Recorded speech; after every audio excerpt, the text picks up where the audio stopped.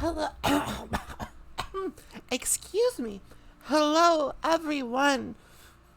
It's Friday. Happy Friday. I hope everybody is having a good Friday so far.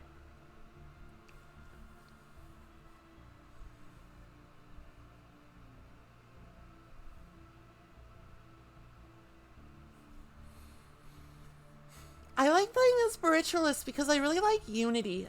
I'm a big unity fan. I like being unified. But hi, hello everyone. Hello, hi. I hope that everybody is in good spirits. I hope that everybody's had a good week, or at least is ready to have a good weekend. My voice sounds a little bit like I've been talking for like 6 hours a day. It's fine. Everything's gonna be fine. I'm tough. I'm tough. Tuff, tough.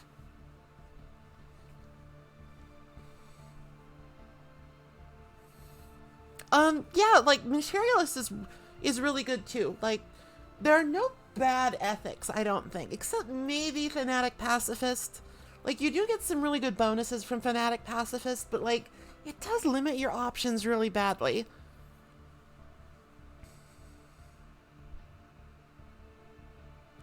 I'm probably not going to do that. That's not usually how I play. For one thing, that's kind of hard. The galaxy is a big place. Galaxy is large. Subjugating it in its entirety is kind of beyond the scope of things.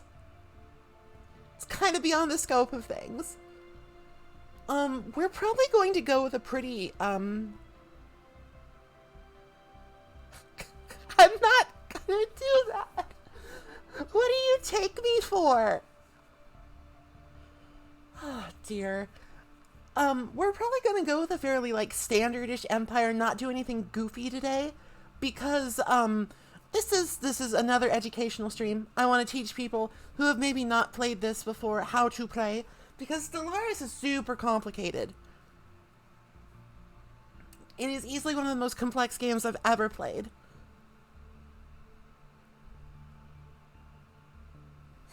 Huge space dam.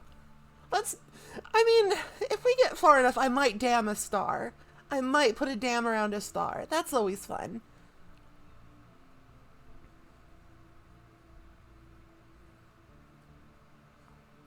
Megastructures are one of the most fun parts of the game, in my opinion. You can never go wrong with building lots of megastructures because they're big and impressive, and they're mega. They're mega in their structures.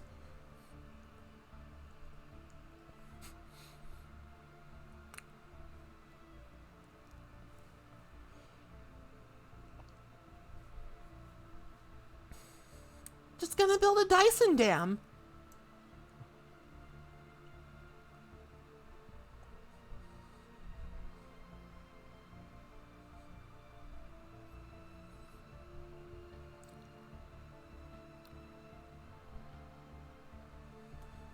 So, full disclosure, I think Stellaris is actually one of the best games ever made.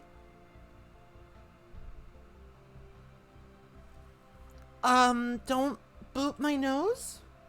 I need that. Like, don't boop it.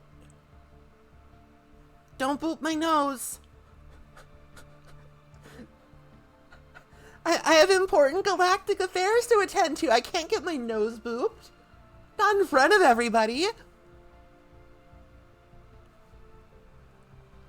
No! Nobody will ever take me seriously on the galactic stage if you boop my nose.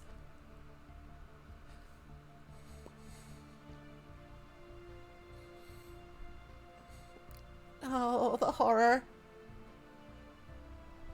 We haven't even started and I'm getting bullied by stream chat.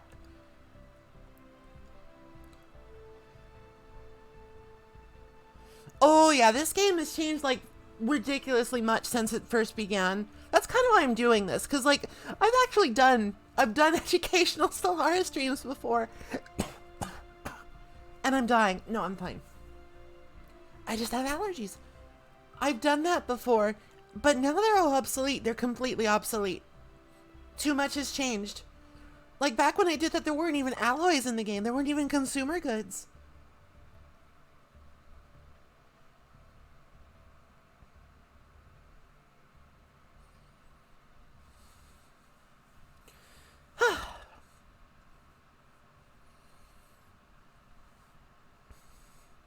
So I think revisiting the basics, now that the basics have changed drastically, that would be a good idea.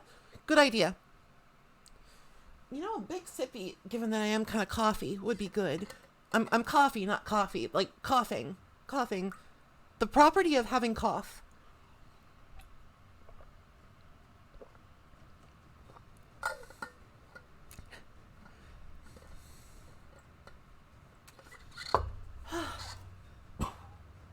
Sorry about that. I was cursed with these sinuses upon birth, and I can do nothing about them.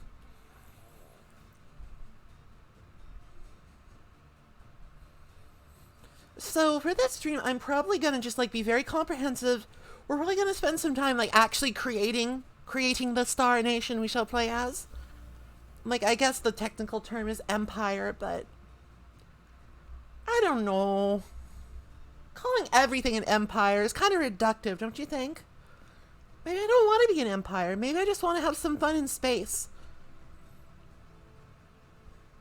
Or maybe I do want to be an empire. Maybe I do want to be a powerful empire that can project force and influence across the vast reaches of the void. It's an empire. Empire squared. Maybe I should be an umpire.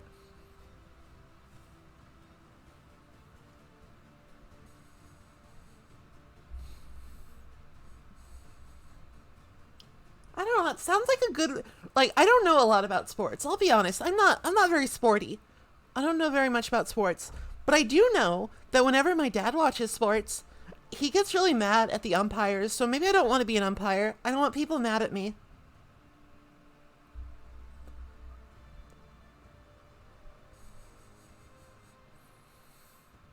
Like, apparently umpires are like all incredibly corrupt and evil and bad, and they will always make the wrong call for unknown reasons. I don't really get it myself, but that's just how it is, I think. Apologies to any umpires in chat.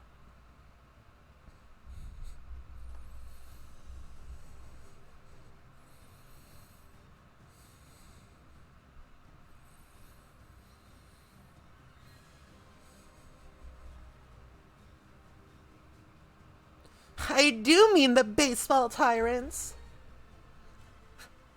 I am sure there's got to be at least one baseball umpire that watches Twitch.tv.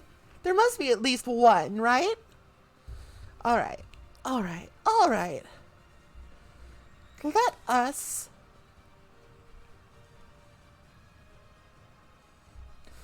Let us make a tweet.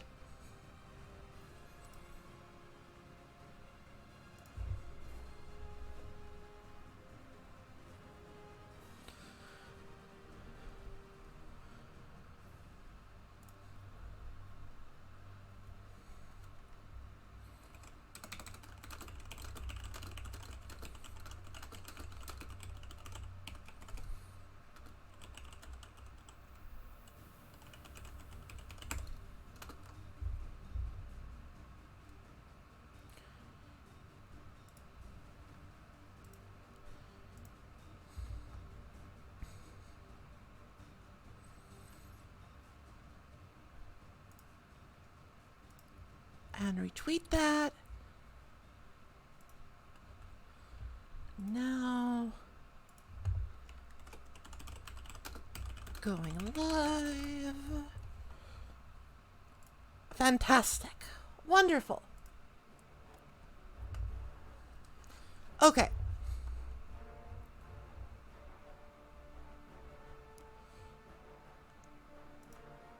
Let me just, get rid of that. Go here.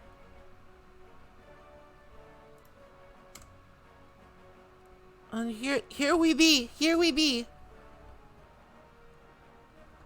I think. Hold on.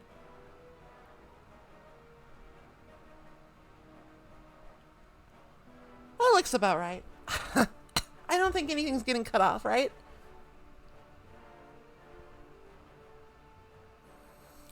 Beavers in space! Alright, so hello everyone. Hello everyone. Welcome, welcome, welcome to Stellaro. Today we are going to be we're going to be educational again. We're going to be educational. We're going to try and teach people how to play this complicated, enormous video game that's been around for like 8 years now with like 1 billion expansion packs. I have all of them because I'm a mark.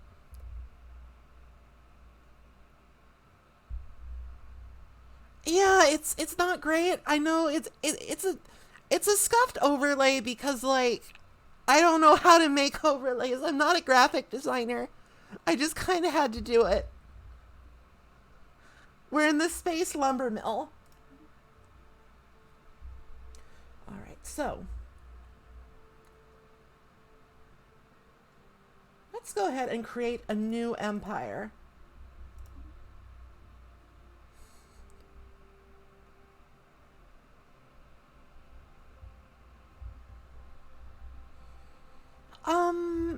So let's talk a little bit first. Let's just go down all of these. Appearance is mostly cosmetic, but there are a couple of exceptions. For example, if you choose a lithoid, you are locked into the lithoid species type, which means you're made of rocks and you eat rocks and not food. So let's not play as a lithoid this time.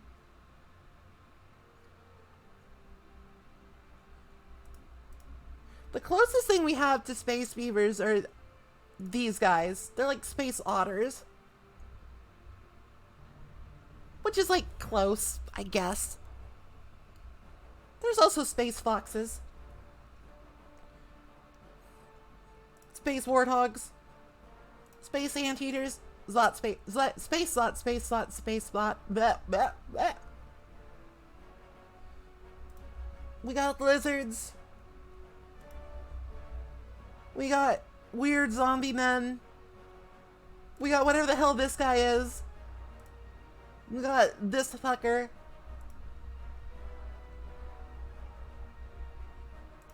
We got space squid.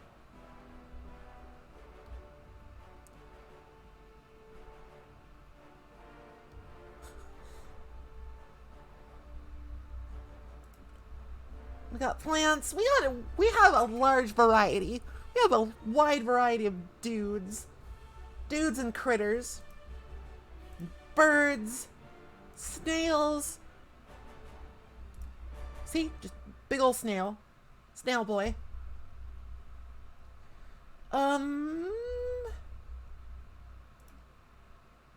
Oh, we also have elves. And folks would have big brains. But it doesn't really matter. It doesn't really matter. We could just be bog standard human. That's a little boring though. Just for now I'm gonna go with these guys.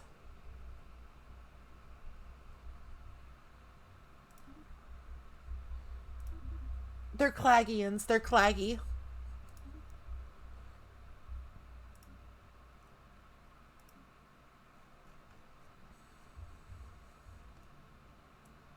I'm actually going to go with the aquatic names because they're funny.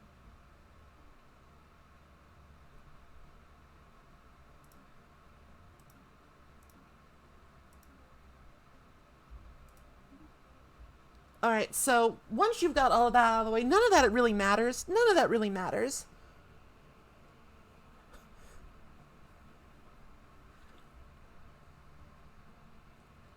It's mostly just cosmetic. It's what you want your little guys to look like. So, when you're starting a new game, you will either want to pick a pre-existing empire, which is not a bad idea, but I think most of the time you're going to want to make your own, because that's more fun. It's more fun. So here is our trait picking. This will determine what our species operates like, what their strengths and weaknesses are. So we've got a list here. We have a list of mini traits. And if you're like gonna do your first game, I would recommend going for something that's just like generally good. And it's hard to go wrong with intelligent. Intelligent just gets you more stuff. It gets you more engineering, physics, and society research from jobs. That's just basically a flat 10% boost to the science you're getting. Which is, in a game like this, science, much like in Civilization, science is very important. I honestly feel like intelligence is kind of broken. It's a little broken. Like, it's just so much better than everything else that I kind of always go with intelligent. It's just one of those things that's really hard to justify not picking unless, like, you're specifically role-playing idiots. Which can be fun. For our second trait, like, the meta one is rapid breathers. Because pops are, like, your biggest resource. You want lots of pops. You want your pops to fuck so you get more pops. It's a little lewd, but it's also very powerful. But there's some other good options, too.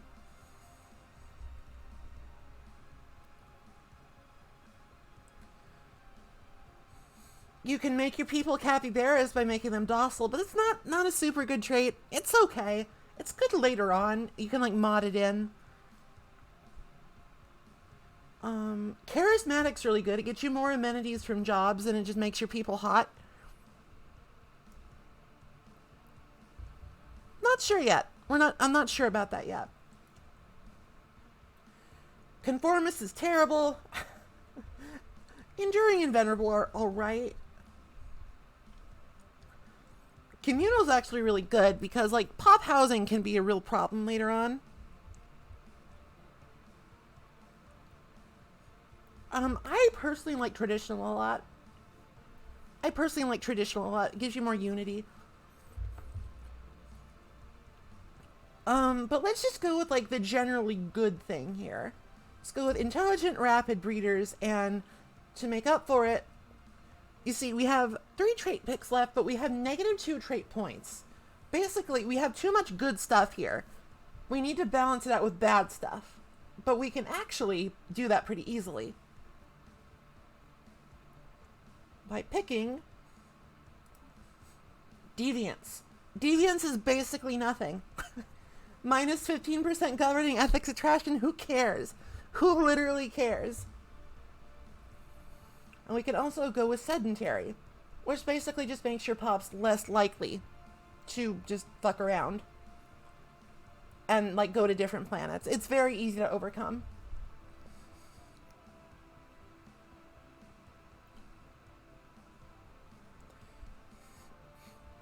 You can do a lot of fun stuff with this, because, like, later on you get, like, genetic modification technologies where you can, like, actually remove stuff and put stuff in.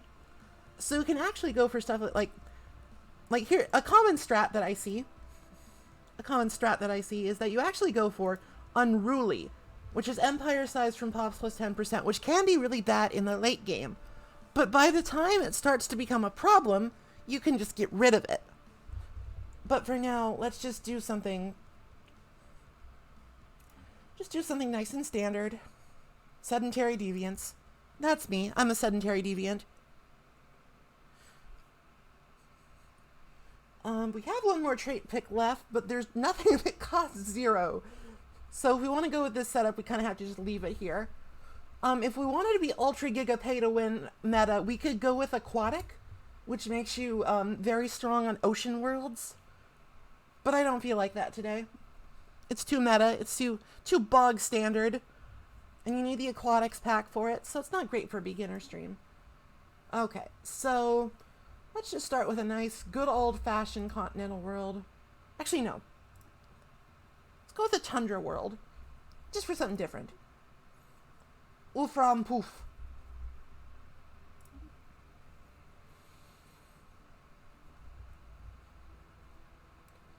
Gonna go with a Necroid city just because I think it looks neat.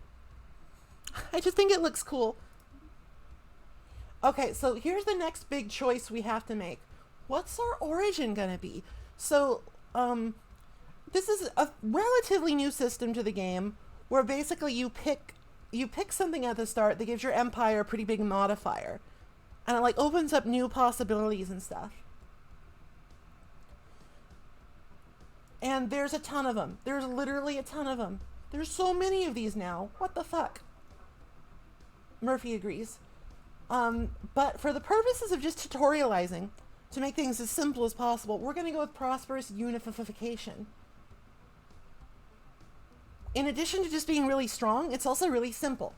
It doesn't give you anything particularly interesting, except more pops and more districts, and it gives your planet capital, like a pretty big buff for the first 20 years. It's very strong, it's great for snowballing, and it also just gives you some...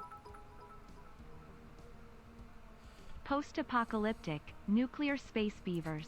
Prosperous unification is for cowards. I'm trying to teach people how to play the game!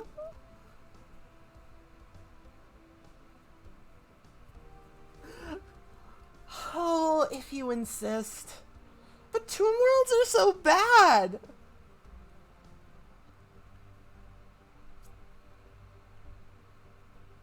Oh, fine. We'll make things harder.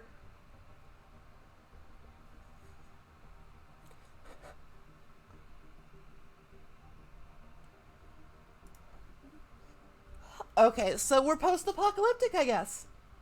Alright, so now for what is arguably the most important thing when you're making an empire, you have to choose your ethics and your civics. And your authority. So, we have to go over all of this. We've got sort of like an ethics wheel here. There are 8 different types of ethics, and sort of like the Gestalt Consciousness ethic, which is sort of like the I don't want to deal with this button. So let's go over them one by one, starting with Militarist, because it's at the top.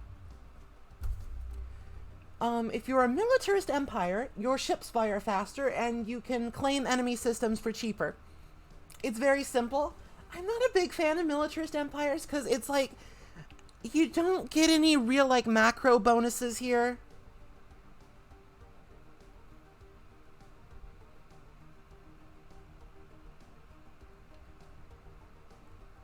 It's just like, you kind of shoehorn yourself into going to war, because, like, these don't help at all if you're not going to war. And sometimes you want some flexibility. So it's okay. It's not my favorite. Next up we have Xenophobe. Xenophobes can purge aliens. They can enslave aliens. Other people hate them because they're xenophobes. They cannot give aliens full citizenship or full military service, and they cannot use refugees welcome species policy. But in return, they get pretty powerful bonuses. You can get, you can expand faster. You can expand faster because it costs less, and your pops grow faster.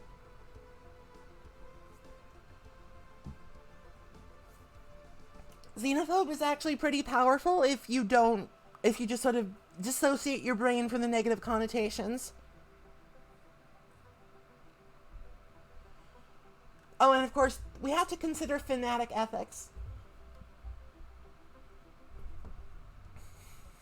Basically, you have 3 ethic points, and let's just say for the sake of argument we take Xenophobe. That takes 1 ethic point, so we have 2 more choices left. But if we were to take Fanatic Xenophobe, we would only have 1 ethic point left. So you sort of have this interesting choice here, where you can really specialize in one sort of ethic, or you can spread out for more diverse bonuses and more options. That 20% pop growth speed and influence cost is really good, but I don't want to be a xenophobe. I'm not a xenophobe. I don't like being a xenophobe. Alright, moving on. Egalitarian. Egalitarian is actually a personal favorite of mine. Not just because of morality, but just because I kind of like it.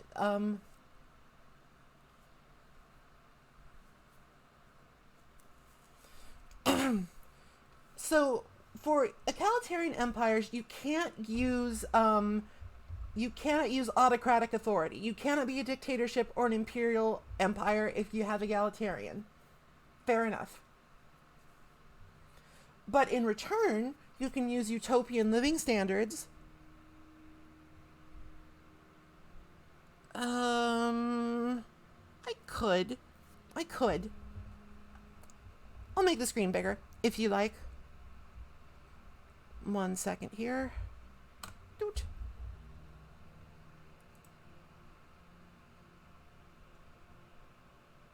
Form.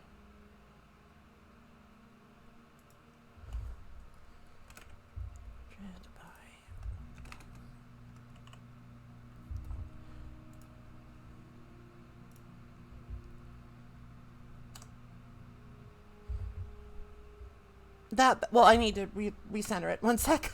Oops. Forgot a step.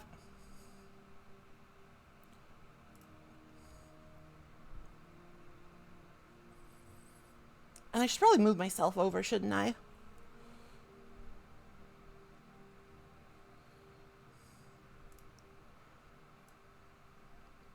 I'm a little off screen now. That's fine.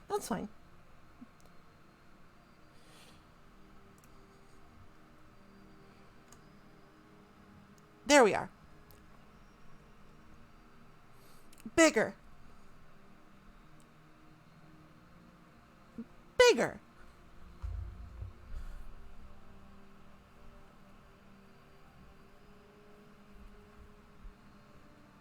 All right, so let's see. Where were we? Egalitarians?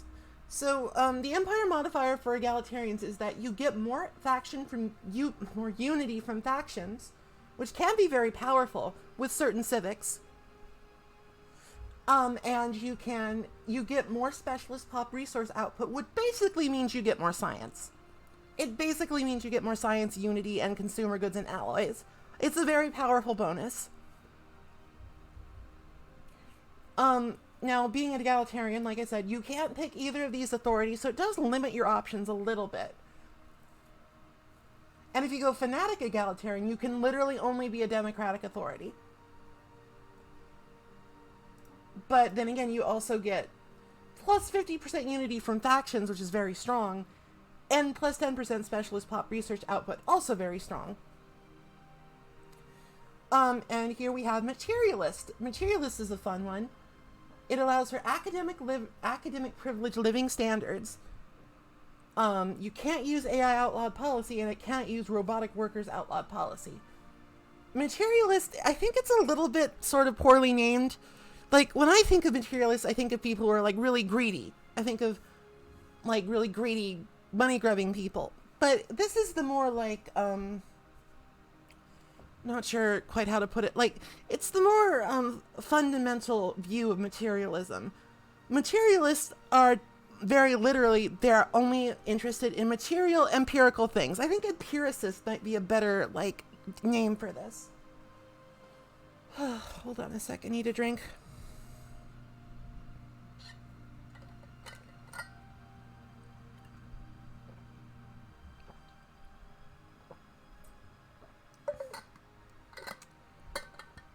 Basically, you pick materialist if you want to be scientific in nature. And because research is really strong in this game, materialist is actually an incredibly powerful ethic. Like, if you want to do good shit in this game, probably materialist is something you want to pick. Up next, we have Pacifist. Pacifists cannot use unrestricted wars policy, and they cannot engage in indiscriminate orbital bombardment.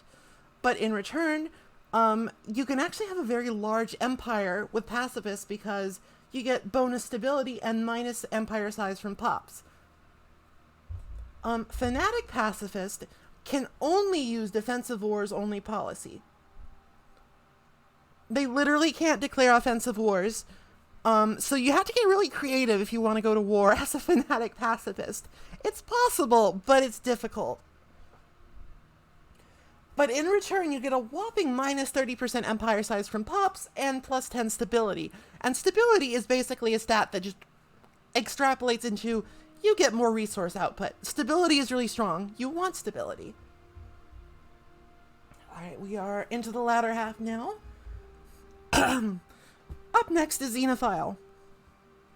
Increased opinion for other species, cannot use no refugee species policy, and you cannot enslave or displace aliens.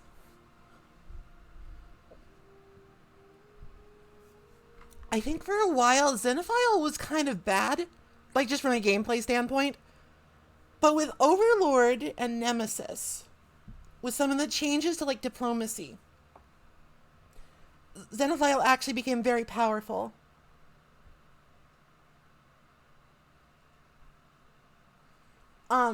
So basically what you get from the bonuses you get from being a Xenophile Empire is that you get plus 10% trade value, which can be extremely strong, and you get plus 1 envoy, which can also be extremely strong. Because envoys like, they sort of control, it's, just take my word for it that envoys are very useful if you want to play a diplomatic game. We'll get into it later. This game has a lot. Oh my god, my voice. Fanatic Xenophile just doubles that.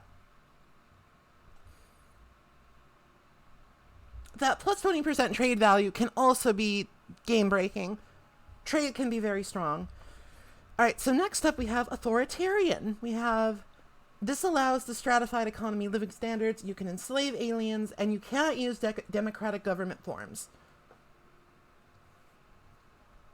But in return for these limitations, you get plus 0.5 monthly influence, and your worker pop resource output, it goes up by 5%.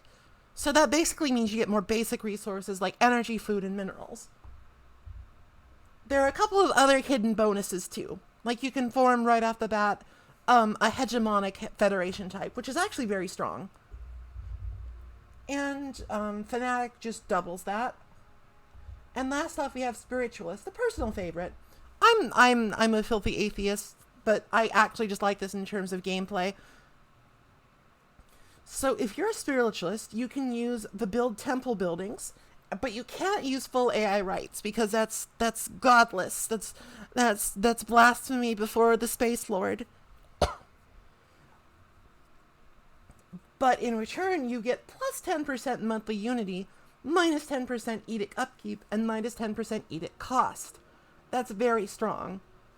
And if you go Fanatic, all that just gets doubled. And temples are very powerful buildings. They give you a lot of unity and also some amenities.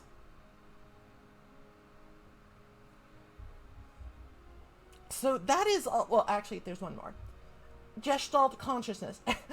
Most importantly, it disables the tutorial.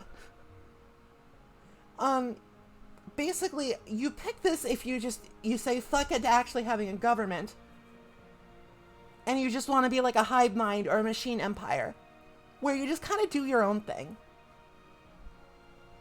You don't get factions. Happiness isn't a thing. You get some bonuses because your diplomacy options are pretty limited. You can't like form migration treaties with other empires. Gestalt consciousnesses are very powerful, but we're not going to do that today because it's a little complicated. Okay, so let's go with what I would consider to be a pretty standard empire type. Let's go with Egalitarian, Materialist, Xenophile. Just 3 basic ethics, nothing fanatic. This gives us a lot of options, some nice bonuses. We'll get lots of science, and like a pretty good amount of unity too. And for our authority type, well, we could go with corporate, which is kind of funny, but megacorps are their own beast. So our choices for authority right now, they are democratic and oligarchic. And while my godless communist heart wants me to pick democratic, oligarchic is actually better.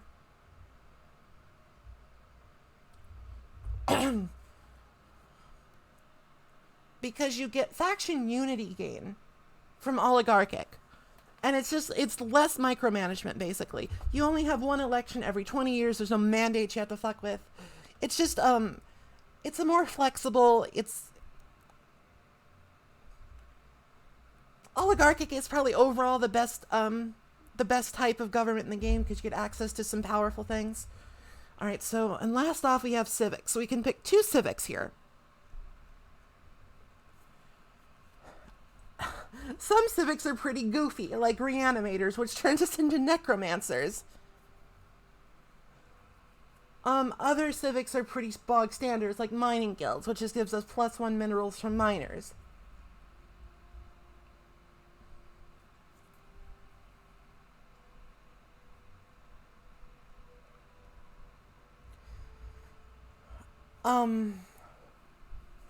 But if we're just gonna go for like a standard, easy to play, we kind of know what's going on.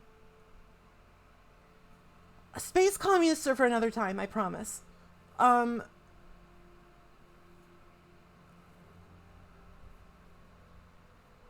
Let's go with just some good overall stuff. I think Masterful Crafters is very on brand. Masterful Crafters is a very powerful civic, and it's also just kind of neat. Basically, artisans are replaced with artificers. They give you more consumer goods as well as some extra trade value and some engineering research. I don't want to brag, but I'm kind of a masterful crafter myself.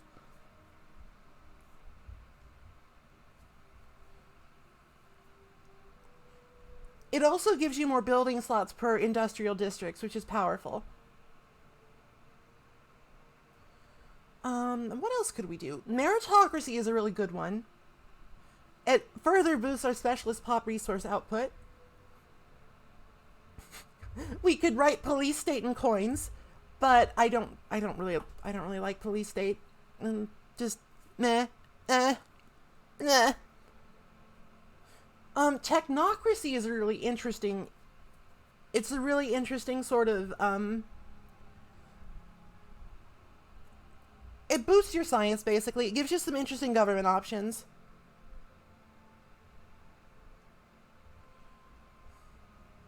Byzantine bureaucracy is pretty good. Unity from bureaucrats and stability from bureaucrats. Diplomatic corps is actually pretty good too. Gives you more it gives you like 2 envoys. There are a lot of good ones here. There are just generally a lot of good ones here. Functional architecture is just kind of boring, but it's also just good because it gives you more buildings right off the bat. I really do like meritocracy. Meritocracy is a really good one.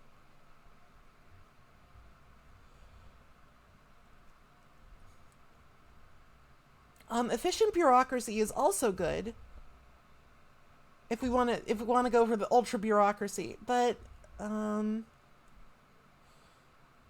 let's just go with something generally good. Let's just go with meritocracy for now.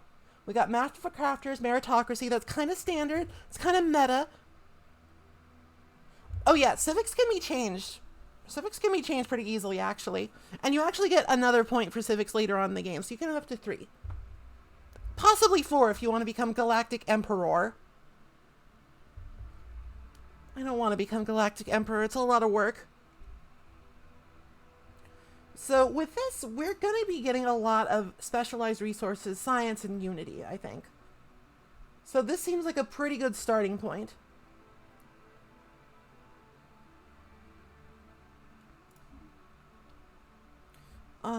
Let's just go with the original announcer so I don't get distracted. Please disregard the contents of my previous message. Because like stuff like lithoid and aquatic are funny, but they distract me, and I'm trying to like explain things, and I'm on stream, and please have mercy on my poor beaver brain. So we can just randomize the empire name here. Commonality of Ufram, McClagian Coalition, Clagian Union. I like Clagian Coalition because Clagian is funny. It's a funny name.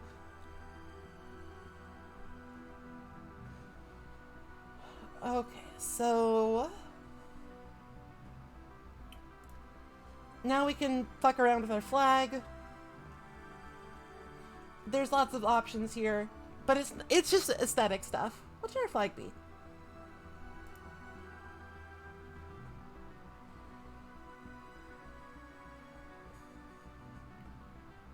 We could do a Shoryuken. Our flag could just be punching somebody in the face.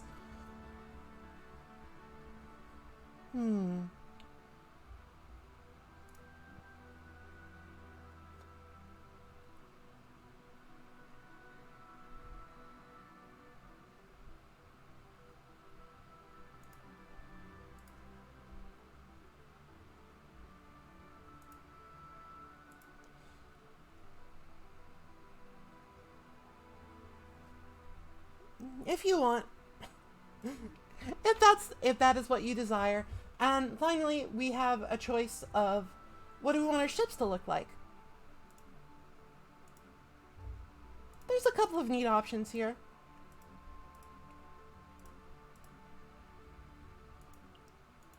I personally like aquatic a lot because they're like blue and shiny. I like aquatic ships. Let's go with aquatic ships.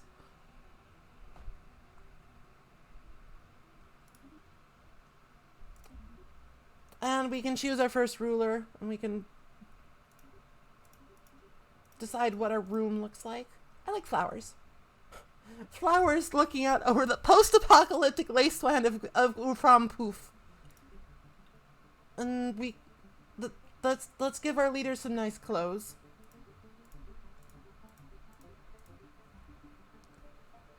This guy's got bling.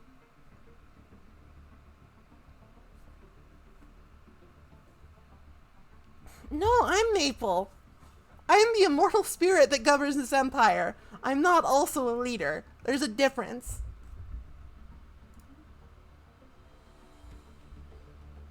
It's just reminding us we do have another trait pick if we want, but we really can't do anything with it.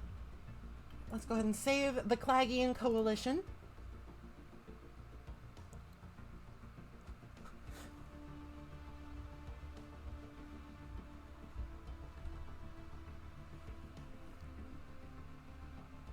I'm the immortal ghost that controls the state. Oh god, am I Emmett Selk? I think I might be Emmett Selk. No! I hate this!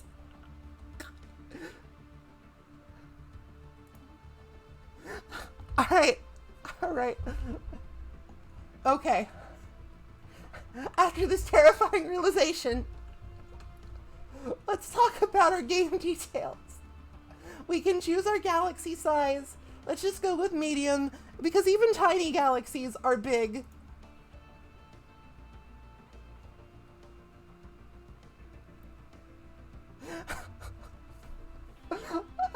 We can choose our number of AI empires. I don't want any advanced AI starts because that makes me nervous. Let's guarantee at least one Marauder Empire. Tech Tradition Goddess, Habitable Worlds, Just very standard stuff here. We're just gonna go with Ensign difficulty because I'm not that good at this game, and also I'm trying to teach. I'm going to be nicer than the sad grandpa.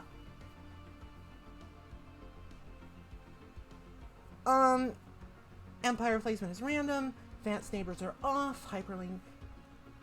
Basically, if you want, you can fuck with all of these to create like a super giga ultra fucked up galaxy. Like if I wanted to, I could just have like wormhole pairs all over the place. Or if I wanted to, I could have like abandoned gateways literally everywhere. But I don't. I just want it standard. Standard.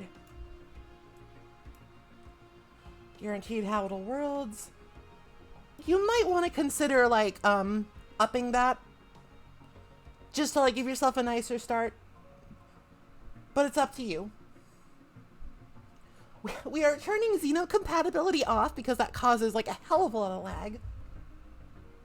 And we're going on Iron Man mode, so we have to live with the consequences of our decisions. All right, we're ready to go. And we have all of the DLC enabled because like I said, I'm a mark.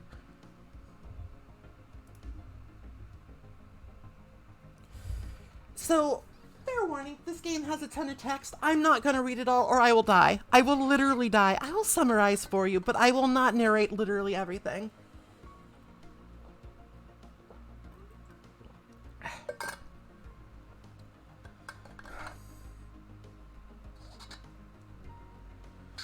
Basically, this gives you like a little summary of what your empire was like before it became space-worthy.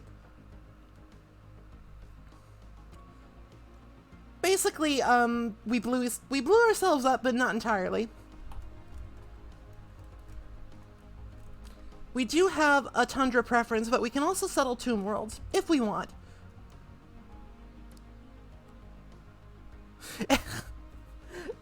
Hello, Sean Bean. I know this is kind of sudden and I can't actually pay you, but could you narrate my stream real quick? I promise I won't reset 5 billion times and make you do it 5 5 billion times 2. It's fine. Okay, begin. The first thing that we are going to want to do, choose our technologies. So technologies in Stellaris are interesting.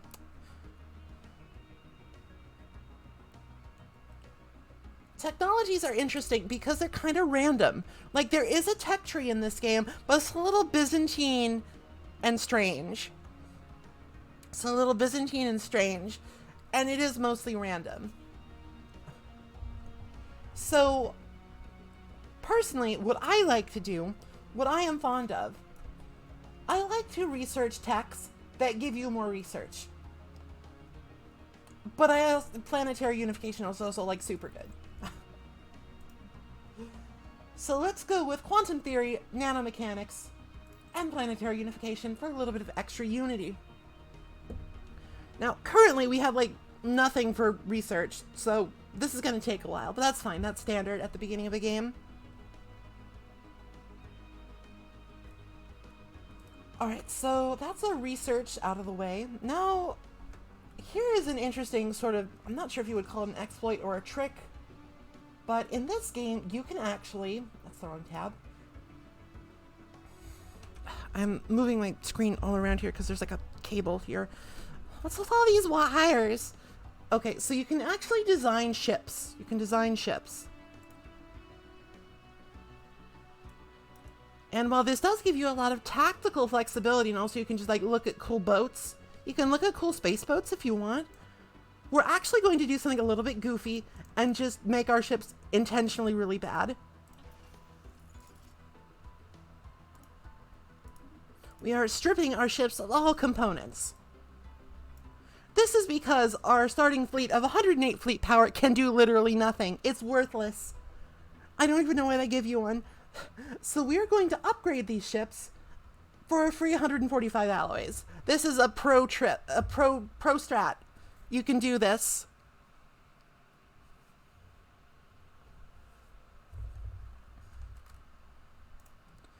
And of course, we can take a look. Oh, that's really good. Alpine World. 24 size. So this is the galaxy map. It's big. There's the galactic core. There's nothing there. It's just a big black hole. We are in a ring-shaped galaxy, so everything is kind of standard. We just kind of... The hyperlanes will sort of reflect that. And hyperlanes are how you get to different systems. So currently, we have access to 3 other systems.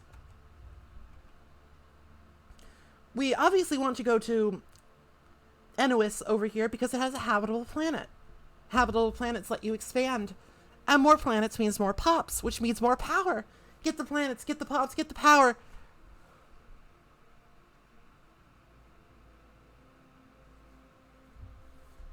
Sorry. Esme, no, I need these cables. I know that there's a lot of them, but I need them. Please do not touch the cables. Oh God, we have so much to cover. Here we can look at our empire capital, Uframpuf. Currently we have an administrative office, research labs, and a commercial zone. We want more research labs immediately, as fast as we can manage.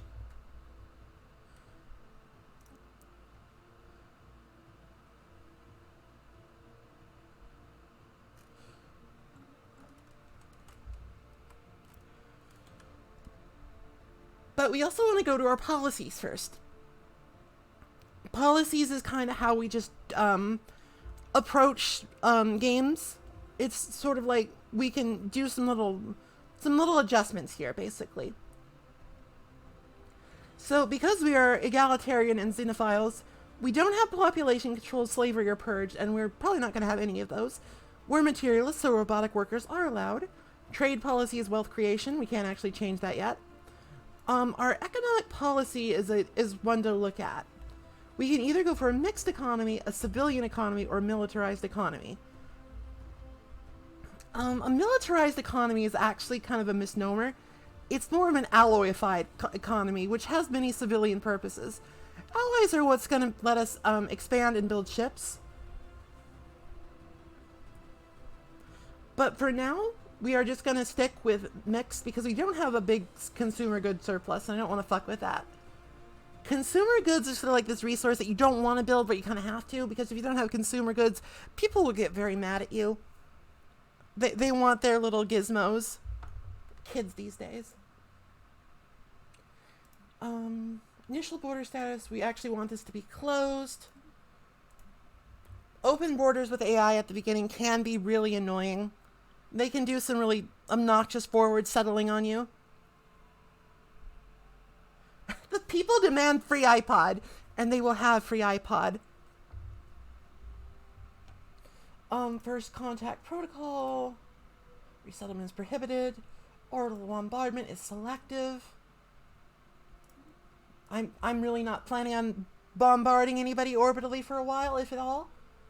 Subjugation, we want benevolent vassalage, because I don't really want to conquer anybody either. I just want to vibe. I want to vibe in space. Unrestricted wars is fine. And most importantly, we want to change our diplomatic stance to isolationist for now, because it will increase our monthly unity.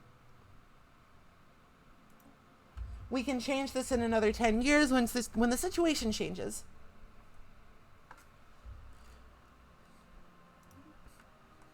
We have some other options here, like belligerent. This is the stance you want if you want to murder people. Cooperative, which is great if you just want to be nice and like be powerful diplomatically. Expansionist is good for just like making a really big empire. Good for like xenophobic empires and like pacifist empires that really want to claim a lot of land. Well, land, quote unquote. Mercantile, good for traders. Supremacist, this is only available later, and it's like if you super want to murder people, or if like you just have a big fleet. And purification, if you omega want to murder people. That's like that's the stance you are locked into if you are like fanatic purifiers or what have you. Right, isolationist is the best early game, like early game diplomatic stance, because we don't have anybody to diplomify. We don't have anybody to sweet talk. Alright, so with that, we want to send our ISS Dragon with Francis Newdigate, our brave and intrepid resilient scientist. We want to send him to survey this system. To explore and survey new systems, you need to send a science vessel crewed with a scientist. This will give us all the information we could possibly want about the planets and features in this system. And because we have a space base here, a star base, we can actually see what our immediate neighbors look like, sort of, because we have sophisticated enough sensors to see that, hey, there's an alpine world there. Wow. Wow, my voice. I rasp. Sorry. Okay, so with our first few minerals, we are going to want to get more minerals. Actually, want to get more energy. If we put a mining station for 100 minerals on Freedom Cape, we'll get +3 energy per month. Let's take a look at our current leader, Chairwoman Janet Burke. What are her traits? Mouse, please. Cooperate. Charismatic. Ooh, that's good. Edicts are powerful. Investors fine. Trade value's good. And our agenda... Okay, so Chairwoman Janet Burke really wants to trade, which is sort of weird because we don't have anybody to trade with. But there's like internal trade. Internal trade is also fine.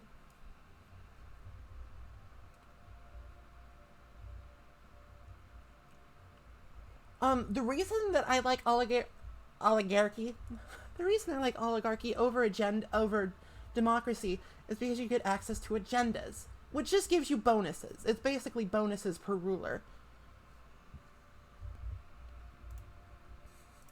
And we also have a governor who has the very useful architectural interest.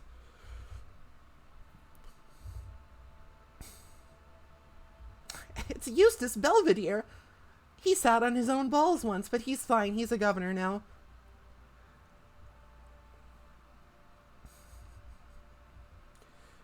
So when we have some more minerals, we can build some more buildings, like, say, research labs. Oh.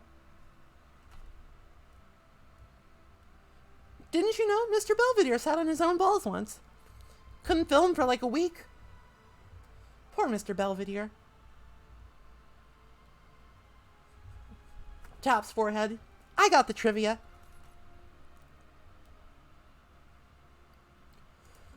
Oh, there's so much to explain here. Oh my god. Okay. Think. Calm down. Find your center. Don't think about Mr. Belvedere's balls. Alright, so here's the market. Market is an important thing that I think a lot of people don't actually interact with if they're just playing casually, but you can really do some shit here. But we need to upgrade our ships first.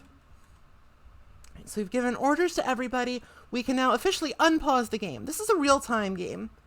Ships upgraded. The Red Fleet has been fully downgraded. So as you can see, our little shippy chips, they're doing stuff. They are zooming out to the great unknown.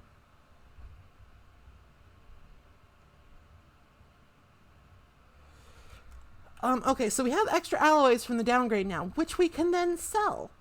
We can sell them for extra energy. And we can use this energy to buy consumer goods. Now we just need to wait for the month to tick over up here. I'm actually going to slow the game down a little bit. That's not slowed down at all. We don't have to go slow. It's just slow. I'm just going to slow down so I can explain things a little bit better. You can also buy more allies. You could buy stuff that other empires need and sell it to them, and they'll be like, "Wow, thank you. I'm definitely not getting fleeced."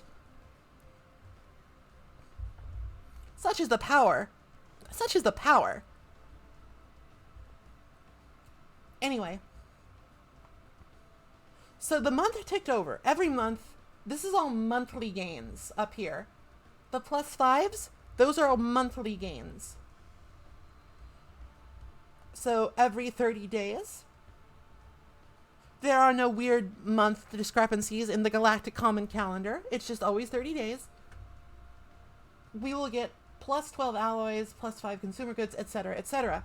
Now, with our monthly bounty, we can buy another 50 consumer goods. And with that, we can build a colony ship on the second month of the game. Wow!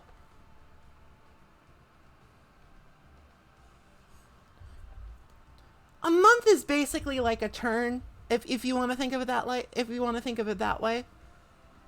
But there are some things like ship combat and science vessel stuff that does occur on a day-to-day basis.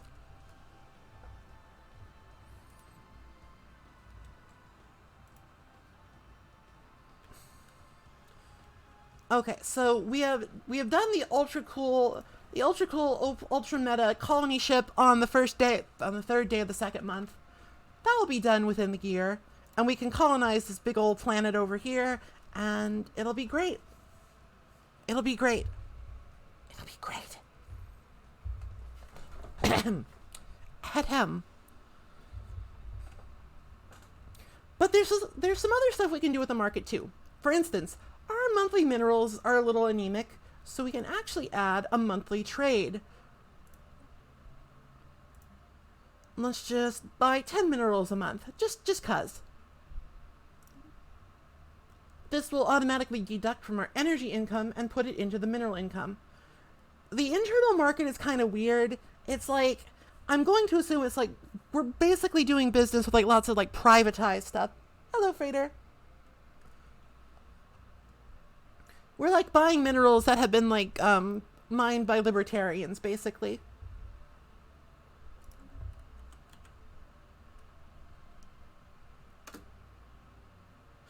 Don't ask me how this works for Gestalt Consciousnesses. I don't think libertarian robots exist, but they might.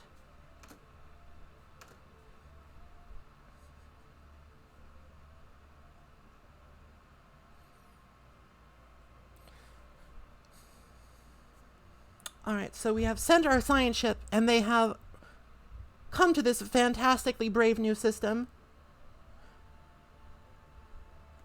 It's a little choppy on slow speed, actually. It's kind of weird.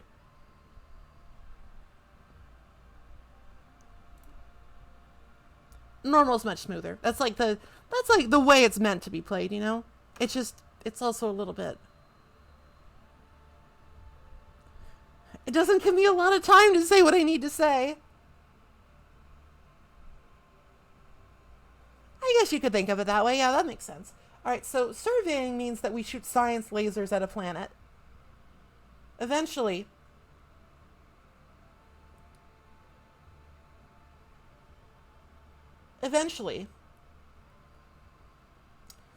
we will stop shooting science lasers at this planet and it will be surveyed. And that means we'll have full intel on it.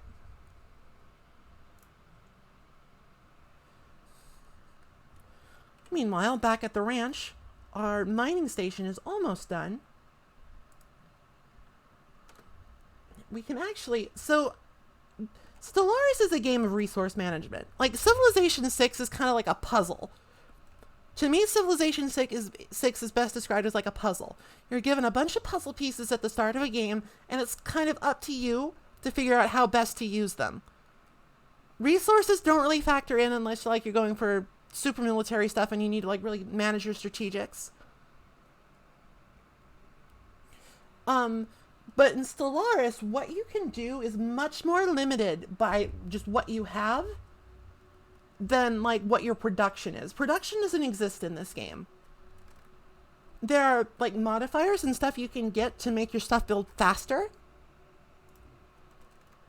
Oh no, not the Volt Home. I mean, they're okay. So this is the precursor chain we got. Every game starts with a precursor chain, which is basically like the oldest ancient alien civilization that we can find in this area of the galaxy. These guys were big worms. They're big wormy fellas.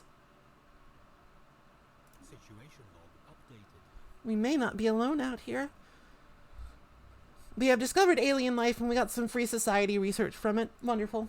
Excellent. I love it. Complete. All right, the mining station is now done and our construction ship has nothing to do. Now we have a choice. We can either we can build this mining station. Let's do that. We want to build more stuff on our capital as soon as is feasible. Remarkable. Interesting. Basically, this is all just saying, hey, we found alien life. Oh, Titanic life. That's both good and bad. Alright, so now that we've like found alien life, we need to think about first contact protocols. And I usually like to be cautious because I don't like my science vessels to like get murdered.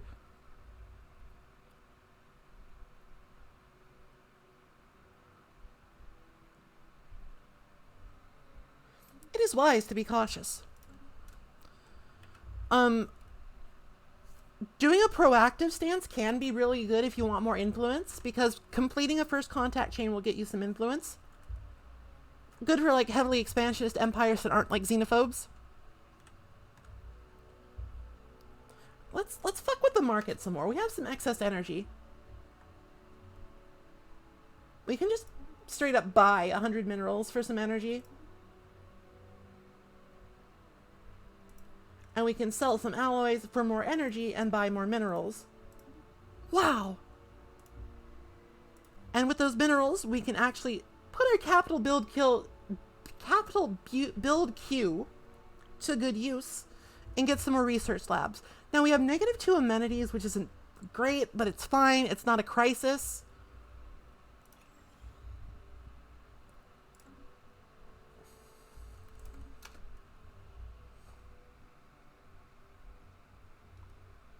Not a crisis yet. So while we're talking about that, let's talk about POPs. POPs is what Stellaris calls your individual units of population. We currently have 28. Currently have 28 pops. Each of these pops works a job. So we have 3 strata of job. We have rulers, specialists, and workers. Politicians produce amenities, unity, and they have an upkeep of 1 food and 3 consumer goods. Our specialists, our researchers, take consumer goods and food. Our metallurgists and our artificers are important because they take our monthly minerals and turn them into consumer goods and alloys. Consumer goods are the free iPod that everybody wants, and alloys lets us make cool things in space. So, generally speaking, you want to prioritize alloy production if at all you can. Because alloys are essentially the catalyst that lets you do literally anything in space. Minerals let you do things planet-side. Minerals are like for buildings, but you need to treat those minerals with special purple juice before you can put them into space, or else they'll explode. Ah! They'll explode. It's bad.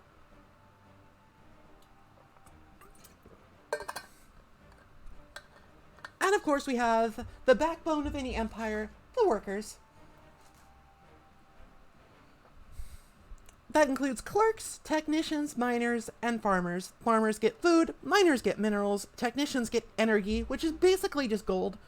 And clerks produce amenities and trade value. Trade value is sort of this nebulous thing that produces energy.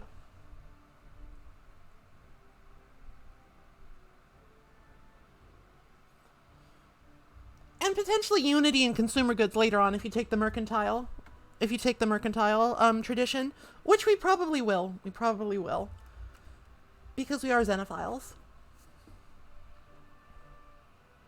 Energy is basically the currency, yeah. Like, most of your space constructions will require an energy upkeep. You can use energy to buy stuff. Sorry for bonking my microphone. It's just good to have. It's good to have. It's good to be energetic.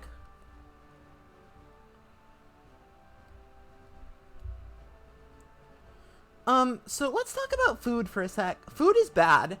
Like, you don't want to starve, obviously, but, let's go ahead and build that research station, just get this done.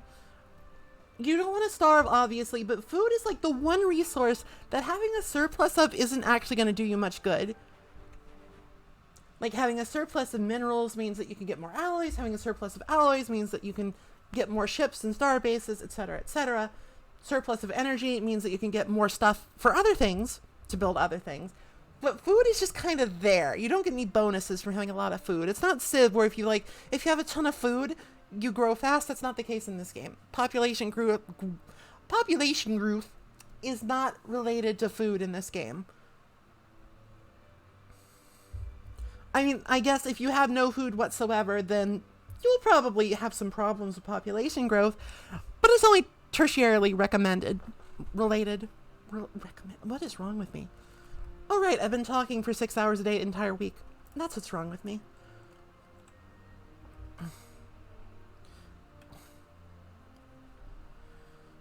So here is my advice for the video game. First of all, when you find anomalies, leave them be for the time being. Leave those be. Those will take time away from your surveying. And honestly, surveying is kind of time sensitive. It's a little time sensitive because you will eventually run into other empires who are also surveying and claiming systems. So you want to get as much information as you possibly can early. And not worry about anomalies until a little bit later. Alright, so that system has been fully surveyed, and that means we can colonize it. Let's go ahead and move this guy up here. You will eventually want to do the anomalies, don't get me wrong. It's just that I have found it to be most effective to leave them be until they're like fairly secure inside your territory, you know? Because you can't actually get a benefit from a lot of anomalies until they are inside your territory.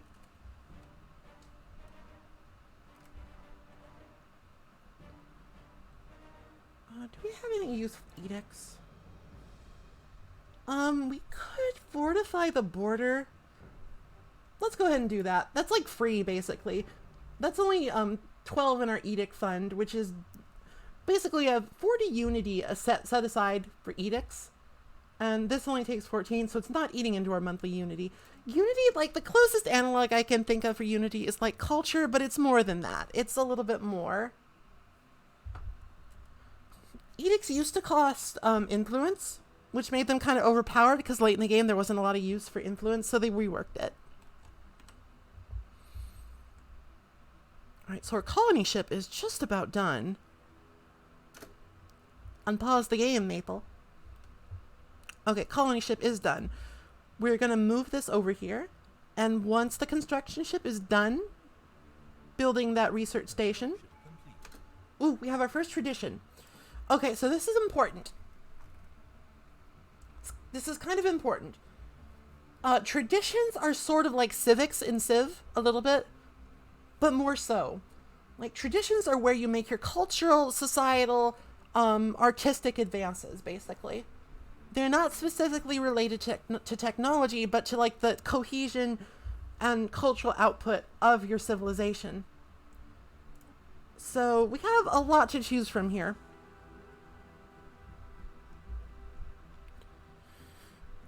And previously I really liked getting discovery so I could get out there and like find stuff. I used to really love just rushing discovery, but there have been some changes to how science vessels and leaders work. So I've sort of reassessed my general approach to this. I usually wait on discovery now. Because leaders now cost unity. So if I were to do my usual, my wonderfully preferred opener, I would buy like 4 scientists and 4 science vessels and just have them go. I would just have them go out and find things, and it would be a great time, and we get like anomalies up the butt. However, if we did that now with the reworks to Unity, that would make getting more traditions a lot slower, and that's kind of bad. So I think that overall it's better to start with prosperity. The adopter effect is not great right now because we have like 2 mining stations, but it will be good later. And standard construction templates is incredibly useful in the early game and in the late game, literally everywhere. So let's go with prosperity. Let's be a prosperous tomb world.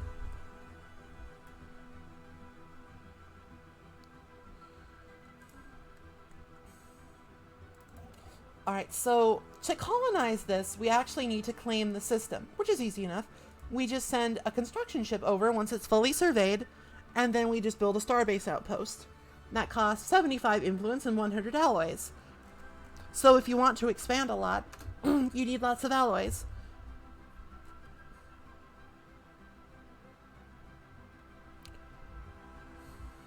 You need to just think a little bit harder about leaders. Enigmatic spacefarers, oh no.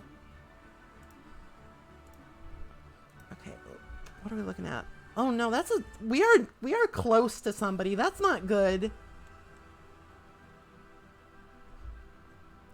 But these are both really good worlds, so if we can claim this before they do, that would be great. Alright, so we have encountered enigmatic spacefarers. To learn more about them, we have to send an envoy, and that will start the first contact process for the Omega aliens. I'm not gonna bombard anybody. You're so bloodthirsty.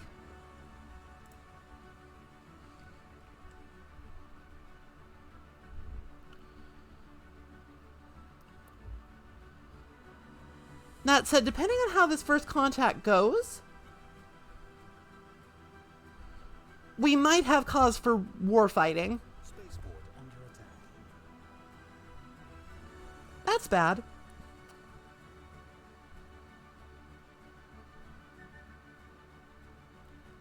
Alright, so this is one of the early game. This is one of the early game events. Our ships don't have weapons. We have to rely on our starbase to kill these rebels. It's fine. It'll be fine. I'm just glad that didn't spawn while the colony ship was in the system. That could have been bad.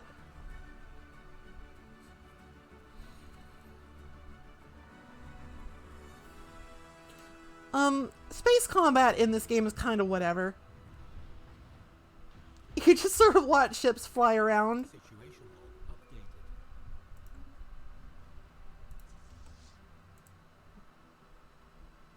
Construction complete. Okay, cool. We can now colonize this. It's got low habitability, but it's fine. 60% is not anything to really worry about. Just for the sake of keeping things straight, we're just going to call it NUS Prime.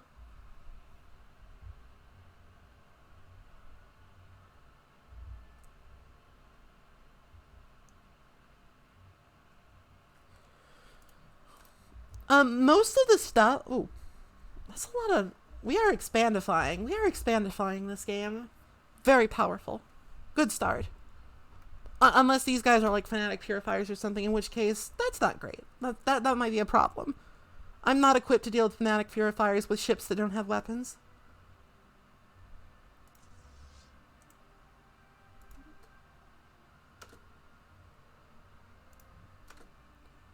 Situation log. Colonization in progress.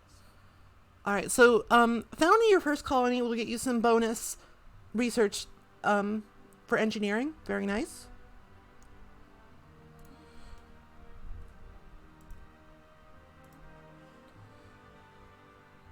A military ship in orbit. The situation log is a really useful tab that just like lets you keep track of all the stuff that's going on in your video game.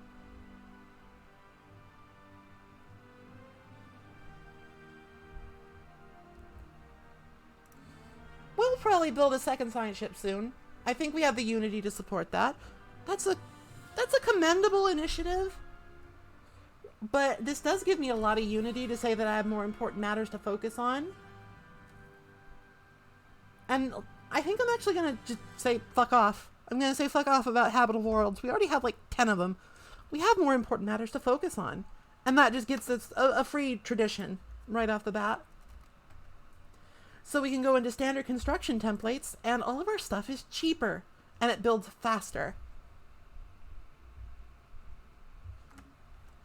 Fantastic. Research projects in the system.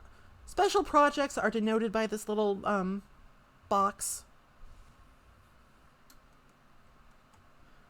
They're building... Good lord. This is not a good... I take it back. This is not a great start.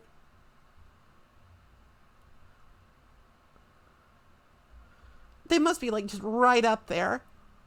This might mean war, depending. Like, that's a juicy, juicy system, okay?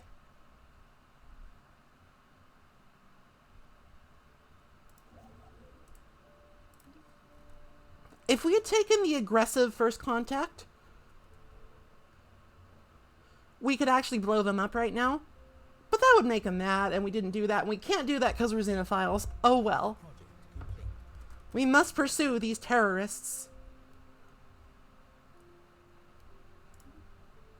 Let's see, the last time I streamed this game, we got this event too. Let's mark these on the map. Okay, so they're fairly close by. Fairly close by. Well, I mean, I could give the guns back. I could give the ship guns back. Let's go ahead and make another science vessel. Be careful of these because there might be bad men in them.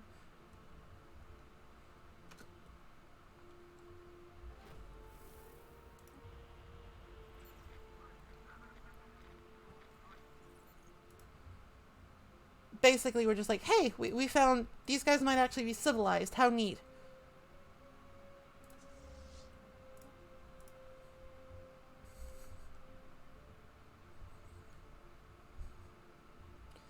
Science ship. Science ships recruit really fast. And because we got the extra unity, I am perfectly comfortable recruiting another scientist with the maniacal trait, which is just research speed +5. We can also have the scientists research the debris in the system for a little bit of a boost.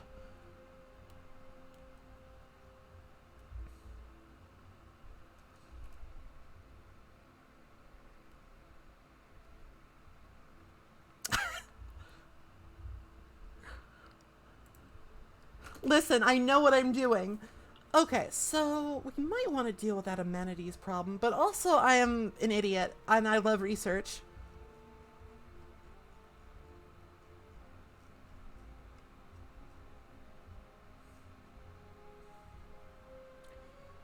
But then again, I'm actually going to go ahead and build another industrial district because we are like only barely breaking even on consumer goods. We do need those. And then once we do that, we can actually clear these tile blockers because that'll give us a free population. That'll give us a free pop. I think that like most capitals have that feature where you can just like undo a tile blocker and it'll give you a pop. Pop, pop, pop. Pop, pop. All right, let's go to the market. And let's buy some alloys. Let's make it so our ships can do things again.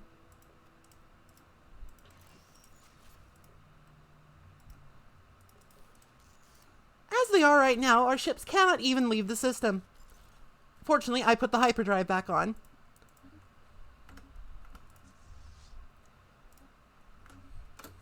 System survey complete. Okay, so we can't colonize that. It has already been claimed, basically. But we can move down here and see what this planet looks like, and we'll just have to deal with those planets being stolen away from us. Oh, it hurts. It hurts me.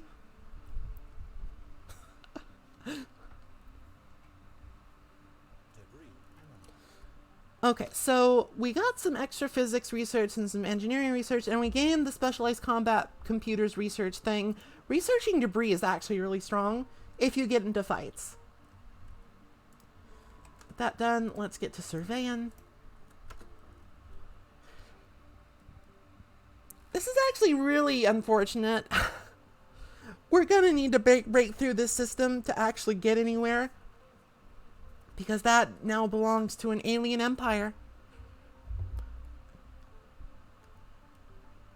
For now.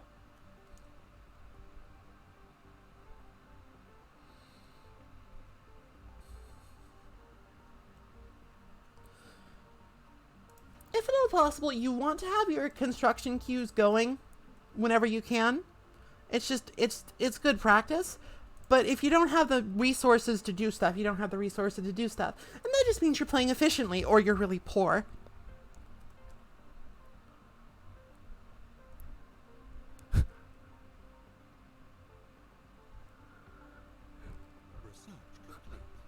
Alright, so we completed our first research. We now have nanomechanics. And we can go for geothermal fracking because, hell, we already live on a tomb world. How much worse can we make it? Or we could go for coil guns. And as much as it pains me, I think war is inevitable. I think war is inevitable. So I'm going to research coil guns. Our mineral income is fine.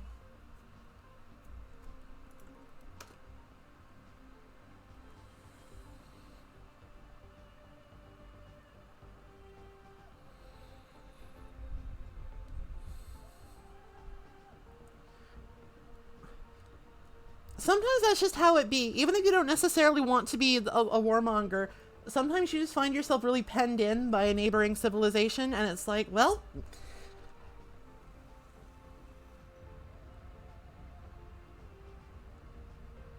Oh, and they're hostile.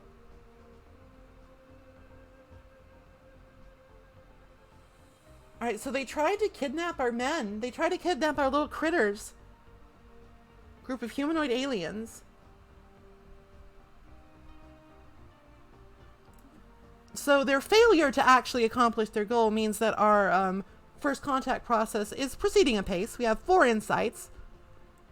Mr. Belvedere has become more powerful. He has learned to watch where he sits. So these guys are openly hostile, and that gives us a bit of a casus belli to say, hey, fuck off.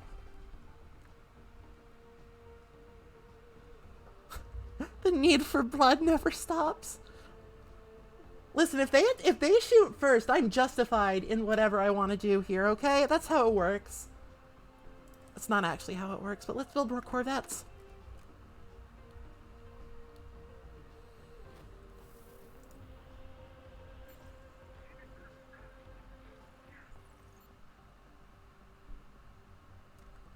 Well, they have made it abundantly clear that they don't like us, so we must find out their secrets. Jesus, they are Romulans.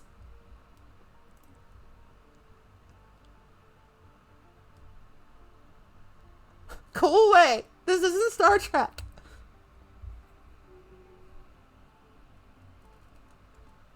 Aren't Romulans Vulcans but bad? I don't watch Star Trek. I'm sorry.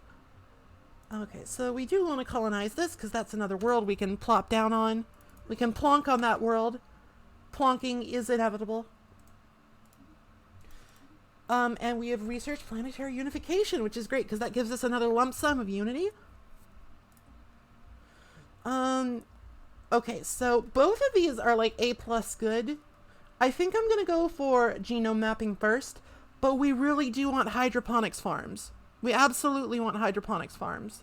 Like, those are super good, ultra plus good.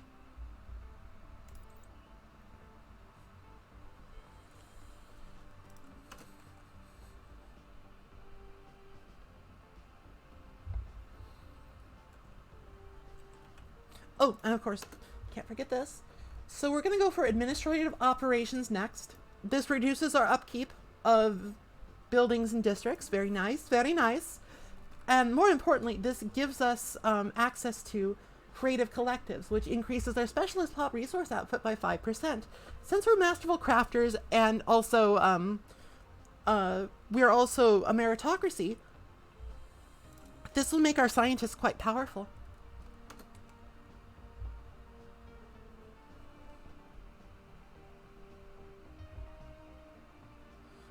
I'm not a Trekkie. That's on you people. Alright, I have a surplus of minerals. So I'm going to buy some alloys. And with those alloys, she said, I'm going to upgrade this star base because these guys seem like they're assholes. These guys seem like they might want to rumble. So having some extra security in that system will be good.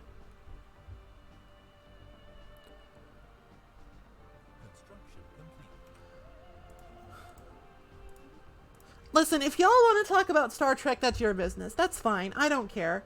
An arid world. That's utterly uninhabitable, but it is what it is.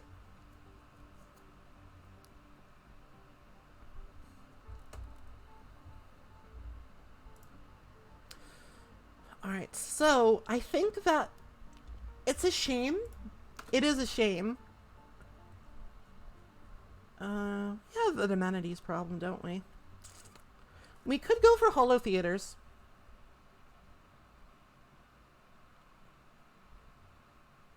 In fact, I think that might actually...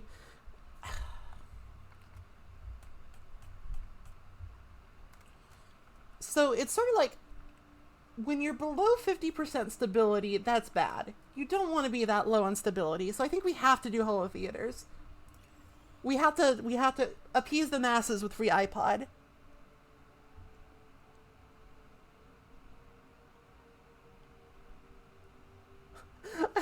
No, I don't want to. I don't want to.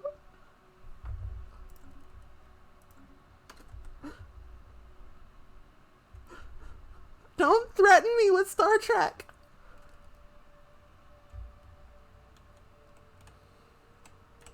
Now, what we can do to boost our energy income for more stuff, we can actually do a monthly sell of consumer goods.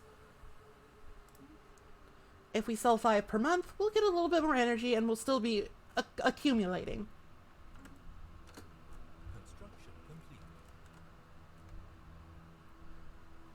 Accumulation will still be happening here. And we can also just do add a new monthly trade for alloys, +3. We definitely want to leave this behind because this takes like over 5 years to research at this current level. That is slightly ridiculous.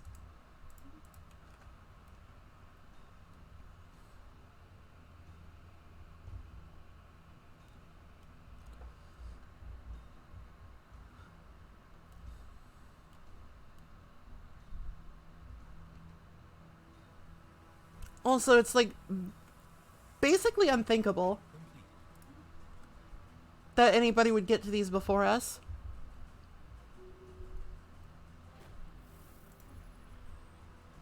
We have successfully delved into the data. And our colony's done. Hooray! So I don't usually do this, but I think the first building here might have to be a fortress. I think it might have to be a stronghold. I am really nervous about these really hostile aliens nearby. But we don't have the minerals to really do anything yet, so we'll sit on that. That anomaly will get easier to research as our scientists gain experience and levels. Which you get from researching and surveying stuff.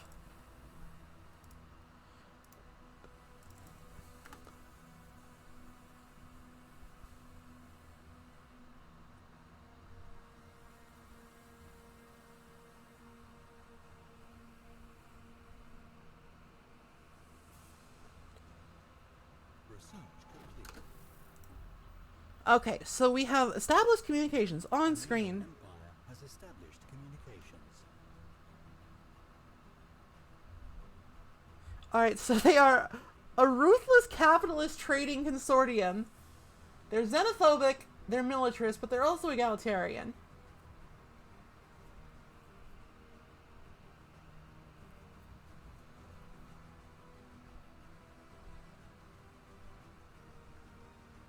I am angry at them because they tried to abduct people. That's fucked up. Harumph. This is a momentous occasion, but they're assholes. Alright, so let us get a spy network going on them.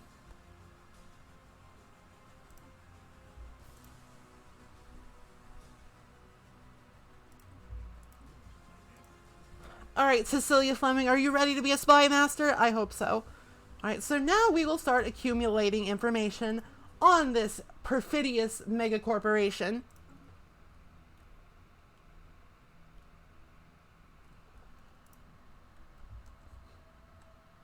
That have this system.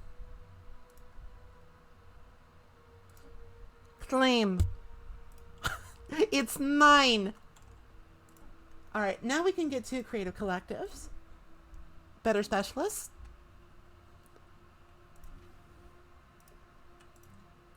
We don't have the I can always buy alloys. I'm going to install, I sold alloys. Fuck. That was the wrong button. I'm going to install a gun battery. I'm going to install 2 gun batteries here because I'm not optimistic for peaceful coexistence with these fuckers.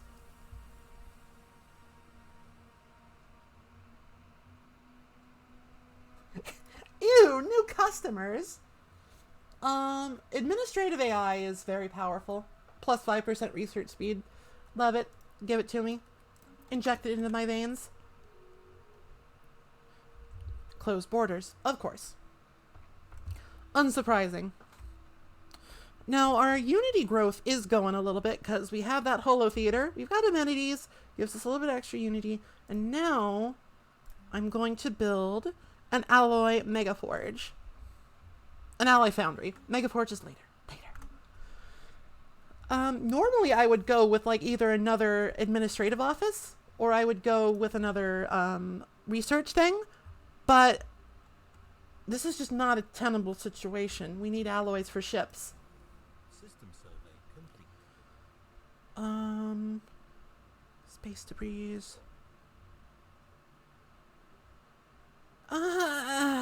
research it. That might give us a free ship. I can't quite remember.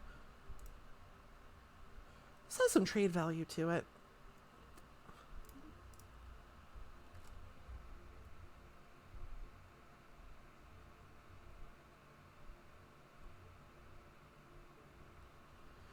There's no like direct beaver analog, but those guys are like beaverish.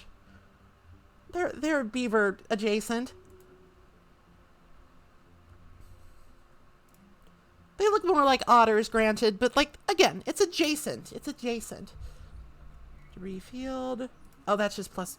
I mean, the +3 minerals. I'll take that. Survey that system. I would really like to colonize this planet.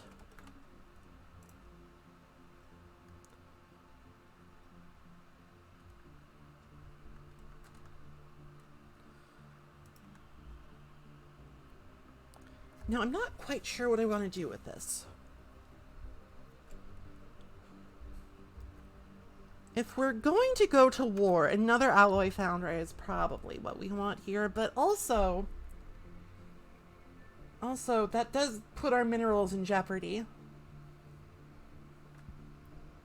And it puts our minerals in a bit of jeopardy.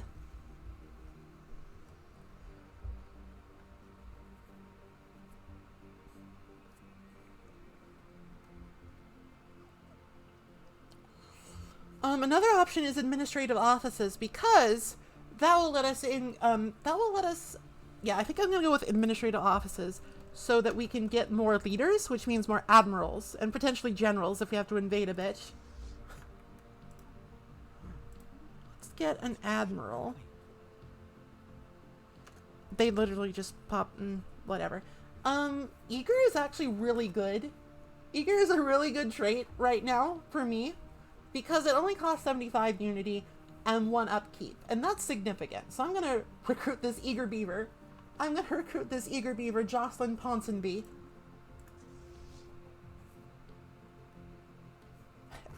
Brave new world that we live in.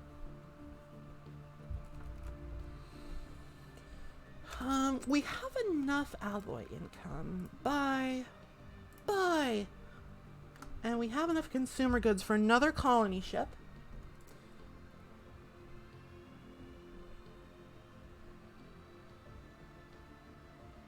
Ensure that the research does no harm. Situation log updated. Colony ship. Not that planet. That planet. Not that planet. Okay, yeah. We couldn't support another alloy forge with what our current income is, sadly.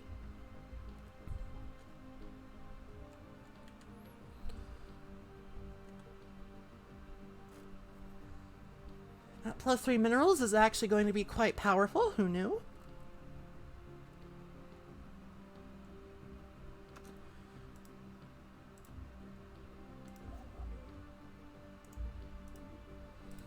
We are kind of, you know, skirting the line here between what we can really support in terms of alloy production. But I'm scared for my life.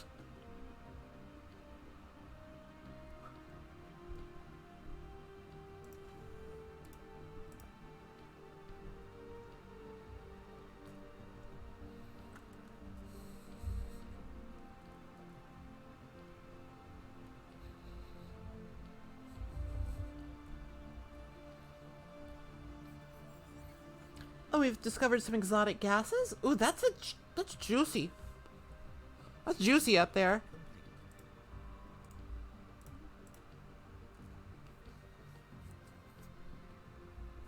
That's some yields.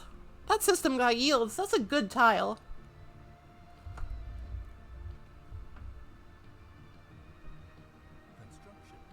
Okay, we got that done. I think I will actually move him up here. I'll move him up here. It costs more influence that we don't really have to like colonize systems that are like more than one jump away from owned territory.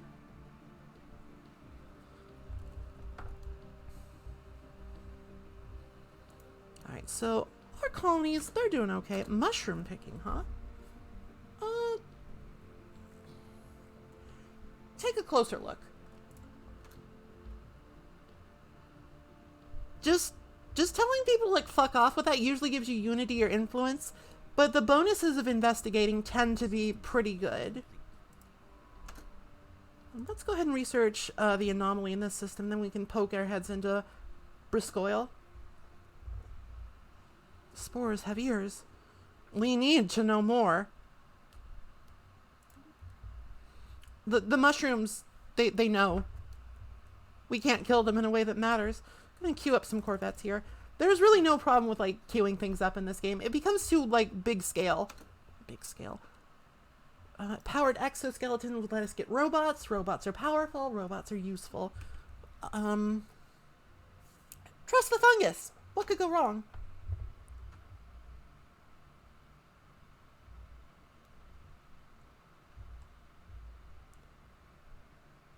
Anomaly found.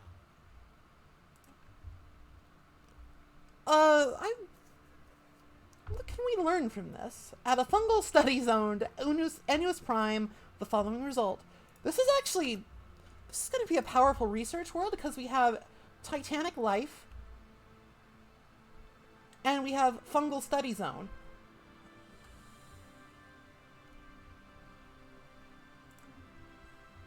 You can be a space communist, but it's kind of specialized and it's not super friendly for beginners, so I decided not to do it this time. All right, colony ship done. Let's go ahead, colonize Celandine Prime.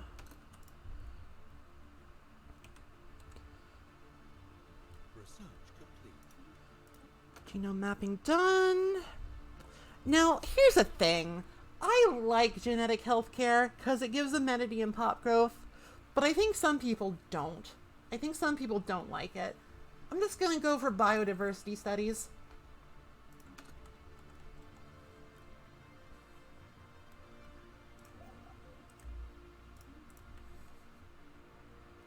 Let's take a look at our spy network.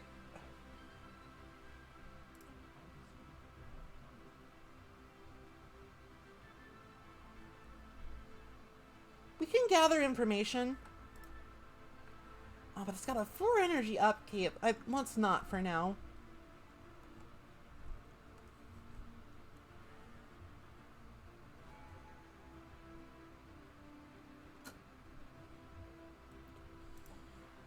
Alright, now we can get interstellar franchising, which is sort of a holdover from when the mercantile tree didn't exist.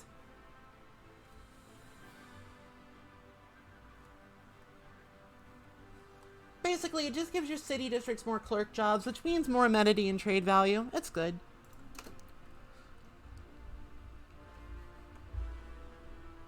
Let me look at the pop here. Okay, so nobody's actually working. Nobody's actually working as a bureaucrat. So I'm going to favorite this job. This might put us into a bit of a deficit with consumer goods, but we can fix that, sort of, by just not selling these anymore. This does make our energy a little bit on the scary side, but it's okay. We're riding the line. System survey complete. All right, just poke your head in there. If you get shot at, run. I think we need to upgrade. Yeah, cultist marauders encountered. Bunker bot. Oh no, this is an interesting one. We can scrap the computer for mega parts. We can scrap the mega computer for parts. We can use it to boost our own research, or we can get a fuck ton of unity by letting it continue its mysterious calculations. And you know, I like the unity. Because we have just finished this tradition now. We have finished a tradition 7 years into the game. That's pretty good for somebody that's not like ultra focusing on unity. This last one gives us more housing. Wonderful. And now we get the good shit. We get an ascension perk. Ascension perks are special unique bonuses you get to claim every time you finish a tradition tree. And they really, they really influence like how your empire develops. Oh, favoriting a job just makes it so that the workers on the planet will prioritize that job if it's empty. It's a little bit of job management micro. I don't like to do too much of that because it's kind of a little much. It's kind of a little much for me, especially when you get to like multiple planets. But the early game is kind of when you want.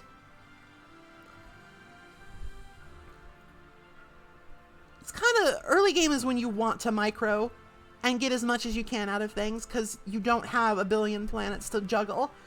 So there's a lot of really good options here.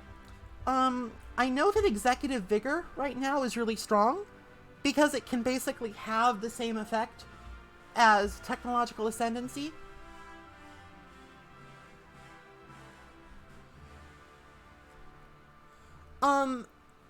But One Vision is also really good because it gives you more unity and it also reduces pop amenity usage.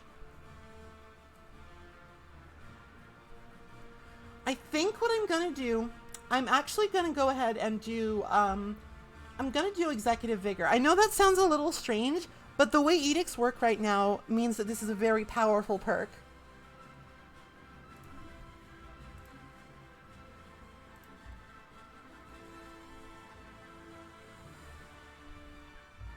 I would like to, those are way too expensive. Energy edicts don't eat into the edict fund, but right now I would rather that they did.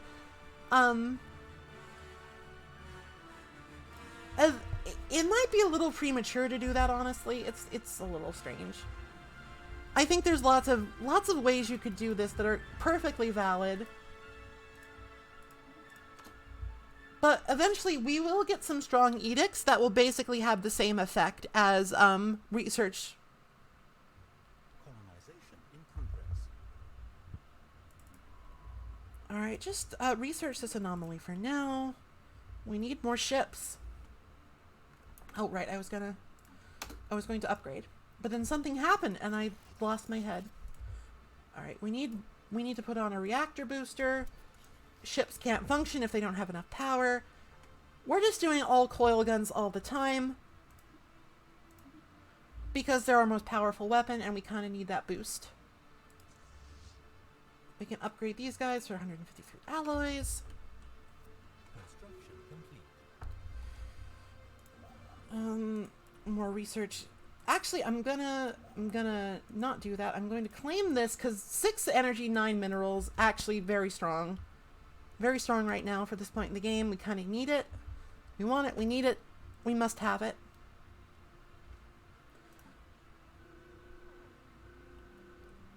Evading hostile. Yeah, I know. Okay, so those guys are weak as fuck. Once the research is done, once the refit is done, we can just go up there and kill them.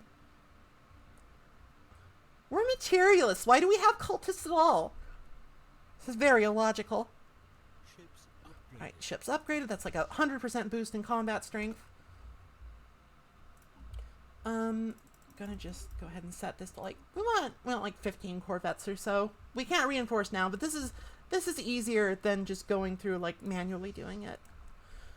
A big part of learning to play Stellaris is knowing what you can do to like sort of automate little finicky microprocesses. I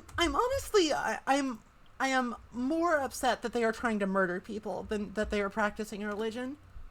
I'm more upset by that. We need those minerals. You can go ahead and give those minerals back to the particular empire, but we hate these guys. They tried to abduct our people, and we're going to kill them. So I'm just going to keep the minerals. Also, we're kind of starved for minerals right now, geez. We are a little bit mineral starved. Our capital actually has some good mining district potential.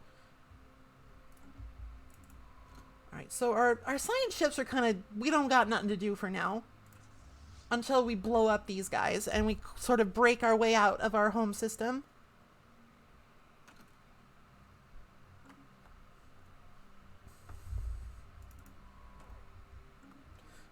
In the meantime, we can actually have a science ship assist with research on the homeworld. that will boost our research and also give the scientists experience. We'll be able to do it for like a day or like a month or so, but... Alright, here's a fantastical space battle. Pew pew! Pew pew pew!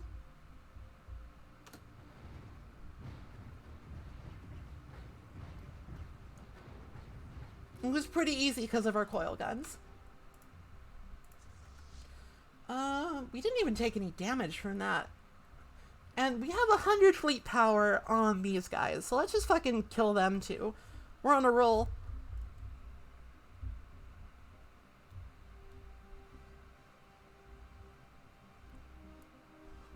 Snacks are good. You should buy snacks. Even if you have to buy caveman snacks. Okay. We can now go up here, research the debris, get some tech boosts.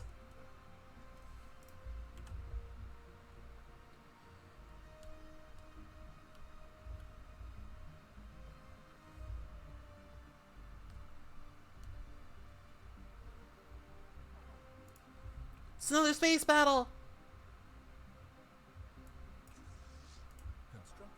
Fuck him up. Fuck him up, Jocelyn.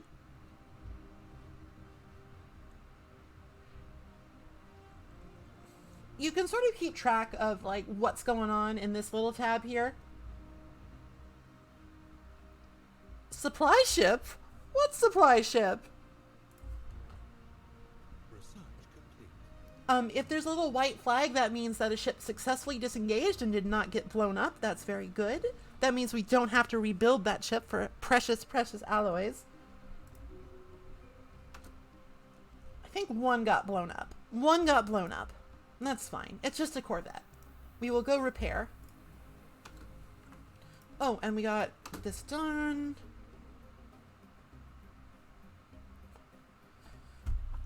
Fusion, usually you want to go for power generation before anything else, because that lets your ships be better.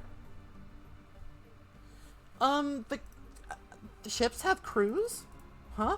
What are you talking about? I don't understand.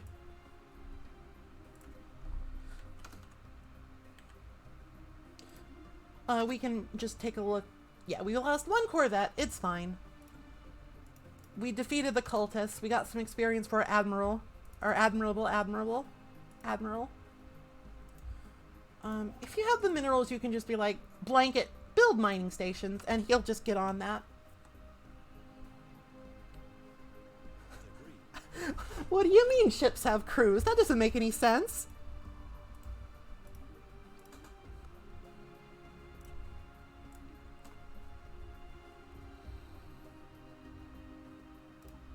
Let's go ahead and reinforce the fleet for some alloys that we are accruing. I am looking forward to the chance we get to like take people off of alloys and onto other things, because again, our finances are looking a little grim. Like, we're doing okay. And I know some people just like literally go into debt for food and consumer goods for extended periods of time because they can.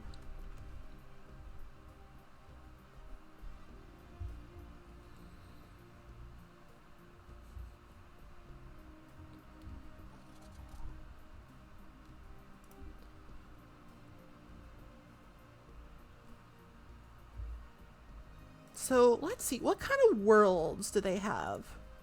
Continental, that's not our preference.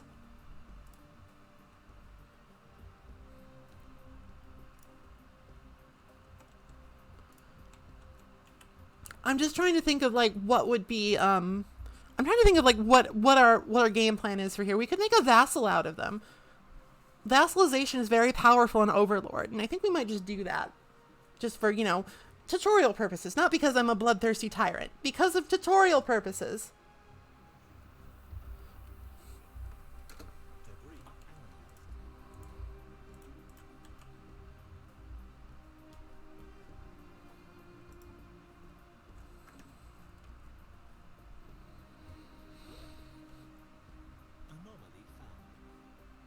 Leave it be for now. We're a little bit behind on just like exploring stuff because of some unfortunate happenings.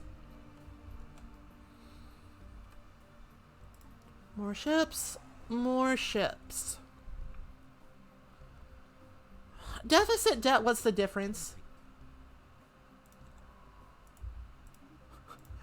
Do I look like I know about that? Do I look like I know literally anything about fiscal responsibility? No. I build things, and I think about the cost later.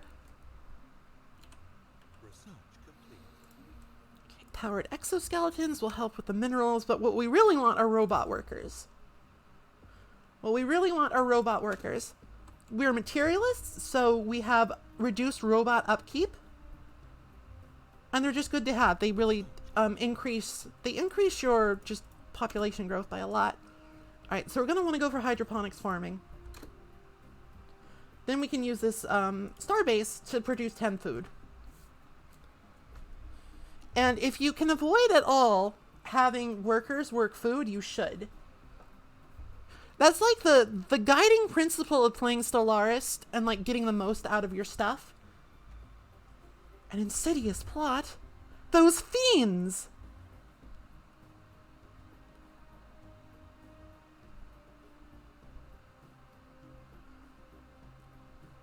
That gets us some unity, which is nice.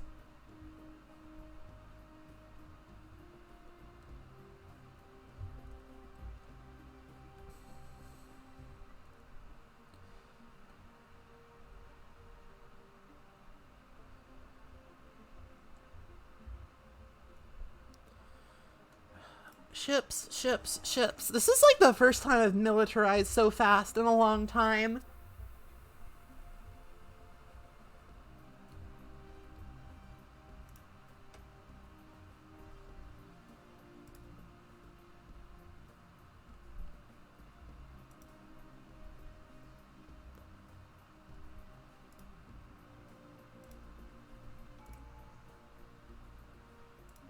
Claim.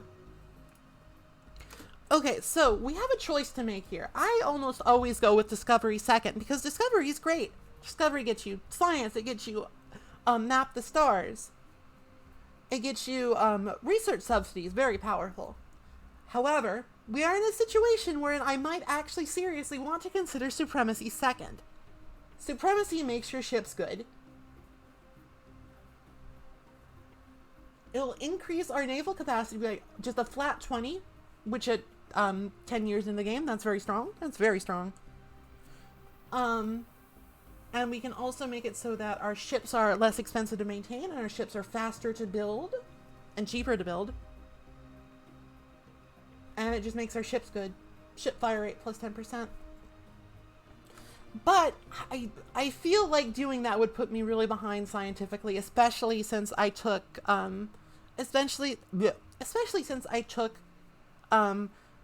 executive vigor. I want edicts basically, so I'm going to get discovery. I'm not that much of a warmonger, really. I swear.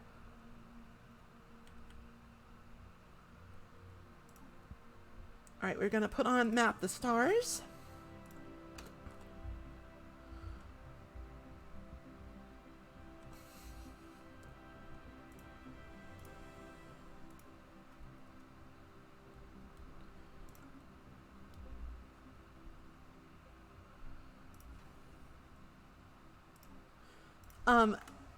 Map the stars will make our science vessels faster and better and gooder. And they will find more anomalies and research them faster. It's a really good edict, and it's very cheap. System survey complete. I'm a ferocious war beaver. The concept never really caught on. I don't know why. Now that we have done that, though, maybe another science ship is in order. But then again, we're starting to get to the point where, like, new traditions are going to cost a lot.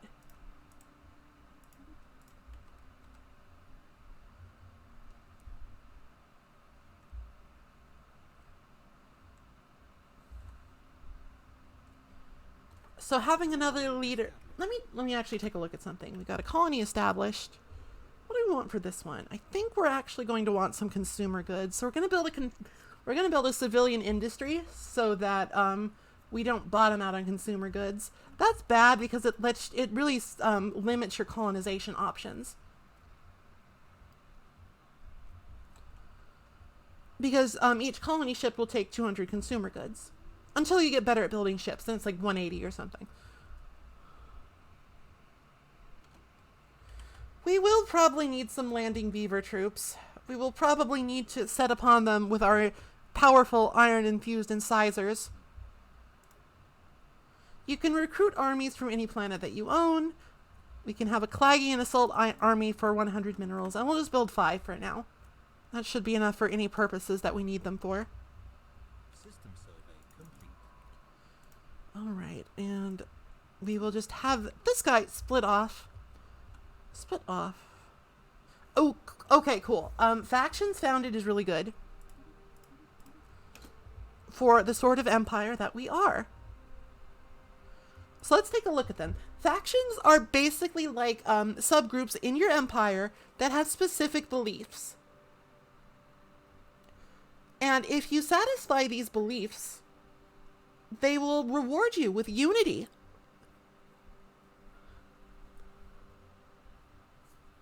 They will reward you with delicious, delicious unity if you satisfy them. And because we are an oligarchy, we get more faction unity. So let's take a look at our factions. We have the Association of Advanced Sciences. Their issues are AI Allowed and Bleeding Edge. And we satisfy both of them, so they're happy as little beaver clams.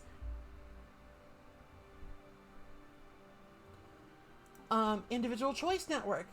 We want to be anti-autocratic, free movement, reproductive freedoms, anti-stratification, benevolent subjugation policy. They're happy too. They love us. We are a beautiful moralist egalitarian empire, and the Alien Freedom Coalition. No purges, all refugees welcome, new contact, benevolent subjugation policy. But they do want us to have proactive first contact protocols. But they're already really happy, so we don't actually have to change that. That doesn't actually decrease their approval rating. So we have 3 factions that are just very happy. They're very nice. They're like, wow, Maple, you're doing such a good job. And thank you, I am, aren't I? I'm really good at video games. And that almost doubles our unity output. It now means we can actually get more traditions in a reasonable time frame. Construction complete. Construction. In case you're wondering, this little ring, you can't really see it right now because here it is. This little ring that I'm pointing at, that means trade value. To collect that, we need a starbase that has trading hubs in it. And I think we are going to want that one in Celian.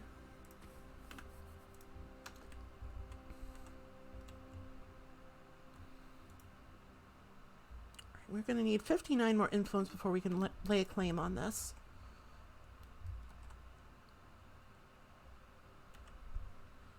How's our espionage going? It's going fine. The problem with espionage in this game right now is that there's not a lot you can really do with it. Like, we can gather information, which is nice. We can prepare sleeper cells, which is nice. If we want to go somewhere else, we can acquire an asset, which is useful for more espionage. And we can extort favors, but we hate these guys. We want them to die.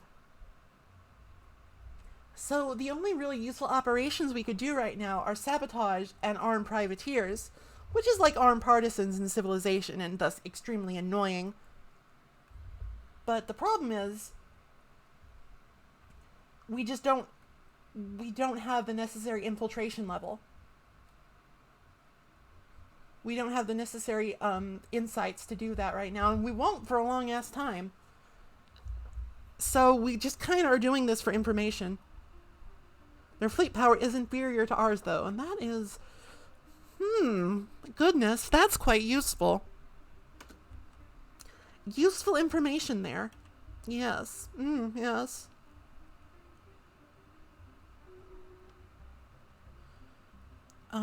Governor Belvedere is only becoming more powerful. Having high-level governors is actually extremely strong. I think governors are kind of like unsung heroes in this game. They make all your stuff really good and better and just wonderful.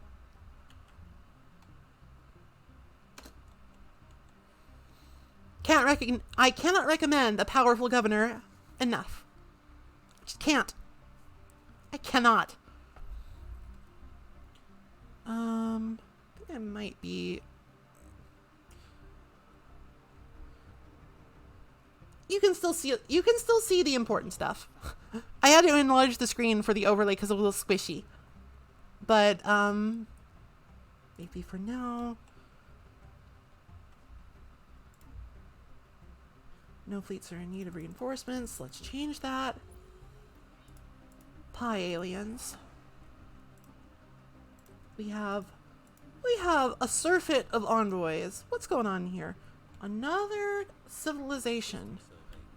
It's not great. What's in this black hole?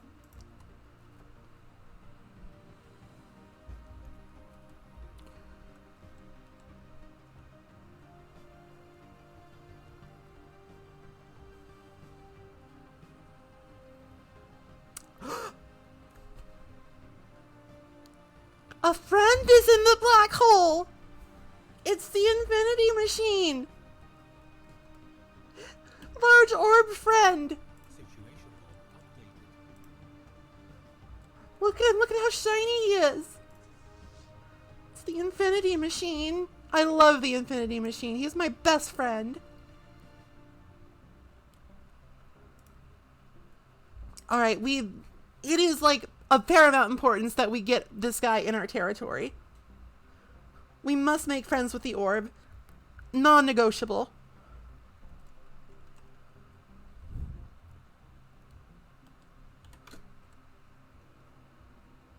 Imagine how impressive a trophy it could be. Imagine what they could teach us, these gigantic space orbs.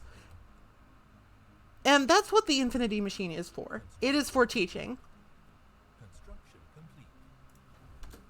All right, so we are going to make some trade hubs here so we can pick up this trade value. Delicious. System survey complete. All right. That's all we can do there for now, but later on, the infinity machine will be like, hello, puny organics. Do you want to know things? Extremely goated.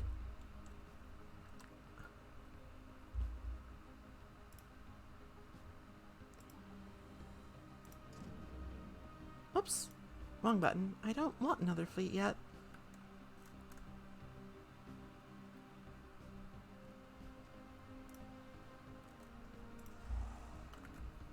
Just the one is fine for now. But we do want to strike quickly before they get more star bases up. So as soon as I have enough influence to claim Hithram, I will probably just do that. 10 more. 3 more months. Give or take.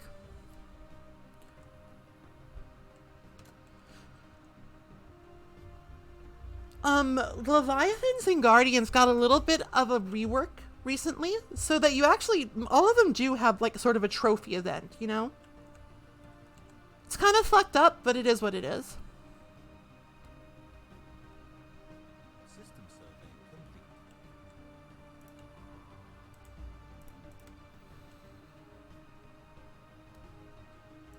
Oh, oops. Then we have some homeless people here, and that is to be avoided. We want to house our population.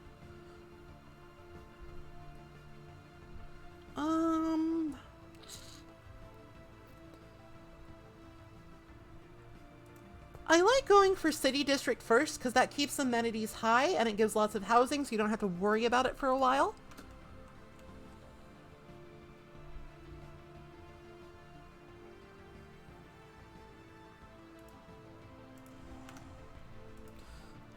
Claim. Okay. We have suffered the tyranny of the Marishmar for far too long.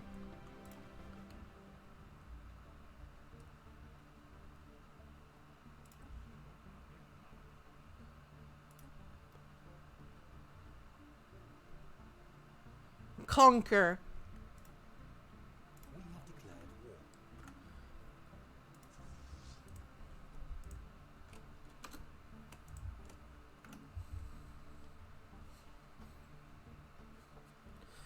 So war is kind of dumb. I mean, it's like, it's fine. It's the aspect of this game that I enjoy the least, I would say.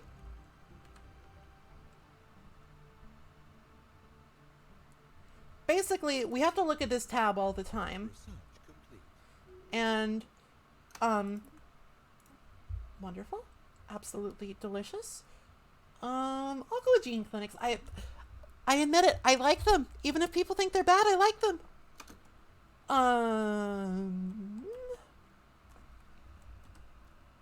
Construction complete.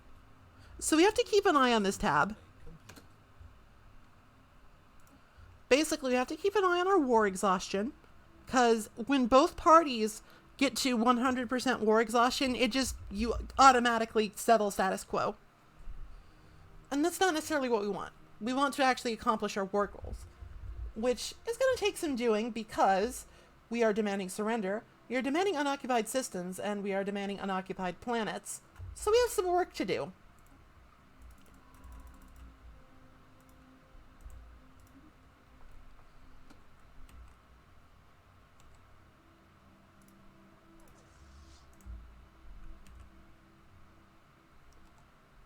Research complete. We have some good options here. I actually really like automated exploration protocols because being able to survey lots of systems before they all get claimed is very powerful, in my opinion. Hostile station engaged. Alright, so this is like the first part of any war, and that is murdering little space stations.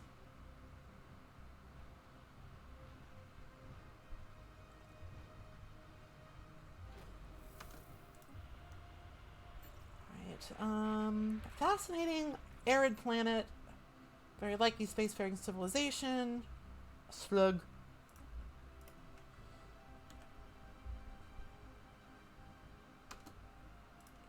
Basically, once we get rid of this little thingy, this very put upon little thingy, they'll be like, well, fuck, I guess. And the system is now occupied by us. We are now the proud owner of a new system. What is their fleet looking like? The Rapid Strike Fleet. Where are they going? Anywhere?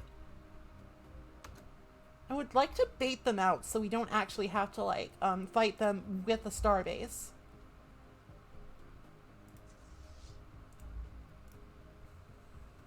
System survey complete.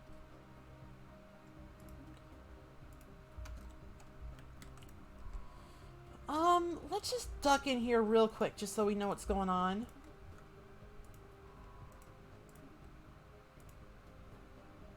Oh, they already have...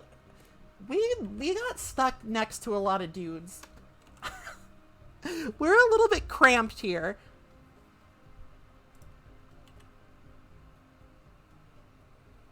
We are slightly cramped here.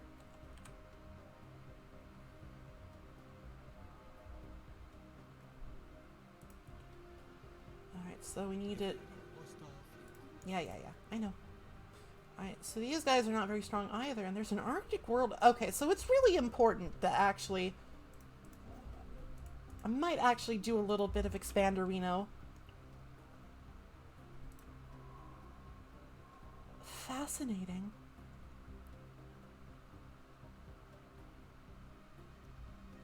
Situation log updated. Alright, so we want to go with Too Boldly Go because apparently everybody here loves Star Trek, and also because it increases survey speed even more, and it makes your scientists just safer because it increases their disengage chance by 50%, meaning that if they get, like, set upon, there's a pretty good chance they'll just fucking punch it. Okay, we have a free building here. It's not free, but we have a free space for a building, is what I'm saying. And I think we want more civilian industries because our consumer goods are not looking great. Hold on. Of course they aren't. Fucking colonists, I swear to God. Worst job in the game. First Strike Legion. Might want to suppress that, actually. I know we're going to war. but I don't plan to make a habit of it. Suppress. Okay, cool. We are now being engaged.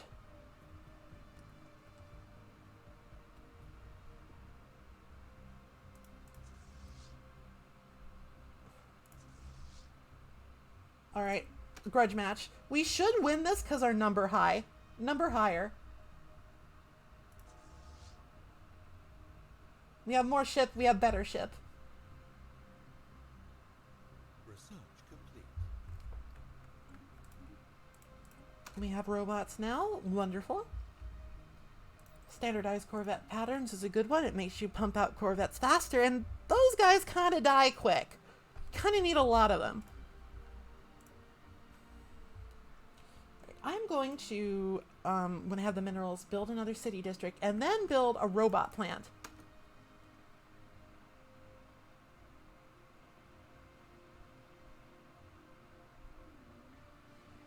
Migrating forests.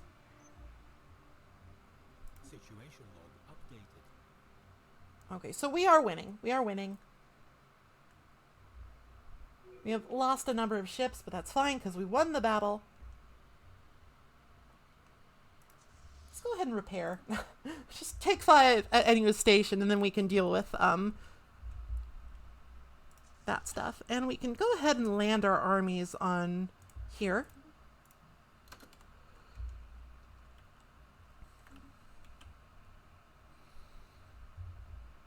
The defeated fleet is now kind of stuck MIA for a while because they had to emergency punch out. Peculiar.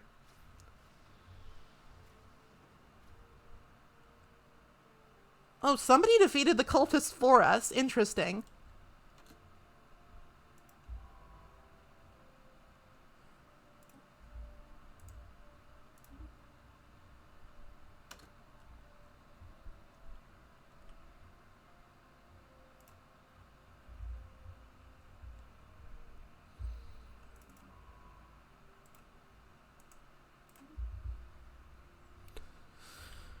Certainly won't say no to that.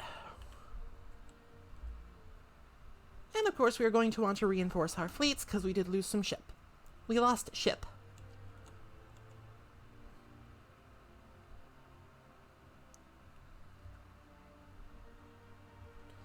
You're now kind of just chilling until we have enough influence to claim this system, and then they have audaciously laid claim to the Ulfrin system. Oh no.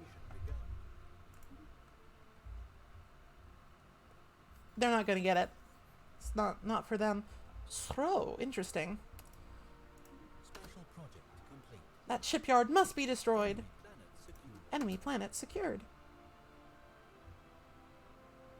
Alright, so their fleet has successfully retreated.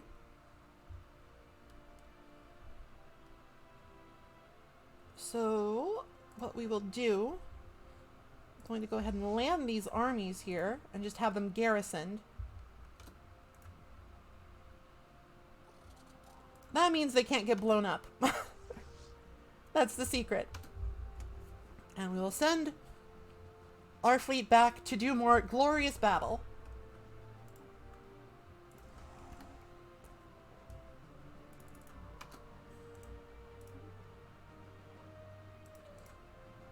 Somebody built a starbase there. Oh, that's so annoying.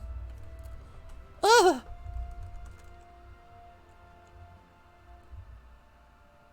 Do you have any idea how annoying it is to go to war? System survey complete.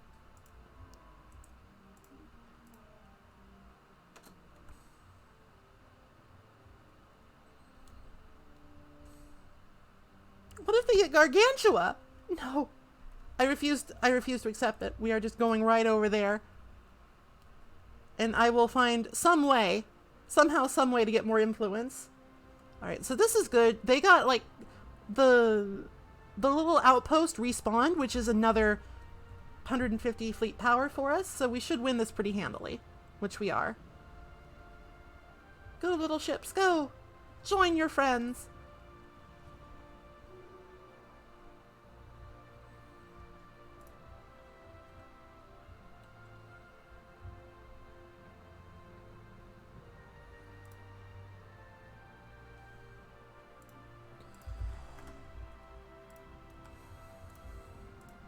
Now, something that's like easy to do when you are in a war, something that should be avoided when you are in a war. How naive of them.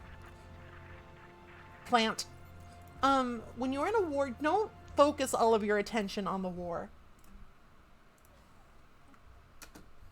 You still need to manage your Star Nation. You should also avoid losing the war. We have a lot of energy, so I'm just gonna buy some alloys here. Internal market OP. More ship. Now, despite the fact that we've like been winning battles, we actually have more war exhaustion for some reason. That might have something to do with like civics.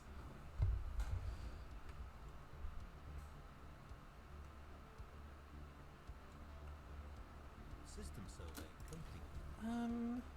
Can't upgrade that, which is annoying. So we have gone ahead. Let's go up here, I guess.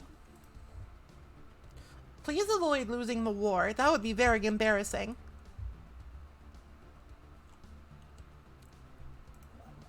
How much influence will it take? We're lacking 107. That's not great. If like we get another thing that's like, we don't have time for this nonsense, I might just take that option for the influence. Because like, listen, the Infinity Machine is my friend. I want him in my life.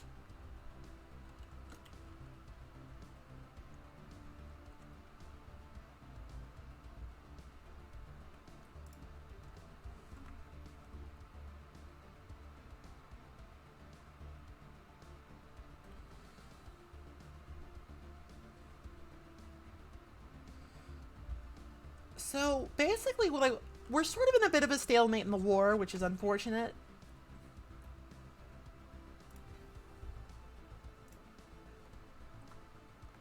Because it's going to be difficult to crack that starbase. If that fleet is there. We just need to keep whittling down the fleet, I think, and reinforcing our own. So much so that I'm going to replace this module with a shipyard.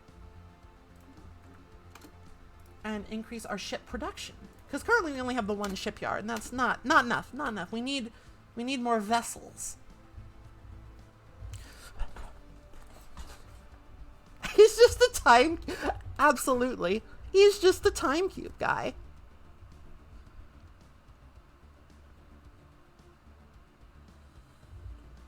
Now, he might just kind of chill until he thinks he can win in a fleet battle. But I'm pretty sure I can outship him. I'm pretty sure I can outship that man. I can put out more, better, bigger ships.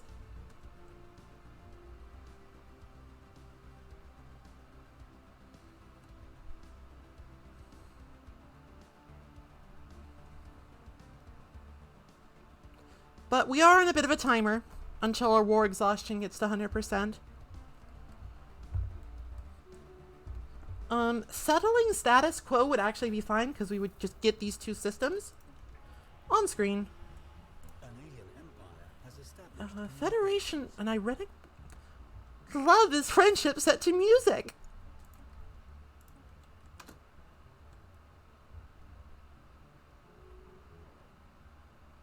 construction. Oh, our science vessel.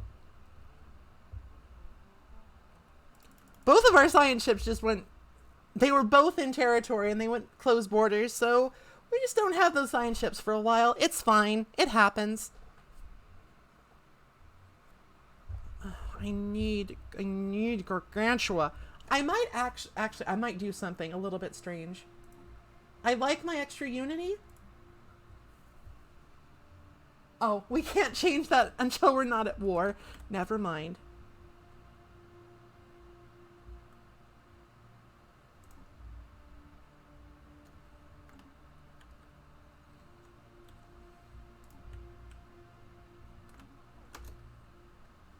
Okay, so it looks like they're going for Blondie.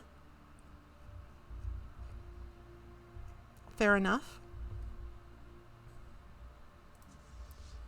But we do have superior fleet power still, so let's move on over.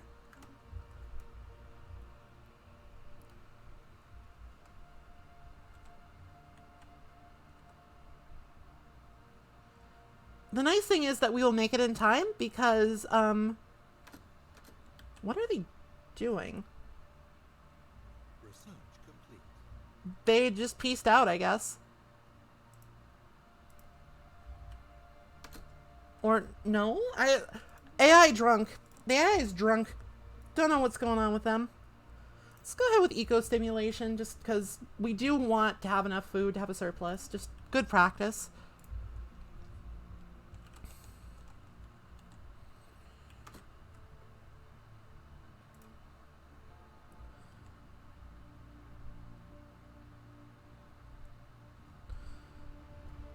Corvette on Corvette battles are a little silly. But we won. And they sent their strategic readiness fleet too. They got here a little late.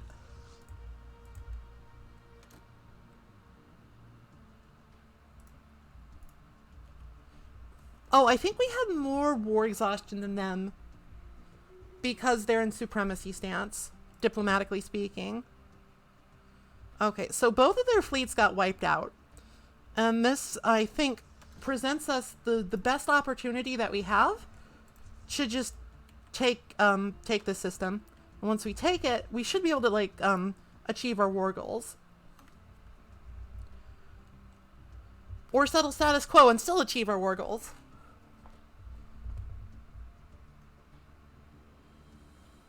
Oh, cool. Our admiral just got way better, basically.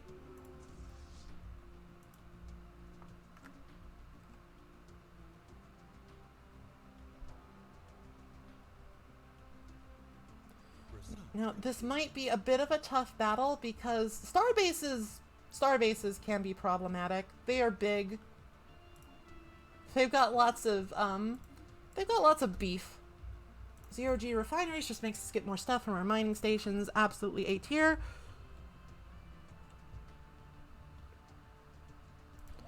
Could I build a... I could. That wouldn't actually make anything faster, but it would be more productive. That would be more productive than just having my ship sit here. Okay, this guy needs a city. City is for Celandine.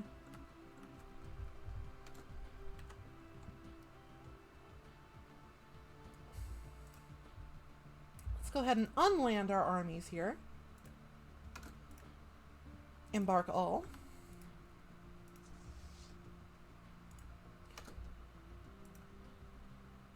Might be a little premature to do that. Whee!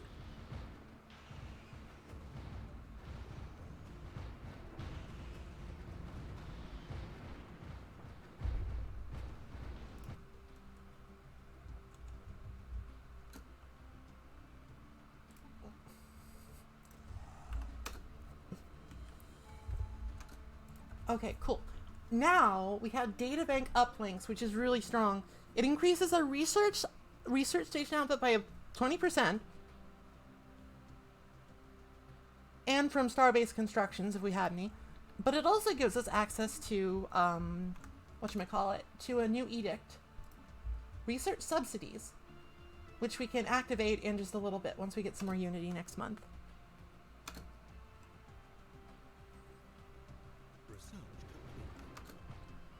Okay, where are my landy guys? Right, so we can actually win this land.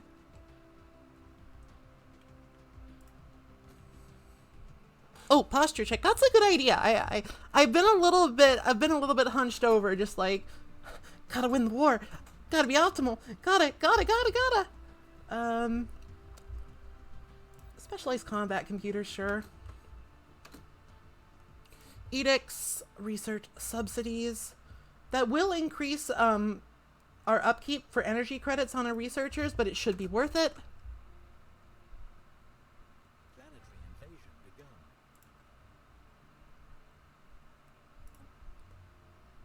We outnumber them. Okay. We have won this war, basically.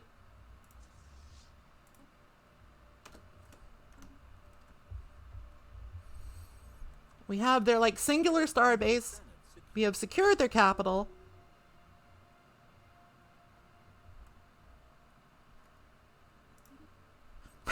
It is an unforgiving universe.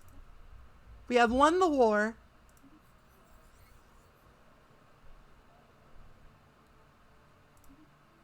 And that's the end of the Maurice Training Consortium. I don't have to deal with them ever again.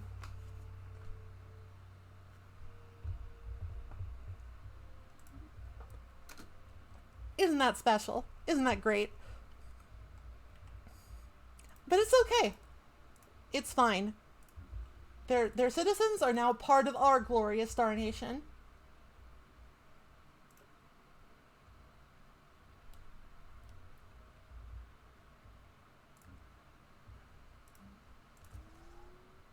There will be a period of restructuring.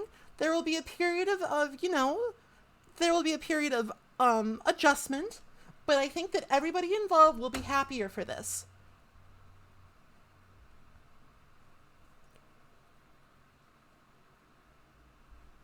That's my opinion.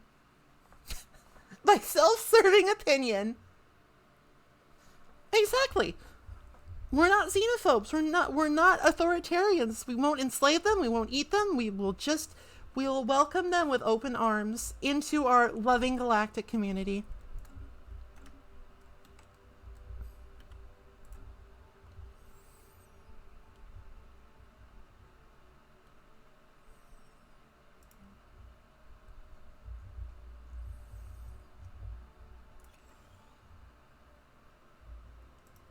Some minerals so we can build a robo plant.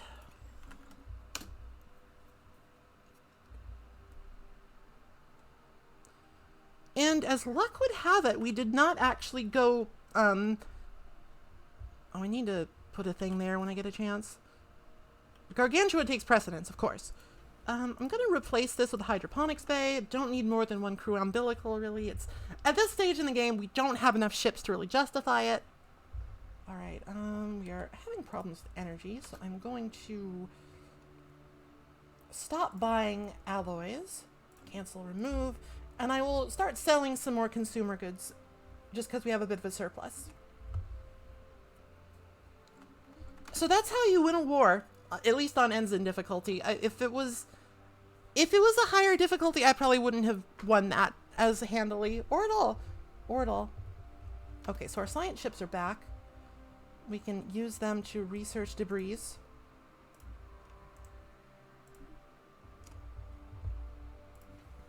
And we can go ahead and build another science ship just to have, and we can just sort of expand our research opportunities. Almost enough for the Gargantua claim. There's a lot to keep track of in Stellaris, and I think I'm once again falling into the trap of not tutorializing. I feel like I've done a pretty good job. Oh, at Tomb World, we can settle that. I feel like I've done a pretty decent job of explaining my reasoning and like why I'm doing what I'm doing.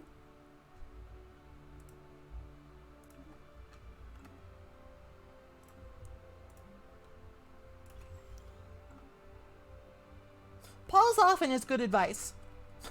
just for everybody.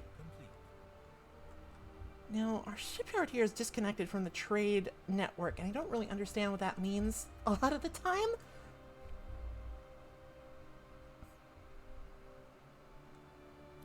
So let's just go ahead and upgrade this starbase into like a trade post.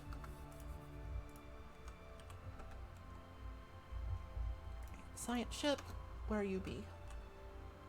Leaders, recruit. When I'm recruiting scientists that just like go out and survey stuff, I like generalist traits. I like resilient because it just means you don't have to worry about replacing them for another 25 years or so.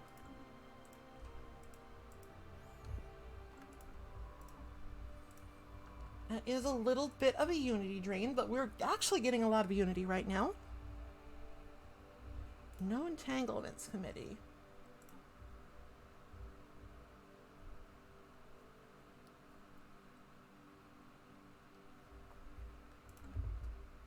The leave me alone committee. I can understand that. I appreciate the honesty. All right, now that we've won that war and we are capable of claiming this system, go, go, go. We must befriend the orb. It is of paramount importance.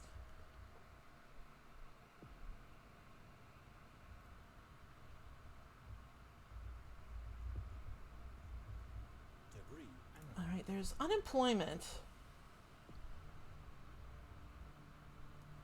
Oh, he's just gonna have to demote. We're egalitarians, so we don't have as many like ruler jobs. It's just not how it goes. Okay, so Marathi is a unification center.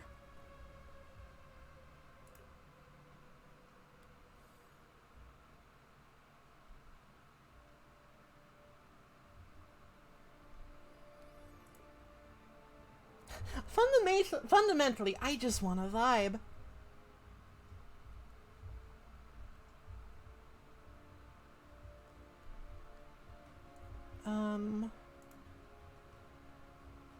I really don't understand, like, the auto-designate. I guess there's, like, one industrial district here, so that counts as, like, a factory? I don't know. We want robot plants on all of our planets, basically. We want to get lots of robots. Robots is pops. Perfect. Excellent. Fantastic. Research complete. We have secured the orb, friend. Alright, we have actually gone over our empire size limit, so now, because we got a lot of new territory, I'm gonna go for destroyers. Destroyers, like basically, when you get these, when you unlock ship type, that's kind of a priority. Destroyers are a priority. Oh, right, demoting.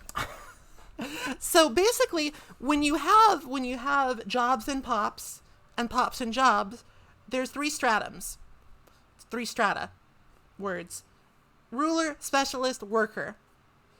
And even if there are available jobs, sometimes they're not in the right stratum. So it will take some time for unemployed rulers and specialists to demote to workers. But it will generally take less time for them to promote to specialists, which is a sort of an odd quirk.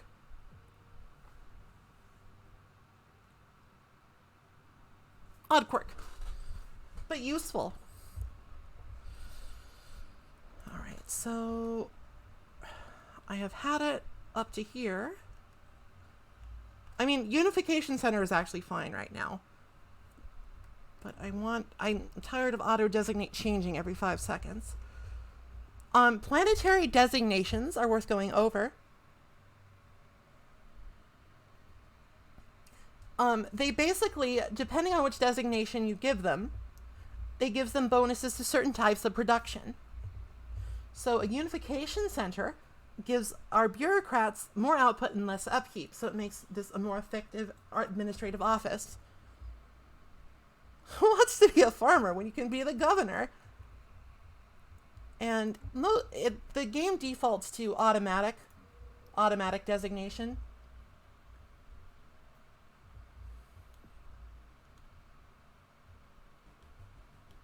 Factory world is actually fine because this is where we are producing a lot of consumer goods.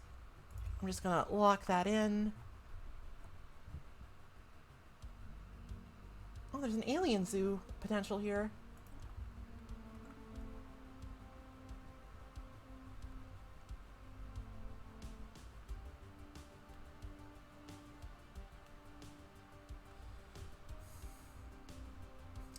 Later on, when we have more unity, we can also upgrade the Ascension tier to, like, make the planetary designation better. Costs a lot, though. I don't mess with that too much. More minerals, please. Oh, they're so expensive. Robots are expensive. Incoming transmission. Sure. I have what I want. I have my orb friend. I won't fuck with you.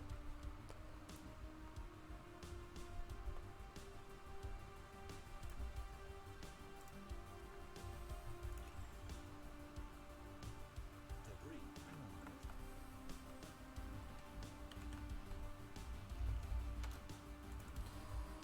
Alright, so just research the last little bit of debris and we can go on our merry way. I'm actually going to go turn on automatic surveying because we have 3 ships.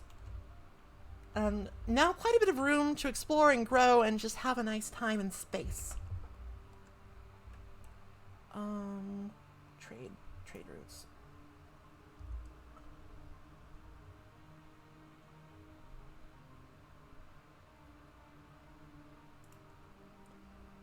What if I made a new one?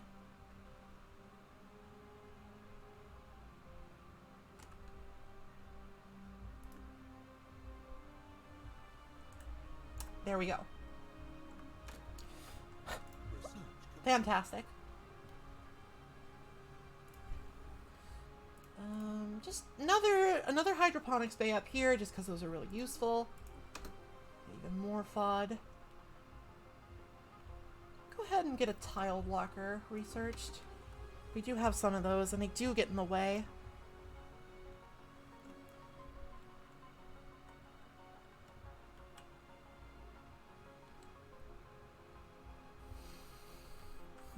Because of the non-aggression pact, we're not getting much influence. It might be time, since we're not in war policies, let's be, don't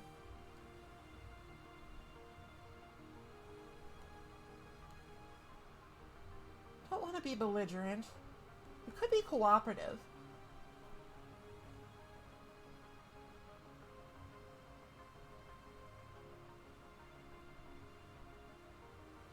Let's just be expansionist.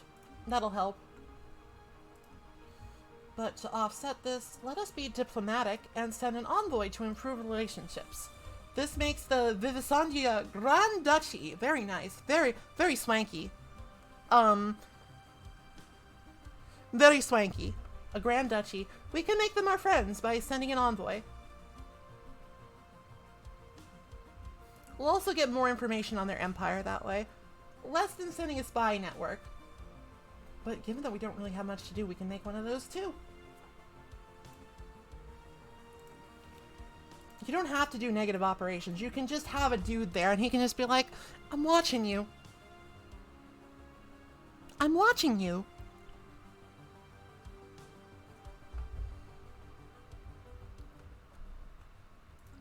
And it's just useful for having more intelligence. Low stability. Yeah, I know. The best way to deal with low stability is probably to declare martial law.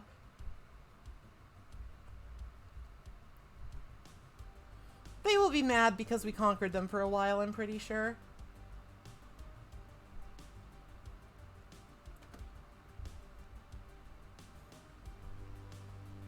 We can do this, and then we can build a stronghold that we can get rid of later if it's no longer useful. More.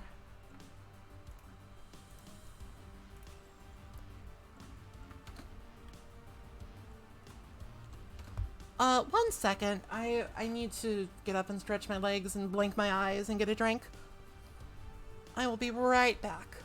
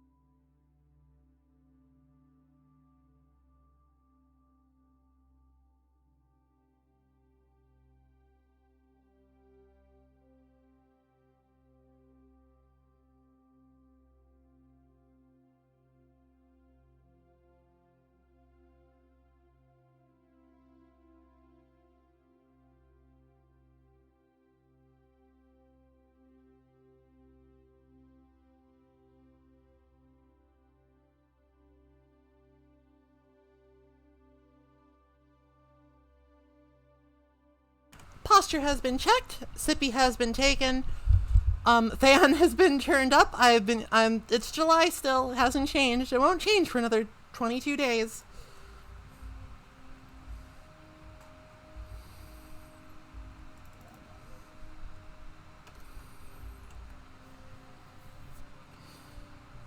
We will want to send...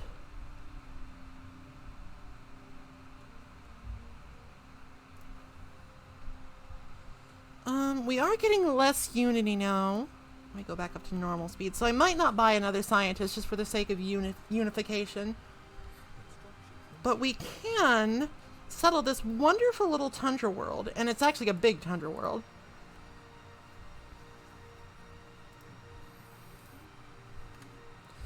But we can also settle other sorts of worlds now. Because we do have another species in our empire. And we can send them out to settle planets that maybe the beavers would not be super comfortable on.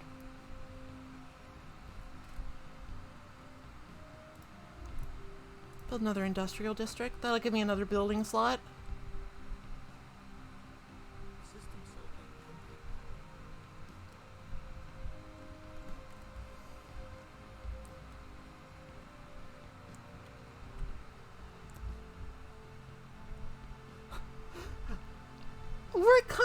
We're comfortable on cold worlds. Oh no. We found the cult defense fleet. Okay, I guess we'll deal with that. I had completely forgotten that was a thing. We have actually found a new asset. Oh, and this is important. Okay, so elections and oligarchies are very simple things.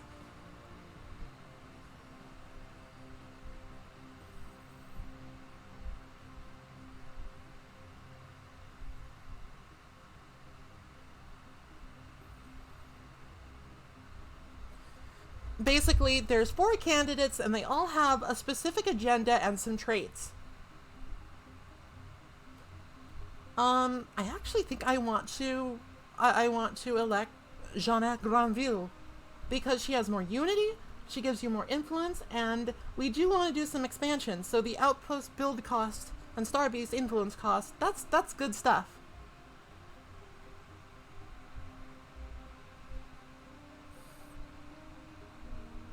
This is also good, but I think we're going to go with this. And we can just use 2,000 of our unity and we can just elect them. No muss, no fuss.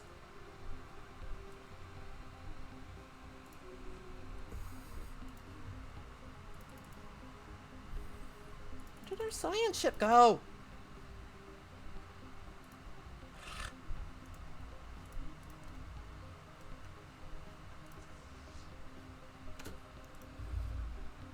Alright, we will send our big fleet to deal with that little fleet. Well, actually, it's not that little. Sorry, I'm losing track. I'm losing track! Let's reinforce.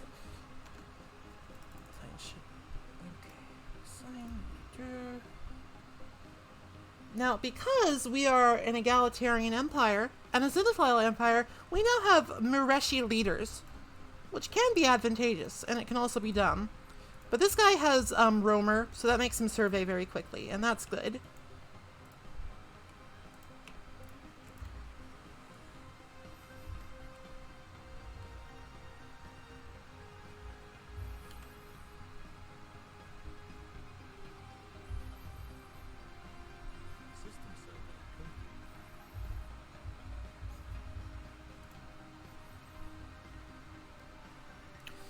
So we are going to want to make sure that soldier is favorited.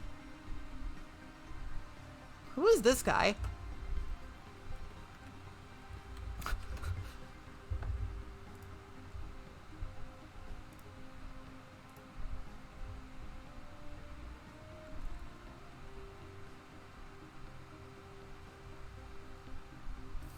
Who's this clown?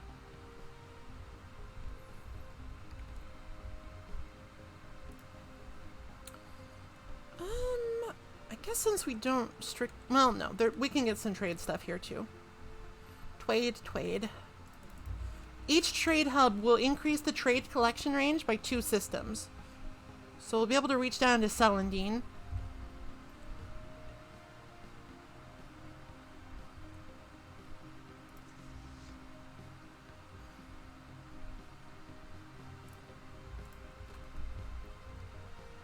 Alright, so our economy is doing pretty well right now. We have no major deficits.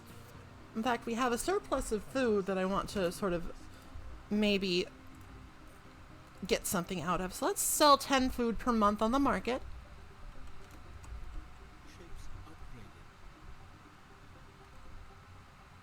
Let's buy some alloys because I'm addicted to alloys.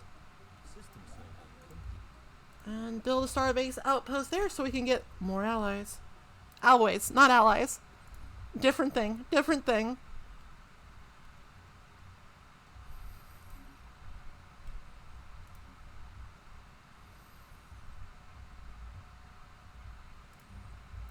Build another stronghold here and then probably replace it later.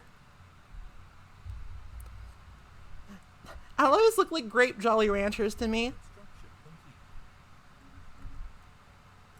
Our unity has taken a bit of a hit from just all the stuff that's been going on, but we can fix that eventually. How are things doing? Low stability. But why? Oh, we should probably, actually deal with some of these situations that have popped up. There are a couple.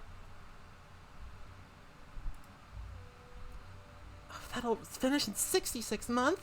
Oh, that's so much. These take so long. We just don't quite have the research output right now. Commercial pack? Sure. I love money. Right, so our research is suffering a little bit. Our research is no longer suffering a little bit. Alright, so we are making good friends with the Grand Duchy, which is a little strange because we do have sort of opposing ethics, but it's whatever.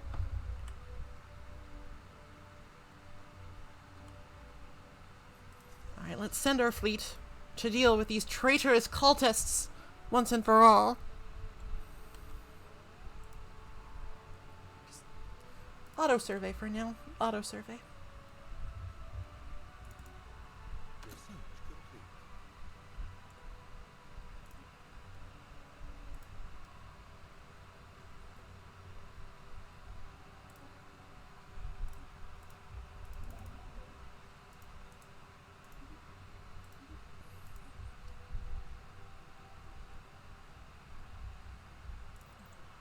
Speed.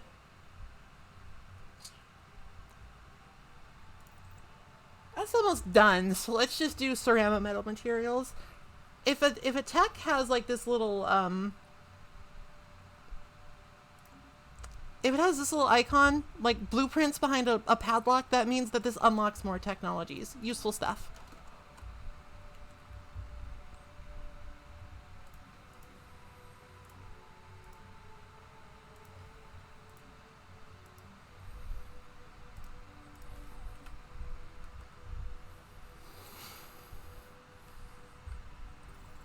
We finally found an I was getting a little concerned that we were just not finding archaeological sites.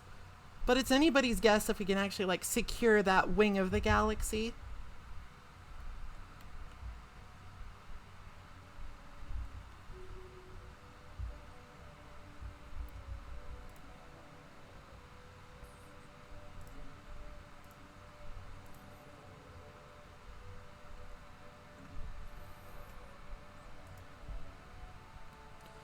Final battle approaches.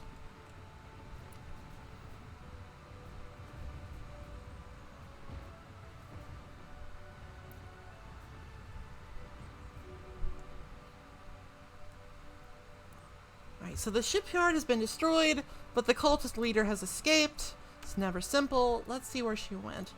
I wonder if it's going to be on the exact opposite side of the universe again.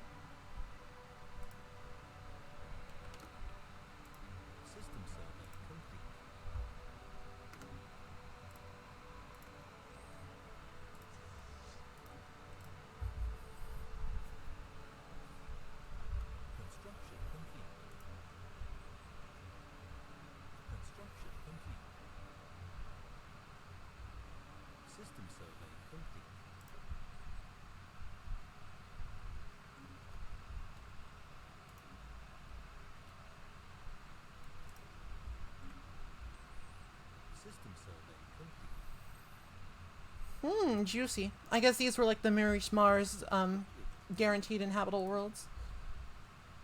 Robo-modding points could be good, actually. Let's get that and, like, implement the...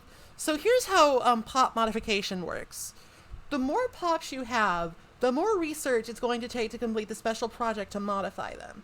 So getting stuff like this early and modifying them early will save you a lot of headache in the long run. In the long run. In the long one.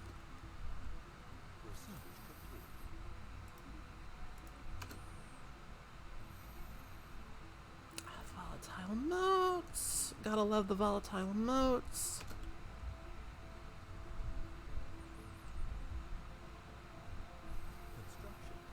Regulus. So currently we sort of got a big windfall of stuff from the war, and we're kind of dealing with the fallout of that, you know? Ready the fleet.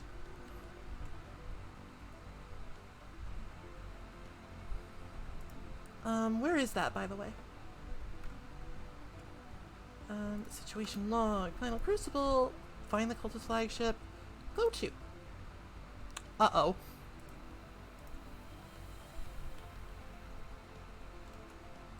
Oh no, it's just right there. It's just right there. That's not too far at all. Phew.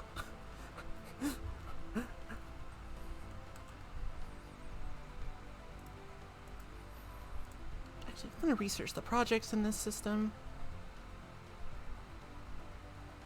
These guys are ready for a brawl. I just kind of want to get this done, so I'm just going to interrupt the survey. So let's just like continue expanding along this line. It should be easy because we have a bunch of expansionist policies and a leader in place that really wants to expand. Savannah World.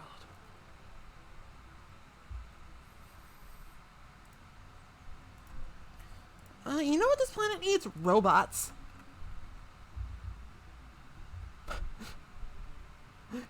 You know what this planet needs? Ooh. The Gagasi Corporate Alliance. Hello, friends. Cooperation will surely benefit us all. They're all the way up there. Not any concern of mine. This ends here.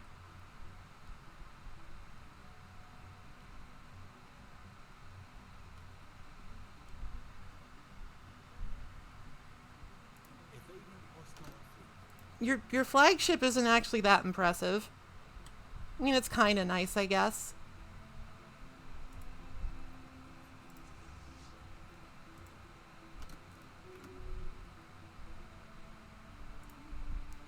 They're now adaptable because they ran into cultists.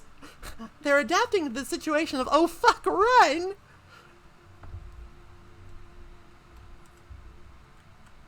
I think we can actually support another construction ship.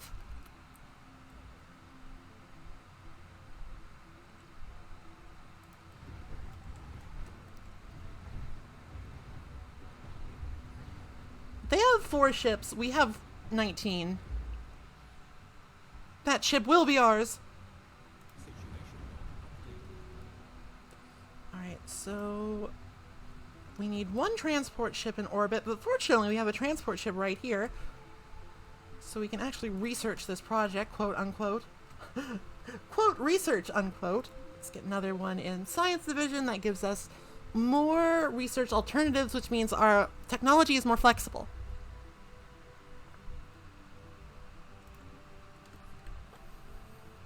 I want more unity. Wine.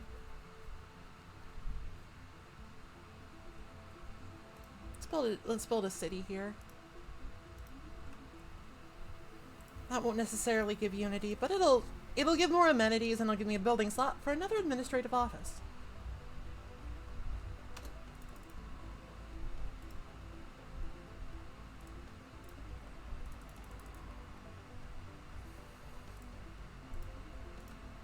Okay, good work, Admiral.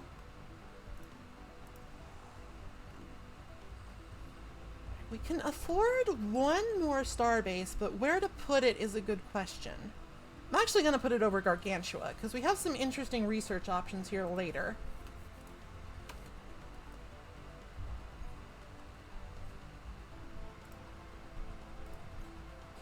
Researching the orb.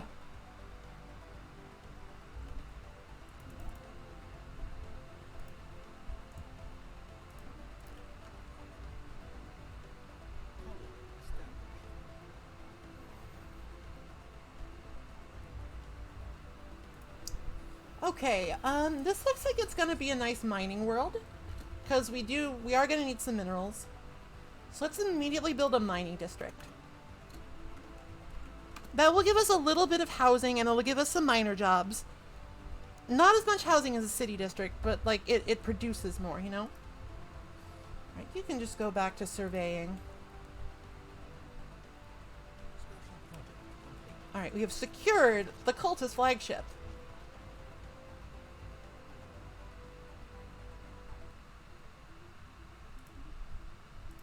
It's in bad shape, but we can move it to a friendly spaceport and repair it and press it into our service.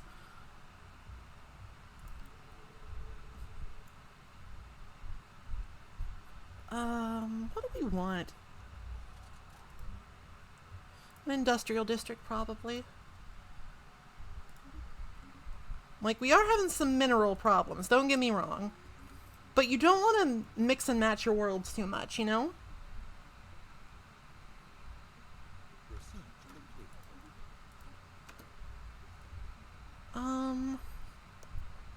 Planetary build speed is always nice. We have unspent trait points. Okay, so let's talk about species and things. Here's a robot. Look at him. Isn't he cute? So we can use this robot to create a template. And for this template, we can actually pick whatever robot we want. We can have weirdo goop men. We can just have this little guy. We can have this guy. We can be a fucked up robot bird. We can be jellyfish man. We can be a spider. We can have a flying saucer head. The options are basically limitless, really, when you think about it. What more do you need than that? I like these guys. They're kind of fun. They're like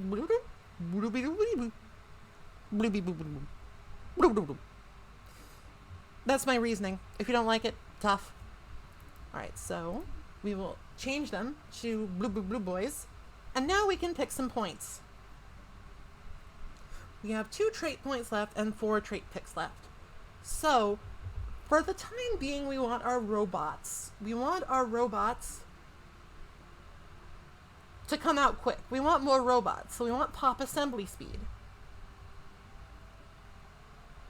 Now, we don't necessarily care if they have high maintenance because we don't have very many right now. So we can take that to get some more trait points.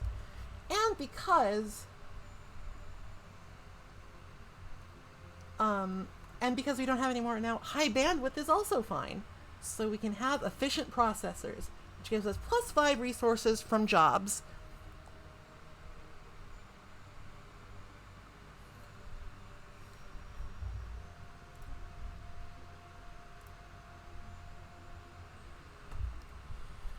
They can just be robots, it's fine.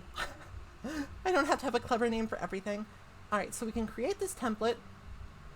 And now that we have created this template, we can apply this template to all robots on our planets.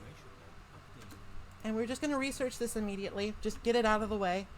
It will save us a lot of trouble in the long run.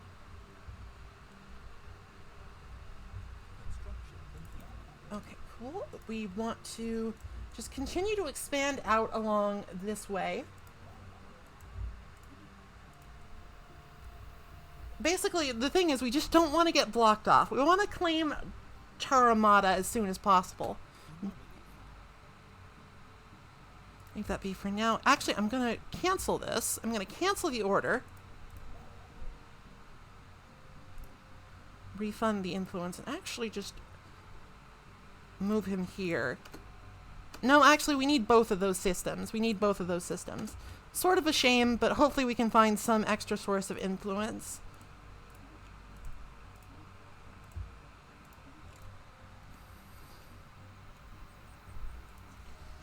Let's go ahead and merge these fleets. So now our Corvette swarm actually has like a flagship. Battleship Dragon, Divine Glory class. This has given our fleet a pretty significant boost. We can go ahead and upgrade it too.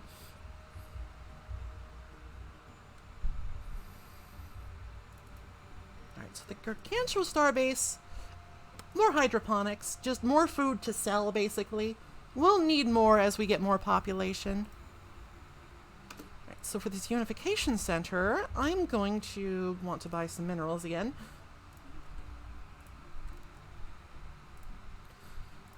We are going to want, gonna want some more administrative offices, and then we can, like, for our next building, we can get an autocathon monument, which gives a +5 to unity just in general. And now we can build some gene clinics here. Then we can build a robot factory, and then we have, like, maximum pop growth on this big old mining planet. Very nice, very nice. I love it. It's great.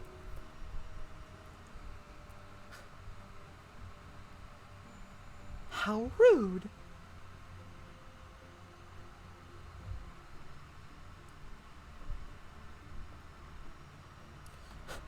Well, that was funny.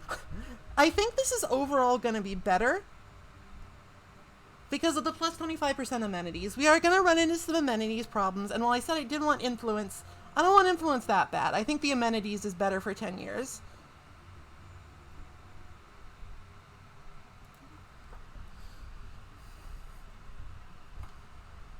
That's my opinion.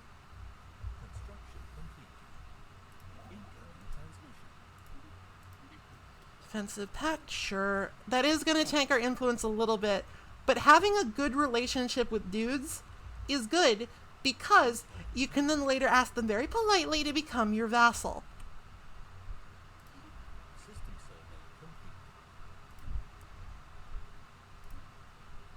You can very politely ask them to become your vassal, and they'll be like, wow, sure, thank you. Or they just literally ask you, sure. Fucking fine.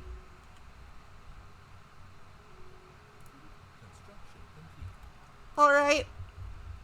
Cool. Unexpected.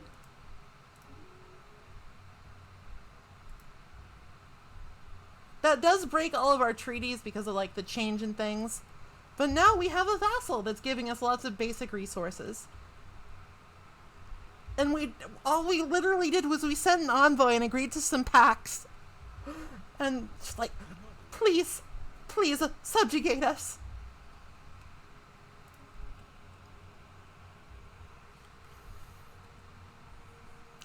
That was an extenuating circumstance. They tried to kidnap my beavers.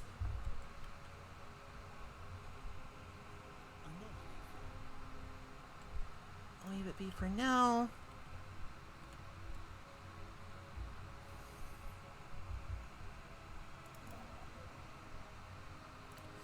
We are a little bit low on influence because they're converting to a prospectorium, which is a special kind of vassal, which is very powerful, but it takes some time to convert, and it will take some influence to do it.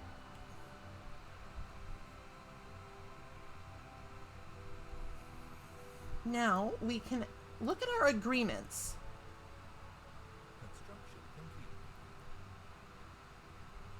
And we can actually build a holding. And for a holding, what we can do is we can build an Overlord Garrison. An Overlord Garrison will increase the loyalty gained per turn, and you can actually put armies there. You can put armies there. And that increases the loyalty. Now, we're getting less research per turn because we have to donate a bunch. We have to donate a bunch to our prospectorium. But with the extra resources, I think that we have the infrastructure to build more research labs.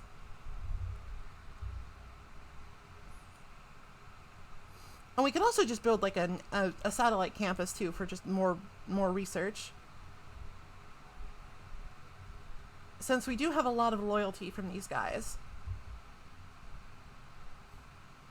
We don't necessarily need more just yet. Yeah, sure. I think that's actually better. We need to get some science going here. I kind of got sidetracked with, like, war. I kind of got sidetracked with war and stuff. And then I just randomly got a prospectorium, and it's like, okay, sure. In fact, I am going to replace this commercial zone with the glory of science.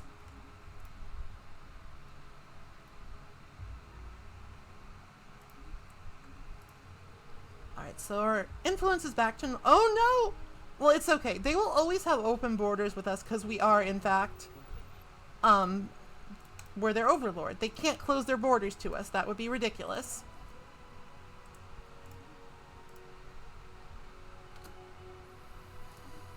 Okay, let's go ahead and send an envoy to deal with this first contact.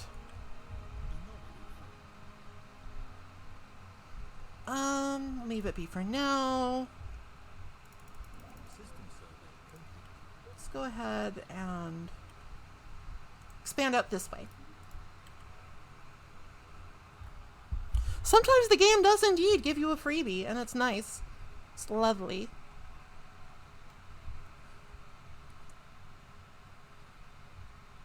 Alright, who is our, like, most powerful scientist motherfucker? It's this guy, Francis Newdigate.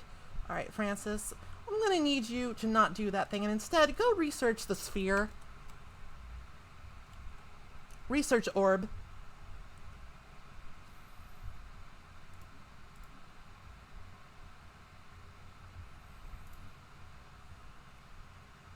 I am also going to replace this commercial zone with another research lab, because we need research. We badly need research right now. We are very far behind, because we sort of got saddled with a prospectorium.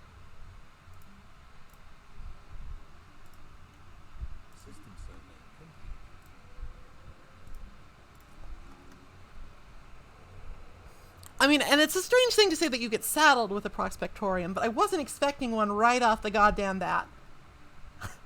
They were really thirsty for some subjugation. And sometimes that's just how it be.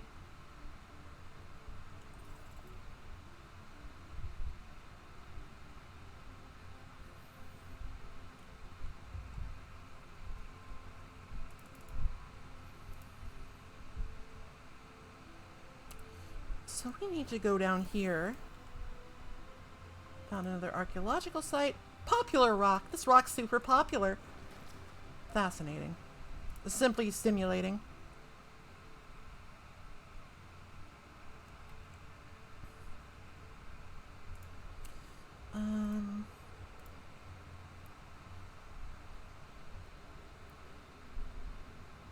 We have a lot of luxuries, actually, so I'm going to distribute luxury goods. This will increase stability.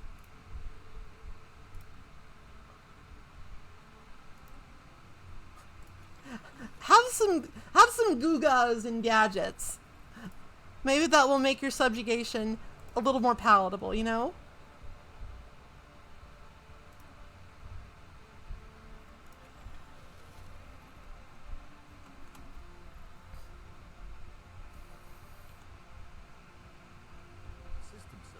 So we have a lot of worlds to settle.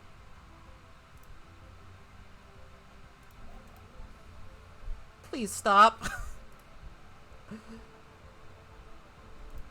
Okay. I'm gonna move here, and it's gonna take a lot of influence to settle that, actually. Harumph. Alright, so this is a good one. Leader experience gain, plus 25%.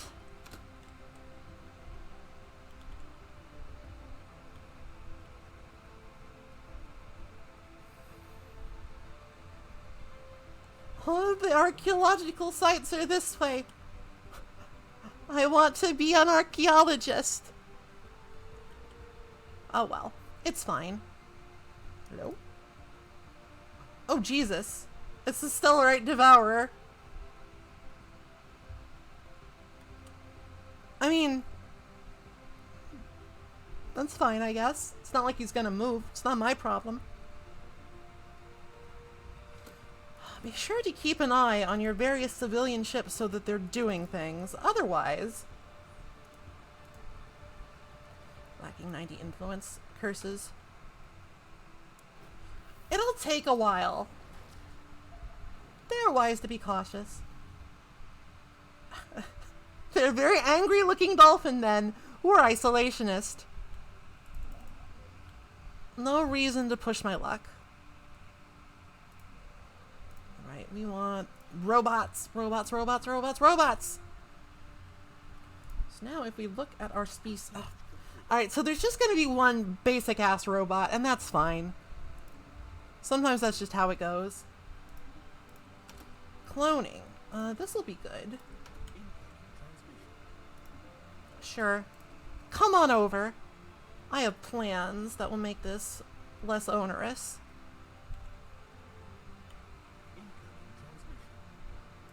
Sure. I will re-sign all of these packs. It's fine. It's fine. Everything's fine. We have a free moment. Let's attend to our ships, basically.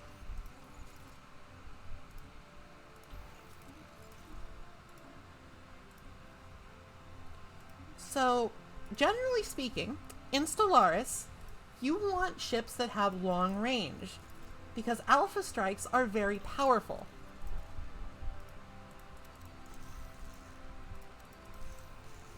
So, if we make this destroyer an artillery class, it will unleash its long-range weapons from a distance before smaller vessels can get in range to shoot it.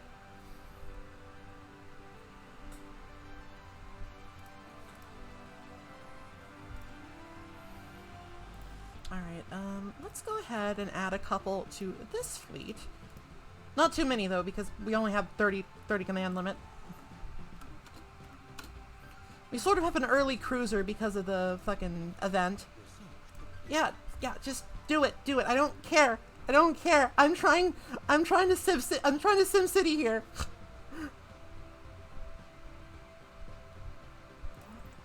Blue laser, sure, let's do it.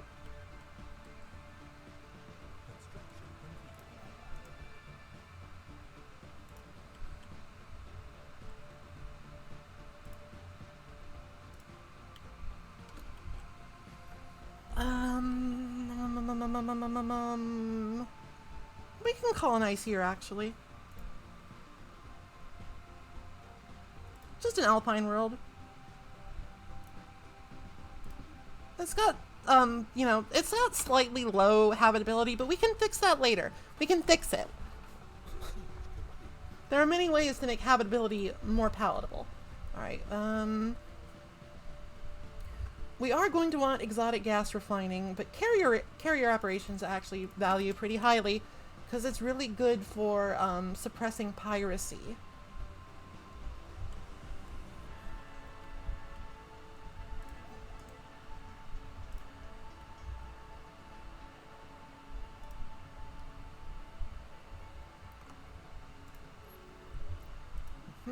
Agreements. So they're very loyal already because they sort of suggested this whole affair, and they're gaining loyalty too. So they're going to be our loyal vassal friends forever, I think. Usually that's how it goes. And because of that, we really don't need a spy network. We can send this guy to do some first contacting.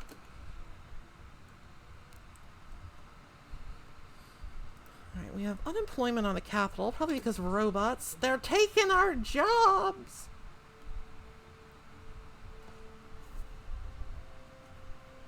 Now, the acquisition of a prospectorium so early has sort of thrown me into disarray here. I think we're actually just going to focus on industrial districts on the capital, get some more building slots, and focus more on research.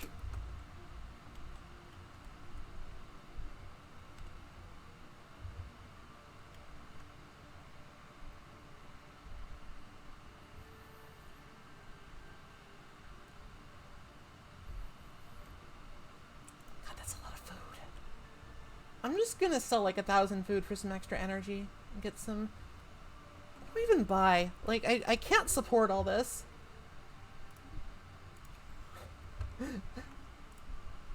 Like, generally speaking, if at all possible, you should try to avoid just building stuff for the sake of it. And you don't want to go over your caps too high because that incurs pretty bad maintenance penalties.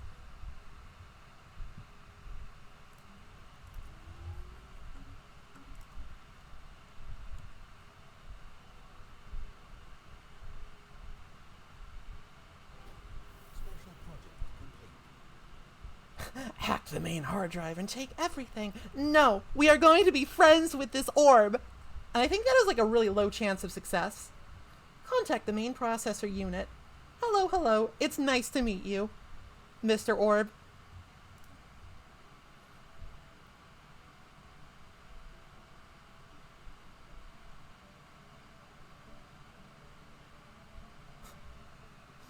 They are the Infinity Machine. Basically, they are a temporally non-linear entity of machine brains trying to figure out the mysteries of the universe. Who are you? We are what we are, the ones who calculate.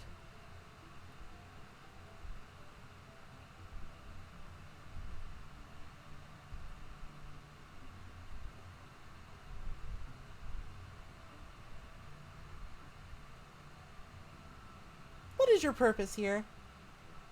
We're calculating infinity.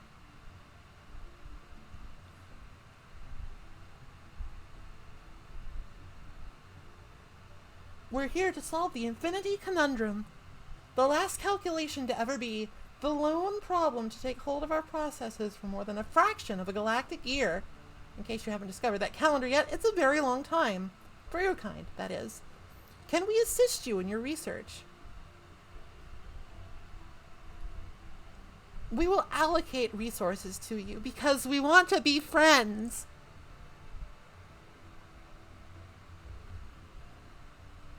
Situation log updated. The task shall finish. We are excited. Same. On screen. System survey complete. Alright, so they are xenophobic, evangelizing zealots, but they're also pacifists. So let's just, you will come to see things our way in the end. That might be enough influence to, yes, yes, yes! God, we are penned in. We're so penned in. Oh my gosh. It's a good thing we have vassals.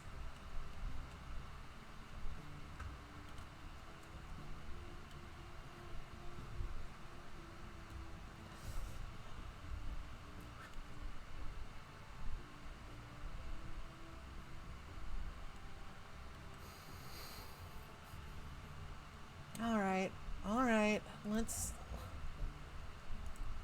try and claim this choke point before it's too late. Like, the bright side is we have a lot of colonizable worlds inside our space. Curious, very curious. Research project. Help the orb. We must.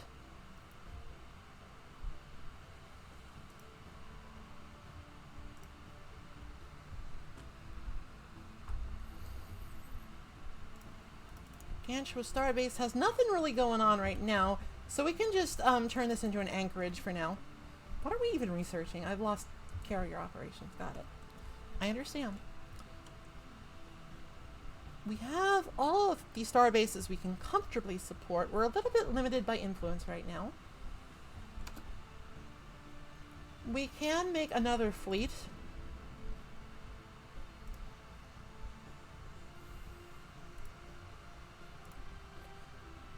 Let's just make this a fleet of like 5 destroyers. That will give us a use for all these alloys.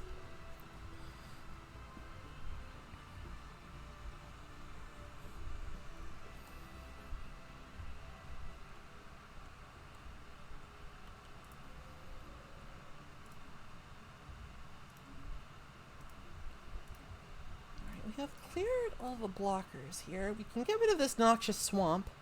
When you don't have anything to do, just like check your tile blockers. See if you can get rid of them.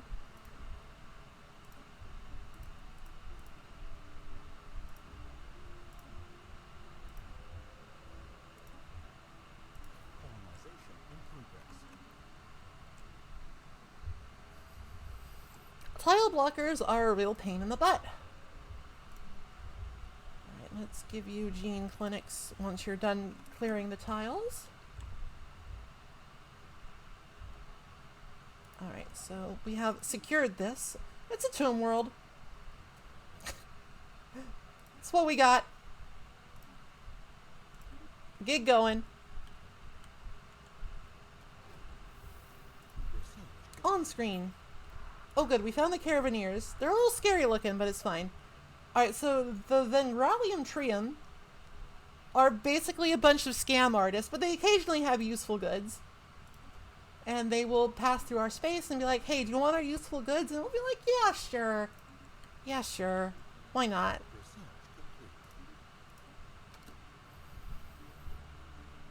Field modulation for more energy. Though a lot of our basic resources are actually just coming from up here. A little strange, a little strange, a little strange. Not usual. Right. Build here.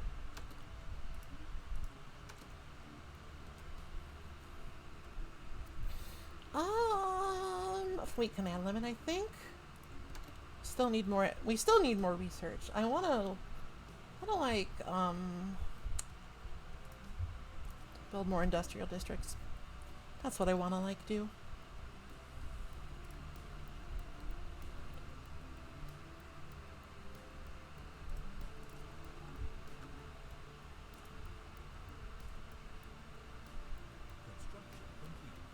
So you've pretty much gone back to good stability here. I'm going to replace this fortress with a research lab because we really need more. Dear God, we need more. Research is so important. It can't be overstated.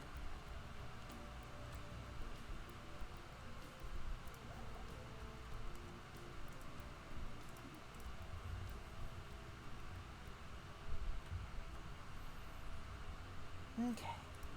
So the Mormon Dolphins cannot actually now encroach on our territory. We have closed borders with them. If they want in, they gotta declare war. They gotta declare war if they want in. Okay, we can upgrade this when we have more minerals. Easily solved. You want to upgrade your capitals as soon as possible because they give you like really useful jobs and they upgrade another building slot. They make it available. You want something better than a reassembled ship shelter, basically. You want to live somewhere nicer than that. Love yourself. Love yourself. Come on.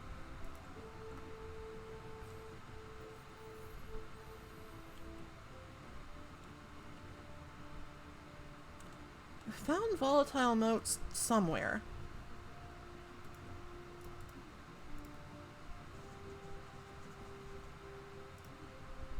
Theocratic dictatorship. God, lots of xenophobes. You will be our friends whether you want it or not. Do not interfere with our endeavors, aliens. Do not do it. Do not.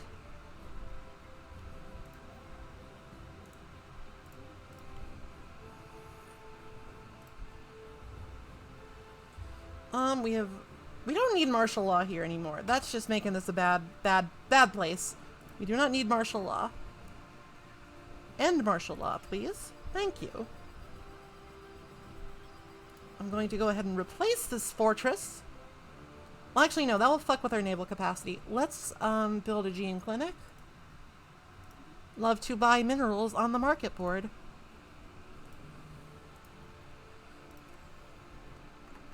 So we are well on our way to having a very nice, very populous empire.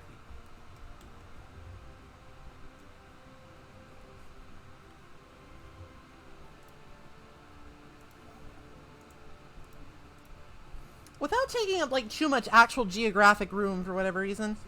It's sort of a strange configuration. We got caught in a clump, basically. We got clumped again. Even in the space age, clump is our undoing. I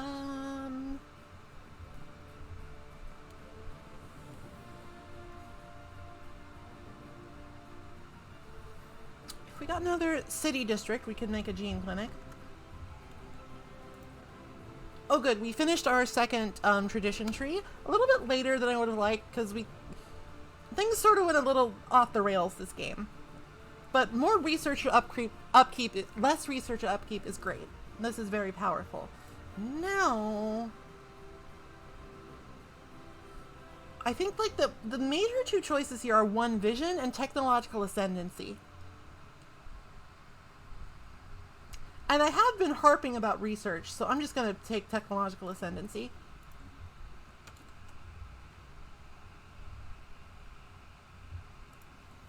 We are over our cap a little bit, but that's fine. We can just fix that by turning this gun into an anchorage. There's no reason for that gun anymore, because that empire that we were afraid of doesn't exist. It's gone.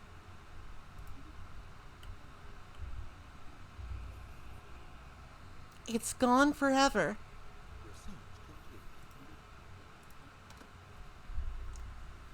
FTL inhibition is actually a very important technology if you're afraid of getting attacked. I'm not really at the moment, but hell, why not? Peculiar. Alright, yeah, we want to get an Autochthon monument.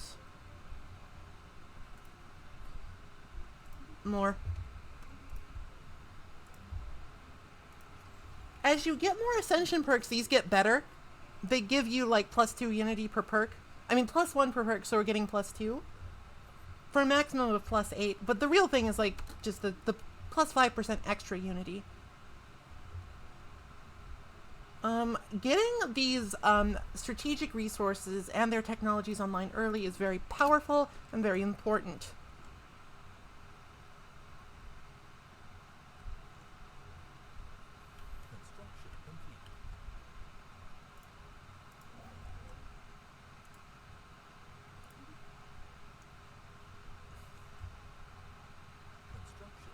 The less, basically the main way you get them is that you build like fabricators on your planets. If you're lucky, you can find systems and planets with like special features that like give you the resources for no mineral cost. But for the most part, you're just going to want to have a planet that's just like producing a bunch of crystals and motes and gases. Alright, so you don't have much to do you? Alright, get to researching some anomalies.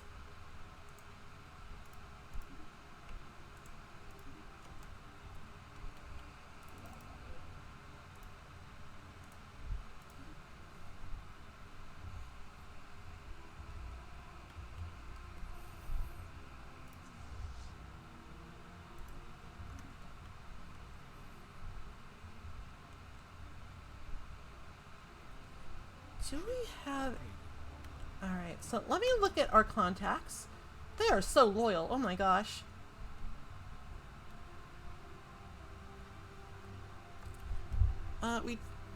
We can renegotiate the terms and do it on our terms now that enough time has passed, but we need influence to do that, so let's just wait. We're fine with them as they are.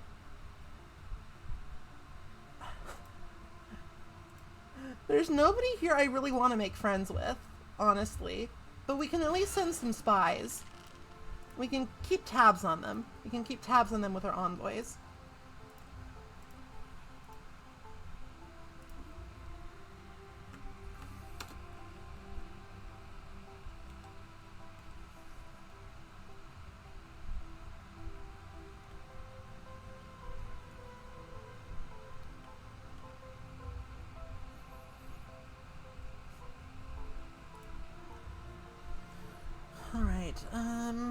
Right, Gene Clinic. Gene Clinic. Our 37 envoys, alloys, 37 envoys per turn would be interesting. Our 37 alloys per turn is not super impressive, but currently we don't have much of a way to, like, spend them. Without going, like, way over our naval capacity and starbase capacity.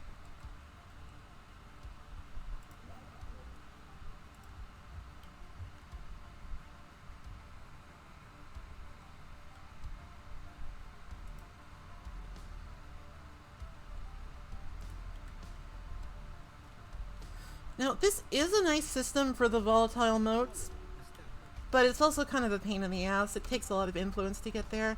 Okay, we have a colony.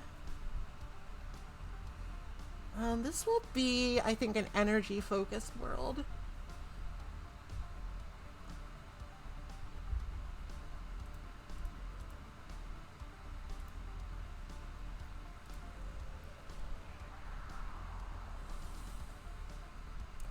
Going to change the designation to this one for a mining world, just so I don't forget.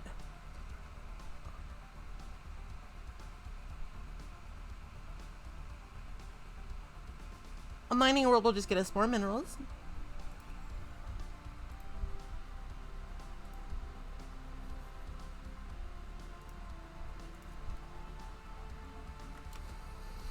So I don't think I've actually talked very much about districts. So let's talk about districts.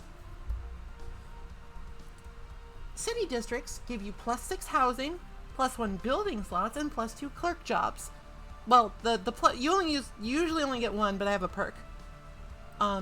Industrial districts provide 1 artisan and 1 metallurgist job each. And because we have masterful crafters, they also provide building slots, and we get 3 of them.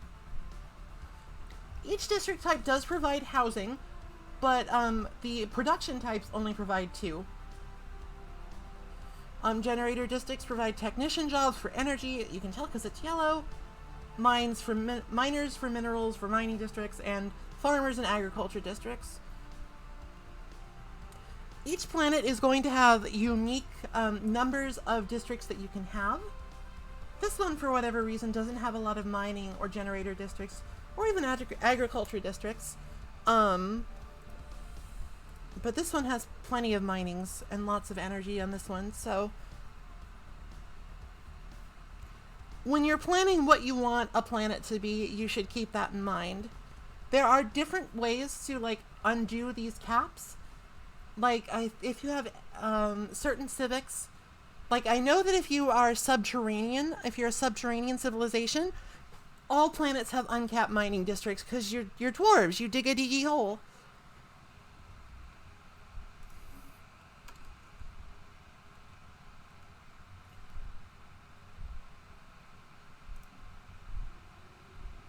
We need to do something about these wandering forests, but it costs so much society research that I'm losing my brain. Machine clinics.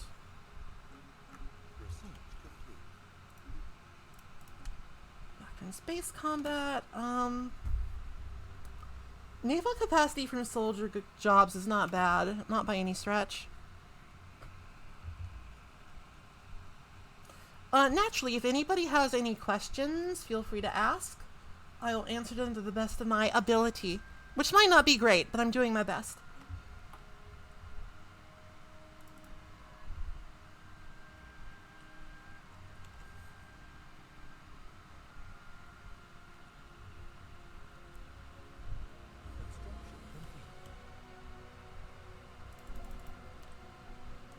Cool, we can build mining stations here. We could actually colonize this, couldn't we?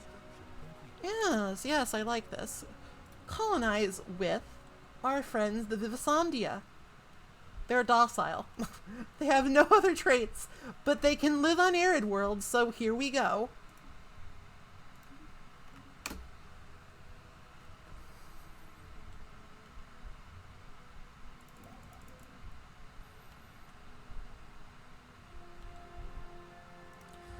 Move this fella over here. Like, we're in an awkward spot in terms of expansion because we got like 3 different empires also trying to expand where we are, and we might have to go on some sort of bloody war of expansionary conquest if we want to get anywhere.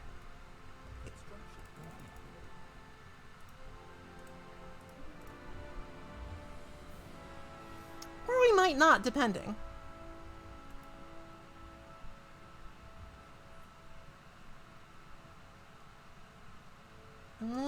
I want more research. What can we ditch for more research? Nothing really, which is kind of annoying. But we will have unemployment problems soon. So let's build another industrial district. That will give us another building slot, and we can make another research lab.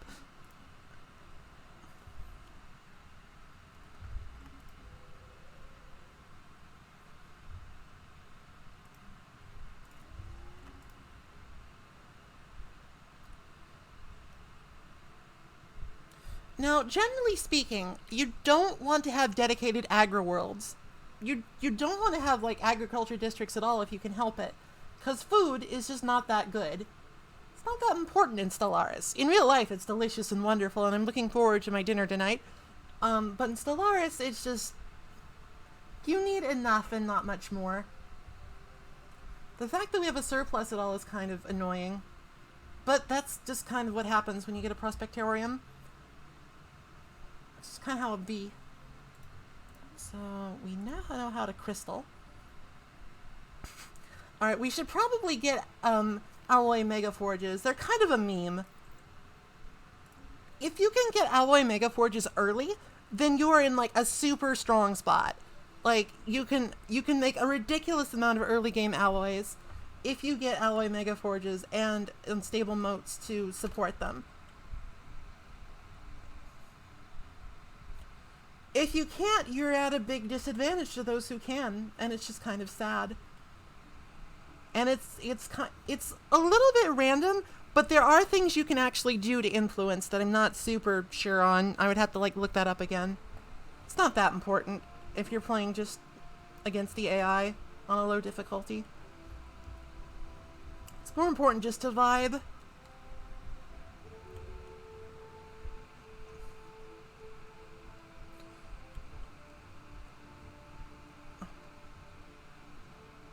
Our prime directive is vibing, I think.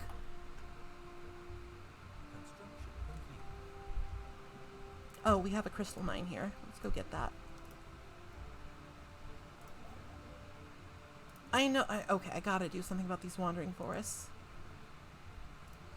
Situation log.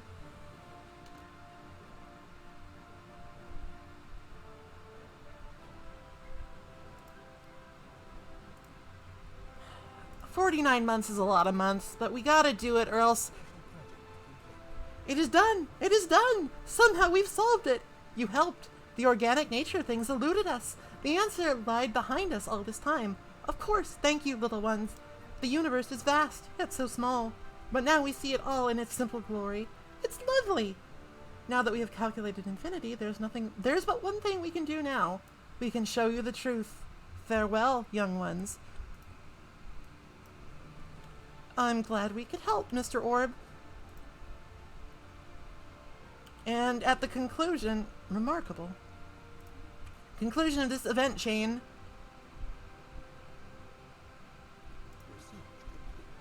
he just fucking eats himself into a black hole.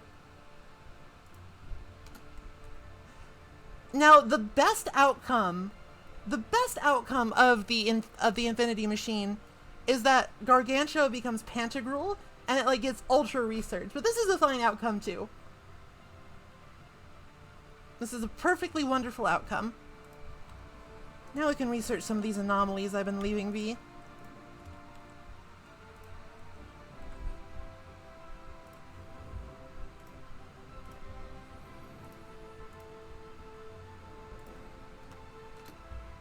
I really love the Infinity Machine event. He's so cute. He's just an orb who loves science.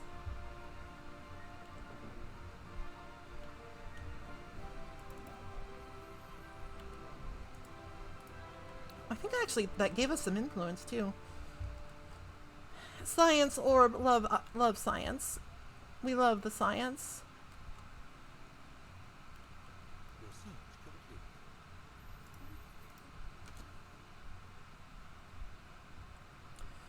Global energy management is really useful. It unlocks capacity subsidies, and it also unlocks these the energy grid, which sort of like gives your world like a big buff to how much energy it puts out.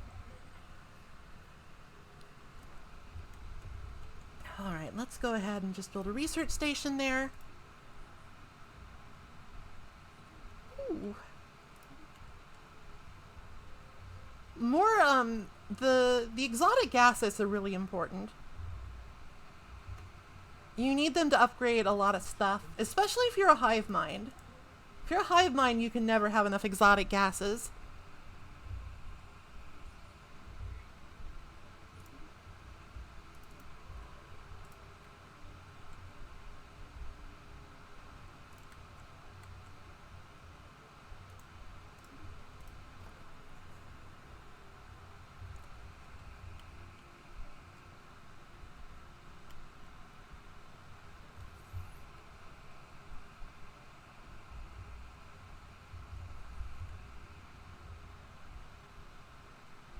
Construction complete.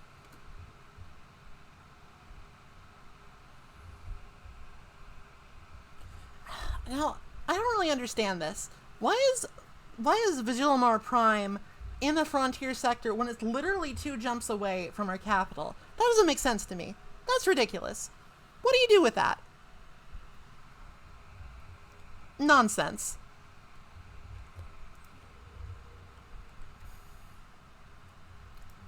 Let's see here. What do we need more?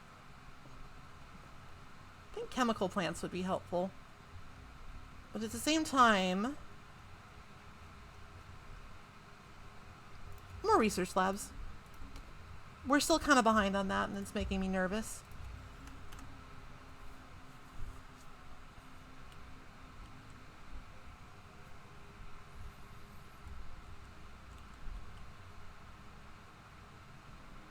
Research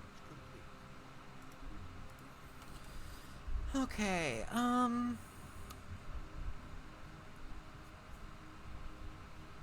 at this point, I do want to just get all of this, like, strategic resource manufacturing tech out of the way. Construction complete. Colonization in progress.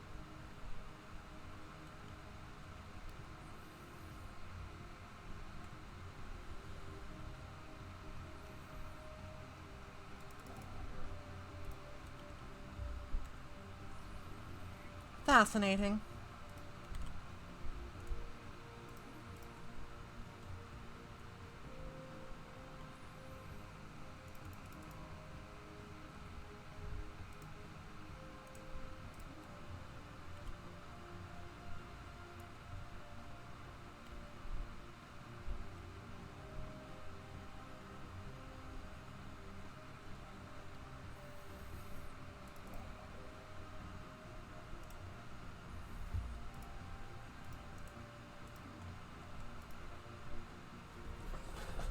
Ooh, okay.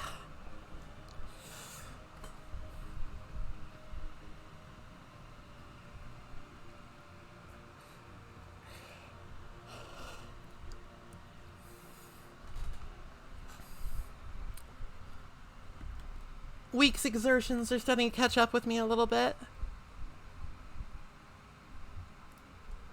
System survey complete.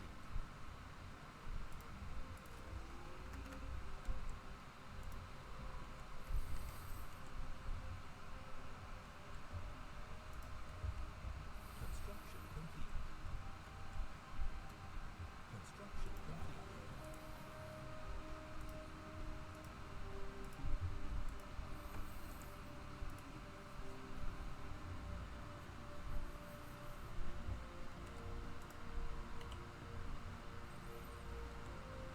Why don't we have this guy actually research this archaeology site? Why not? We've been kind of unlucky in that regard, in that we have not found very much interesting. All right, so we are on to our next. We are on to our next tradition, and I think it's every empire basically wants supremacy. It's just you need a good navy, even if you don't plan on going to war. There are reasons for this.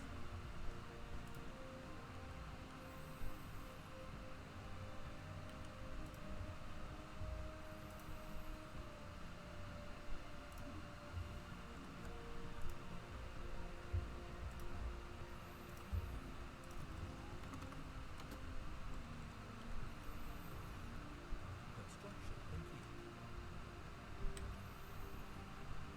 Yes, actually, I'm going to change my policy on the economy and make it a militarized economy, because we have a big surplus of consumer goods. And you can only really do so much with those.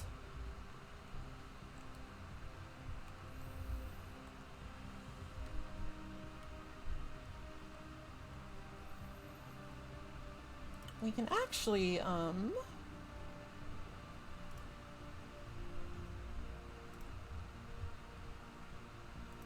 we can upgrade to social welfare.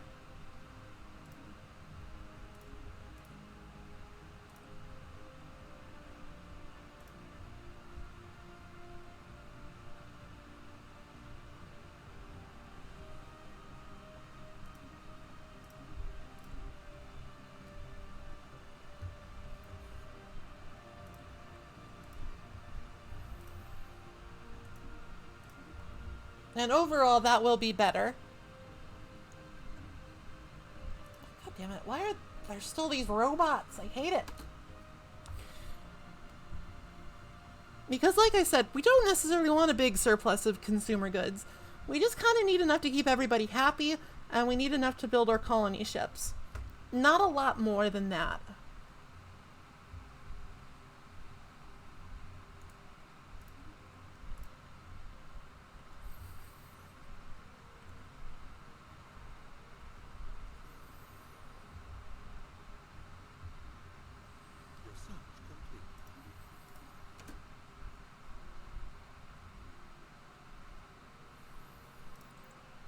I think most of my colonization is actually already kind of done.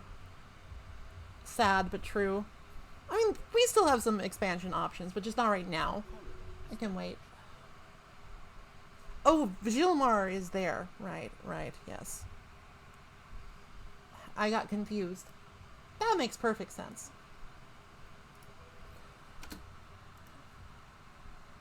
Alright, we are definitely going to want Starholds. That'll give us a use for all our alloys. And we will want a new sector for Vigilmar. Give him... Oh, we have an available governor. That's useful.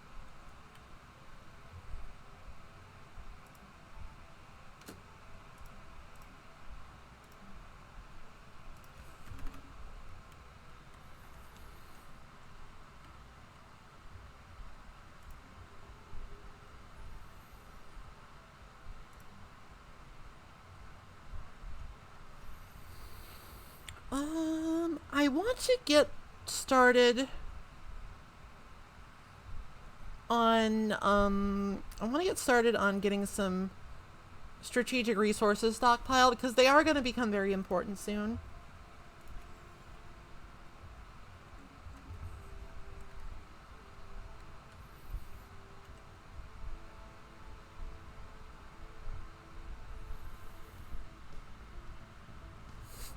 This is in fact Stellaris. This is Stellaris, and it's very complicated. Okay, we have finally dealt with those damn migrating trees.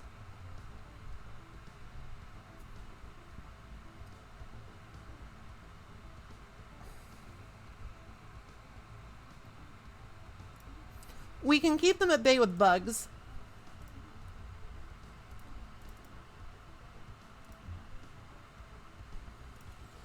No, this is pretty much just going to be a dedicated Unity world. So I'm just going to keep building administrative offices.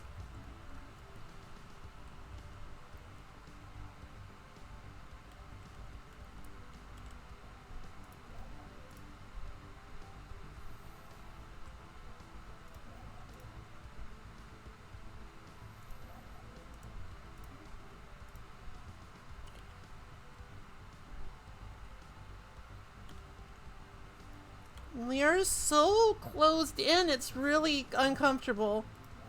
My claustrophobia. We don't... My claustrophobia is being aggravated by not having enough space in a gigantic galaxy.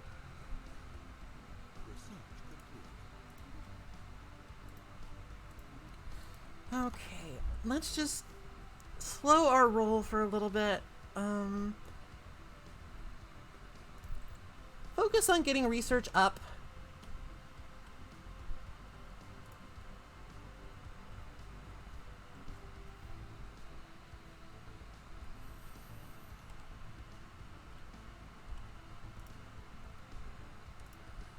make sure that we are working medical worker and not colonist.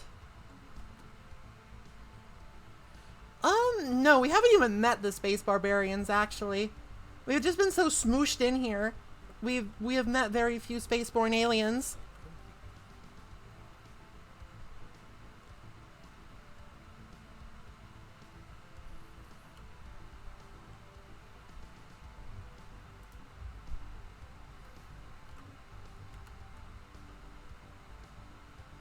Fascinating.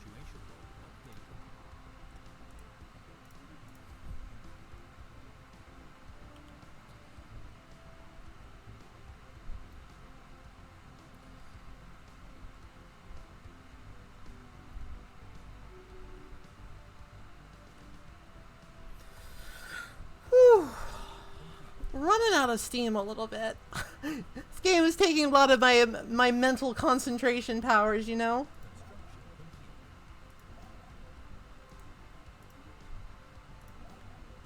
And it's been a long week, but we are on hour 28 of streaming this week. Wow!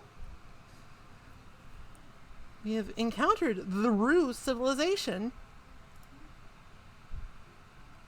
That's a primitive civilization. They're kind of like barbarians, but they can't make any trouble because they don't have technology.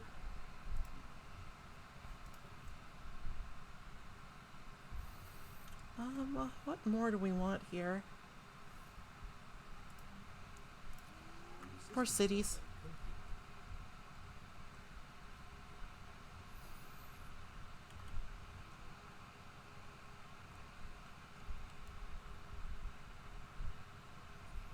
Special project complete. I mean, okay, so, it's not, like, super ridiculous.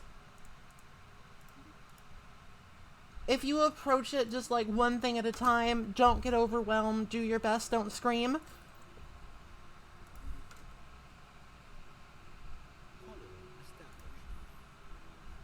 Max moat harvesting traps. Sadly don't have that technology yet. Research that. Let's go with the usual build here.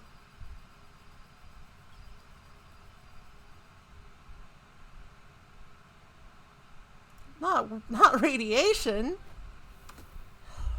Okay. One second, video game. 1 second. I'm struggling. Get inside. Nobody home. Keep digging. So from archaeological dig sites, you get minor artifacts, and minor artifacts are actually extremely powerful. Let's take a look at what we can do with them. We can sell them to a private collector. We can celebrate diversity for a free unity infusion. And we can discover a precursor insight with 25 of them. We don't have that many. But we are kind of low on precursor insights, so I'm going to actually save up for that, I think. Because getting that precursor chain done is very powerful.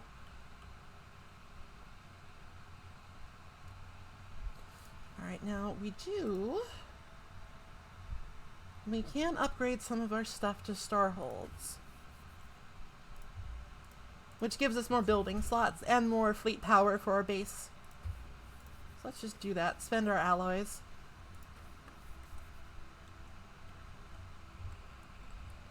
Don't necessarily want to trust fund in this game, but it's also not the worst thing in the world.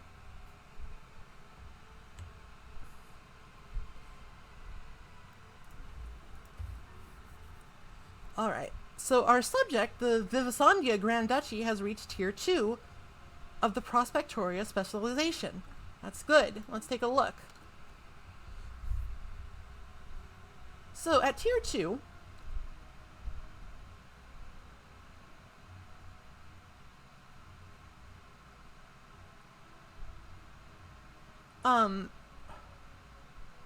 we can now receive alloys, rare crystal, and rare alloys. We can get strategic resources from them, basically.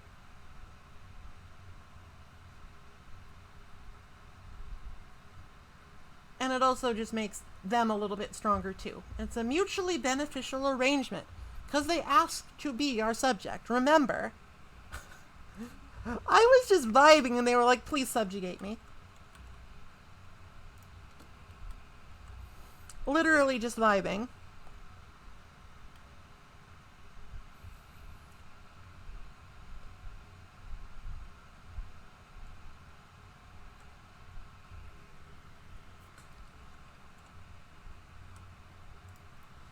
All right, we have some worlds we can colonize here.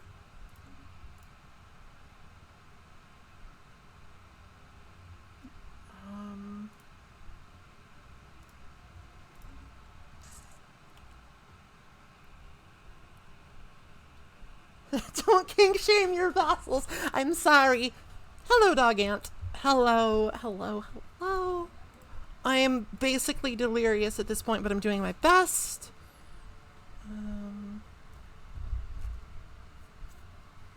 So here's the issue I'm facing with this particular planet. We could designate it as a tech world, but here's the thing about tech worlds. They don't actually give you more research. They just reduce researcher upkeep, which is useful, but we're not having a problem with upkeep right now. So I think keeping it on Unification Center for the one administrative office is fine.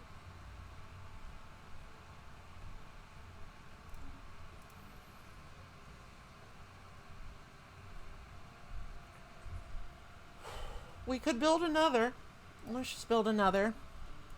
This was once an empire capital, so it's a very strong world already. We may have stolen it. We may have stolen it in a regrettable war. Regrettable but necessary war. And we do have more fleet power now. Situation log updated.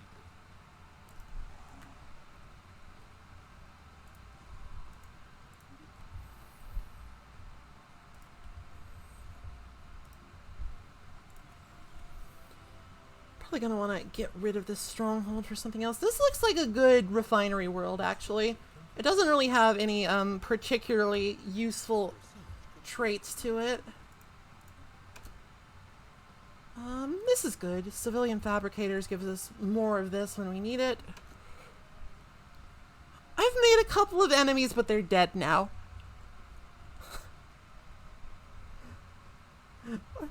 This guy is like super my friend, and these guys are just kind of like whatever.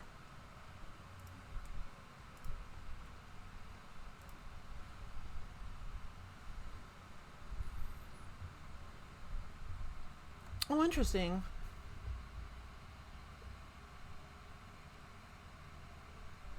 Let's crack this thing open, baby. Situation log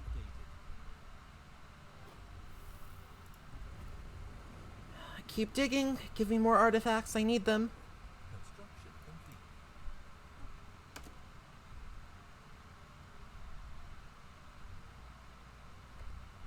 Alright, so where's that? Open underground vault. God, 20 months. That's a lot of months. What are we researching? I'm going to leave that be for now. I'm going to leave it be for now because we do have some very important engineering technologies to deal with.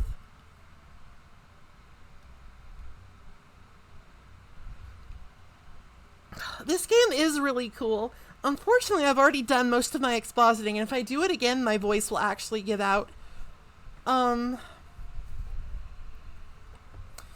Here's a brief overview of how things are working right now.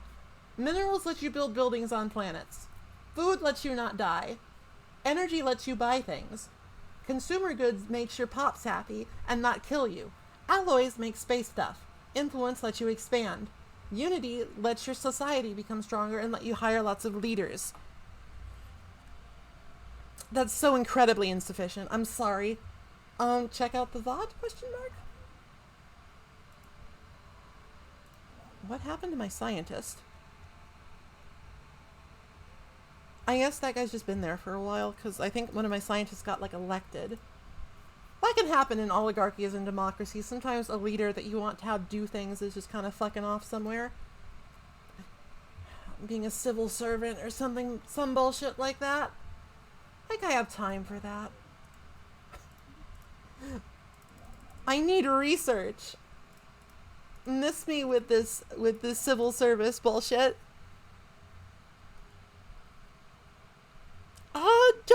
Don't actually do that.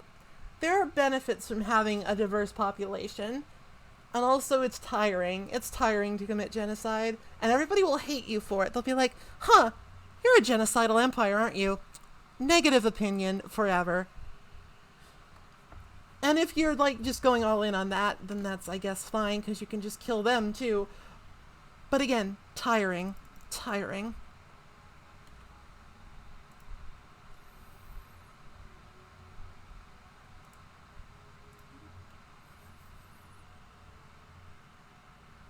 It's very tiring. There's so much to keep track of in this game. Like, look at my outliner. Look at all this stuff going on. Interesting find. Didn't mean to click that fast. I apologize. Alright, so we're working on an archaeology site. Another one will be available soon. This guy is going up to research that level 6 anomaly. I was gonna, like, settle a world or something. Oh, it's salacious.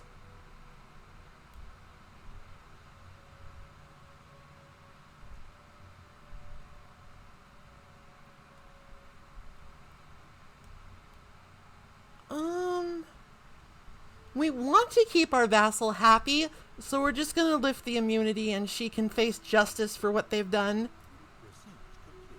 But we will need to put another, we'll need to put another envoy there. Oh, automatically done. Okay, we have another election coming up.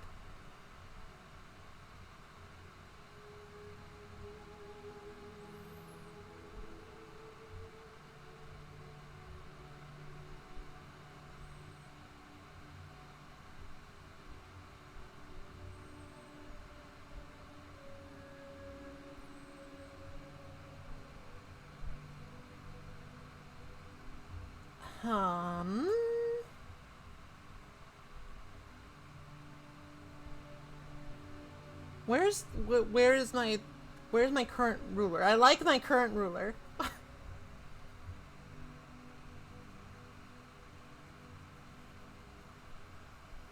can't find them. Are they not up for re-election?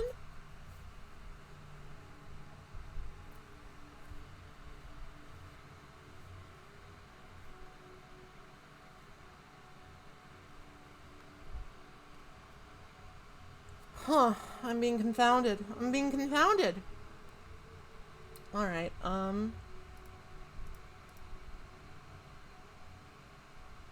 who is our current ruler? Shinnet Granville, Profession Chairwoman.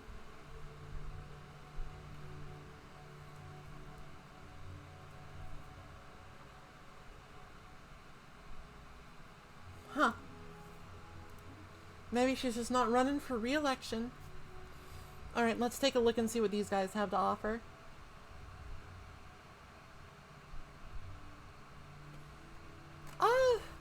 This guy's acceptable. I will re-elect him.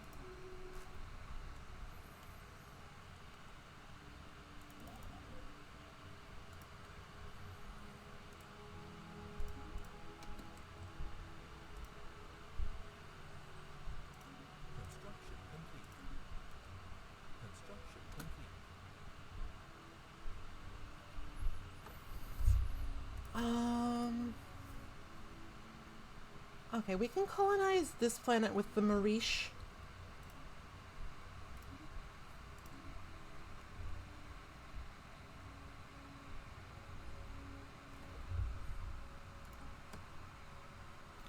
Colonize this planet with the Marish. More research station output. Okay. Looks like our star holds have finished. So we can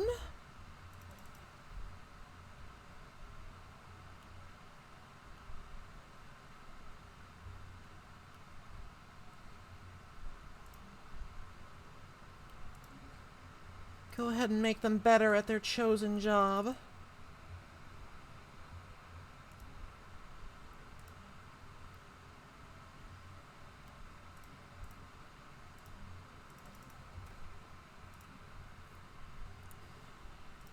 currently, I think we mostly just want anchorages so we can expand the fleet a little bit.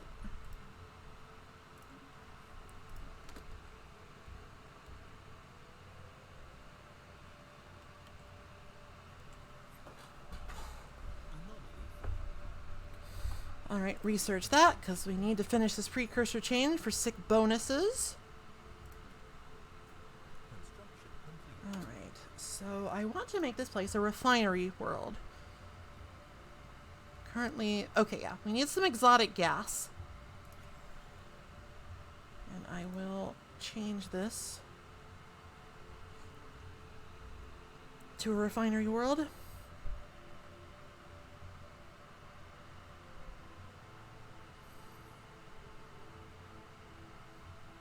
So this is a very, actually probably one of the more important and powerful designations in the game, because it makes sure refiners give more.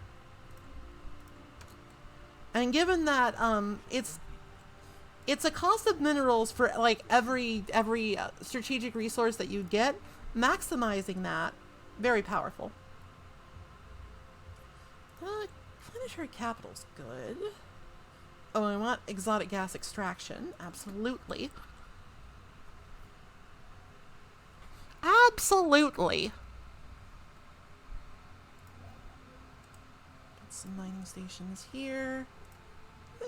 I mean, it's a colonizable world. Probably gonna want to grab Rochelle if at all possible. That's a good choke point. It's the only way for the corporate alliance to get in. I don't anticipate them causing problems, but they could.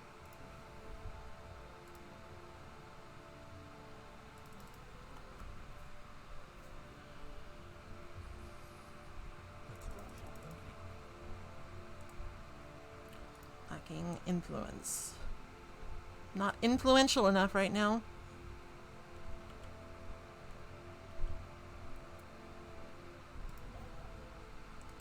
Build some mines there. You just always want these numbers to be going up, up, up if you can at all help it. I think I need to stop selling consumer goods though. We are almost bottoming out, and that's not great.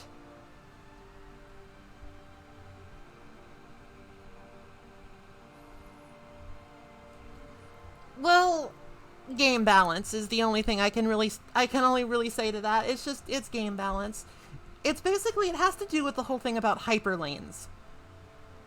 Because space is prohibitively big. Space is very big. As you well know, space is a big place. Actually getting between these star systems without using hyperlanes would take years upon years. So, you have to take into account these hyperlanes when you are like thinking about transportation infrastructure. So if you've got this system where there's only one hyperlane into your territory and it borders another empire, then that becomes a choke point because you control the hyperlanes.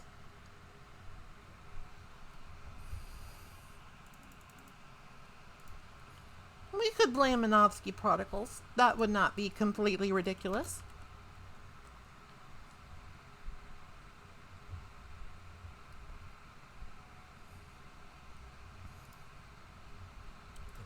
Go ahead and colonize this world too, just because we're kind of flush with stuff.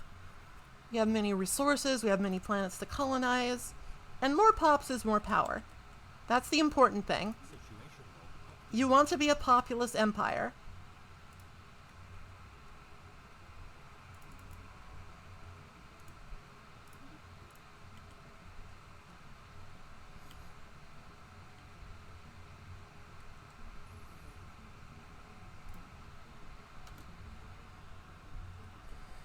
Probably do with another city here for another building slot.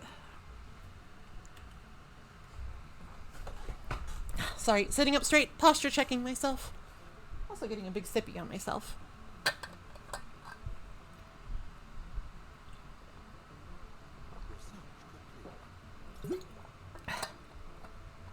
Boisty.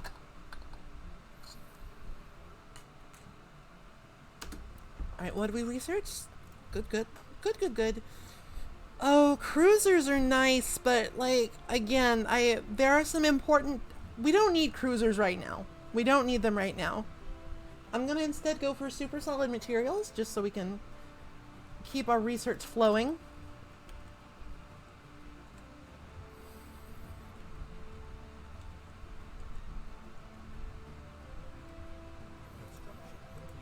And colonize Aldebaran.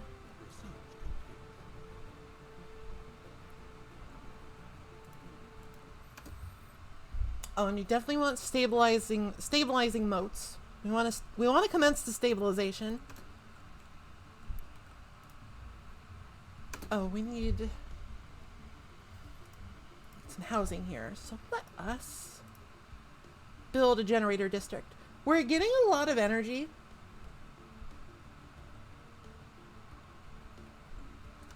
We're getting genuinely like a lot of energy here.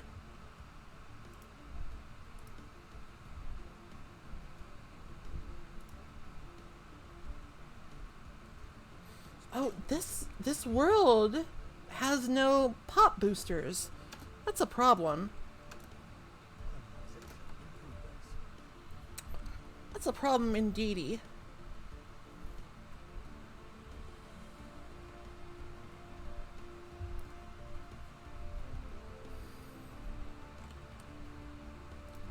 Alright, let's build another city so we can build a gene clinic. We don't necessarily want robots here because this is mostly specialist jobs, and robots aren't advanced enough to be specialists yet.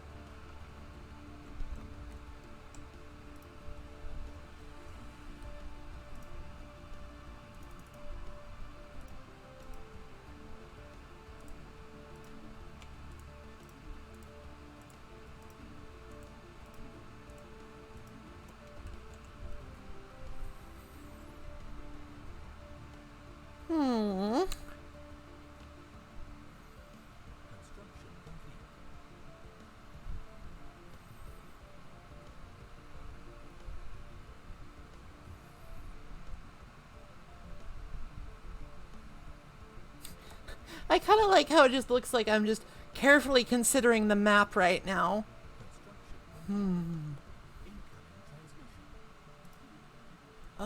No thank you. I don't want a commercial pact. I have no influence as it is.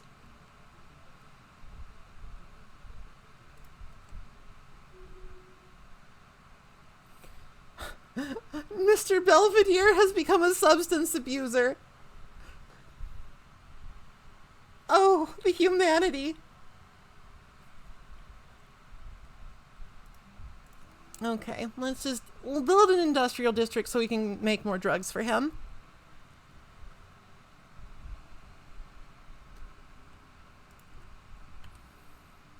I'm sorry, Mr. Belvedere, for putting this burden upon you.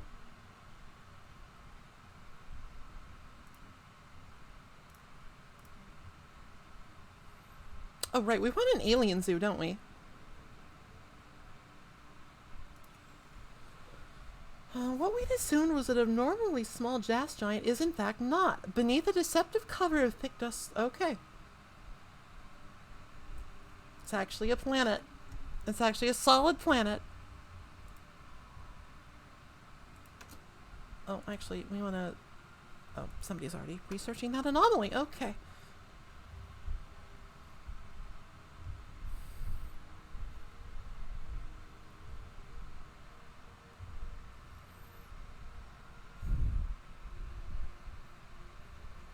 I hope that everybody is having a nice Friday. I hope that the end of the week is a joyous thing for you.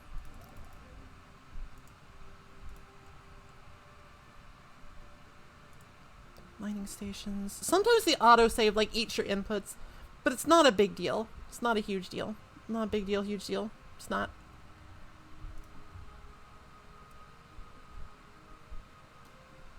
Alright, so the Buhavlila provisioners have equivalent fleet power, which is a little scary. So let's try and fix that. Let's try and fix that.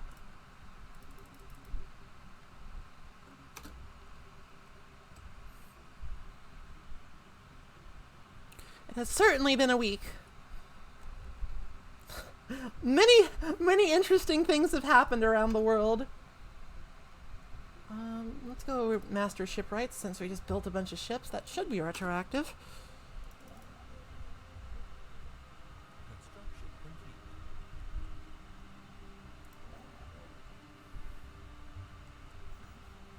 We are full up on food. Let's sell food. Colonization in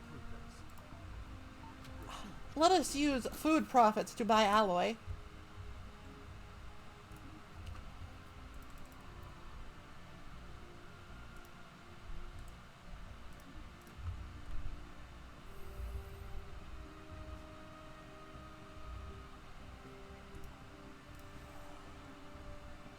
Alright, so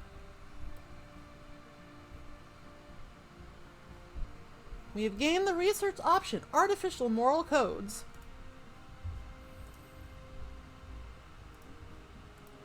We have completed that technology. Very useful. Adaptive bureaucracy. What are our edicts looking like right now? Oh, we have exceeded the edict cap because we're an enormous empire. We don't need map the stars on right now. And we can... We will go over our starbase cap if we remove fortify the border, so I will keep it there for now. But I think that the extra edict cost will be the play here. We actually don't really need terrestrial sculpting because we have a very diverse and adaptable empire. We don't need to we don't need to terraform anything.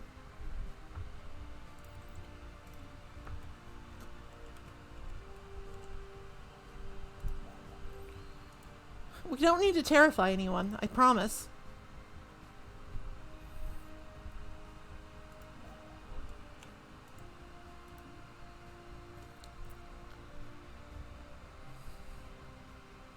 Please do not be scared.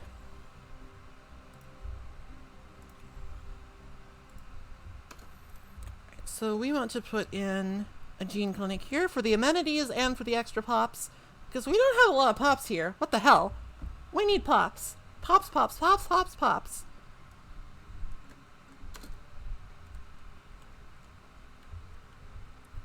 That was like one of the first planets we settled and it just has no pops. Pops are absent. Ah!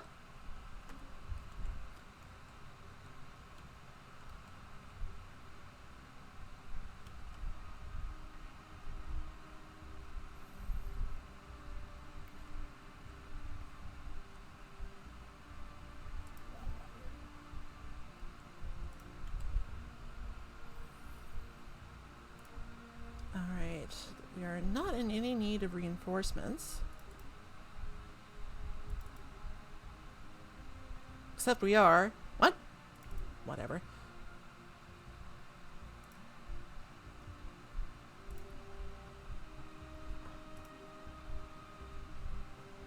Oh, it's because ships are building. It's because ships are building.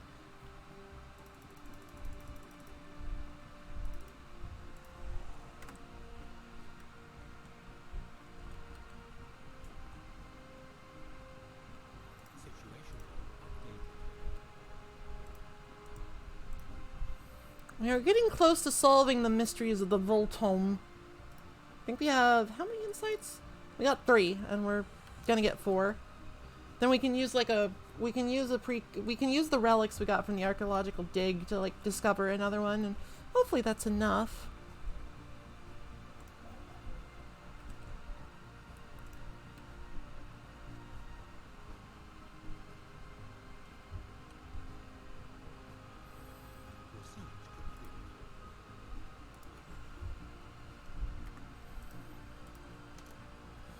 Okay, so what do we want here?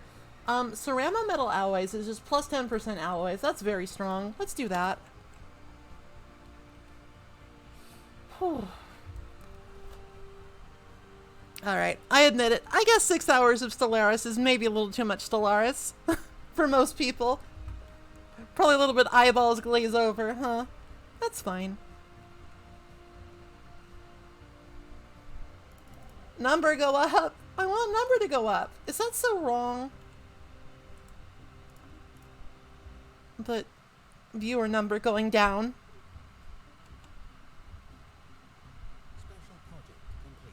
Interesting find.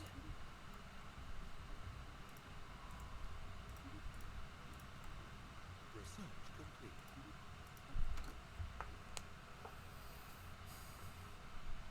Oh, this will be a good one. We do want administrative parks, and we do want more edicts fund.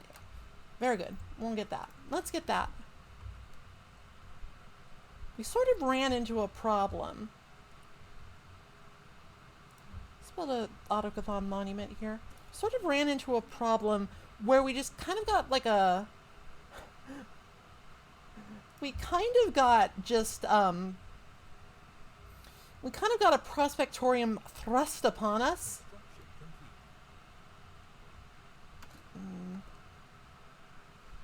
Do we really want gene clinics on the capital? That might be overkill. Like, this already has a strong population.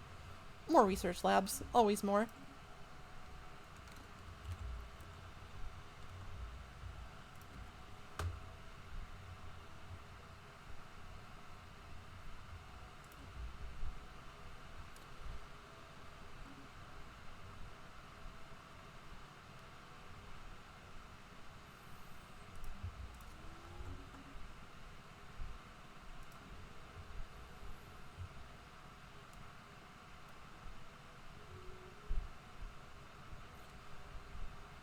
End of their rivalry.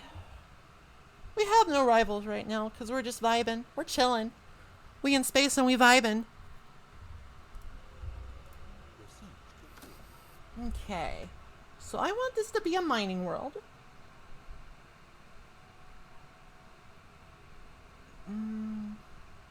But we don't really have any buildings that make mining worlds better at this moment in time. So let's just go with the good old-fashioned alloy foundry. Get that number up. Build more ships, etc., etc.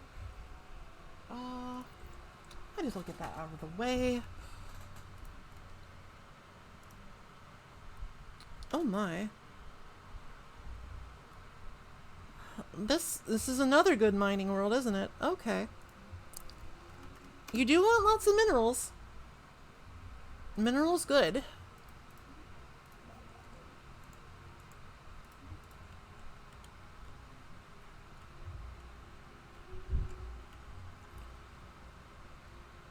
Being in the requiring more mineral situation is kind of annoying.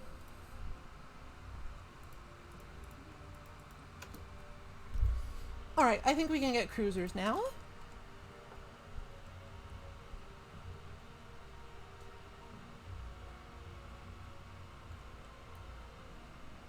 Alright, so right now, I think we are like primarily limited. We're primarily limited by our influence.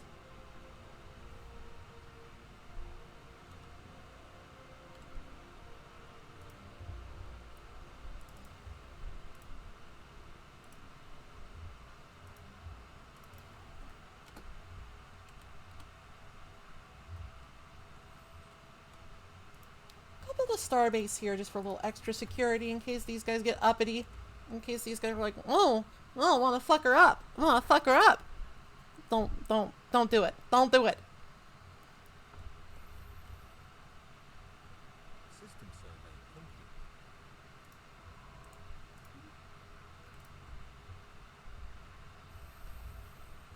Construction complete. Okay. Well, we could always go with more industrial districts, because, again, having lots of industrial districts means that we'll get lots of engineering research, lots of building slots, and just good stuff.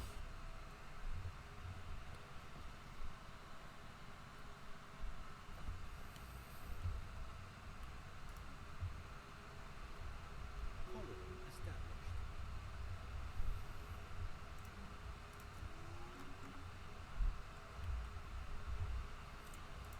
We've established a colony on Grekel Prime.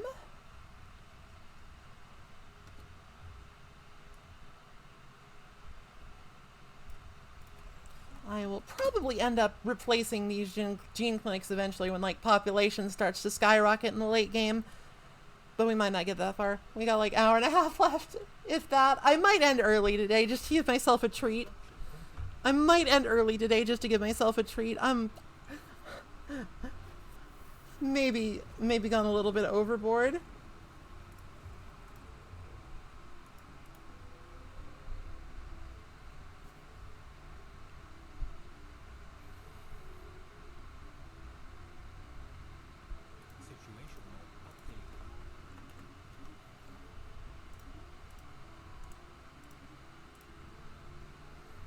It's Friday! Gotta have fun on Friday.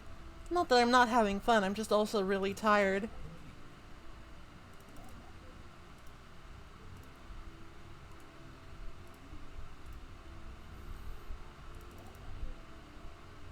So we got the red fleet and the burgundy fleet. Sure.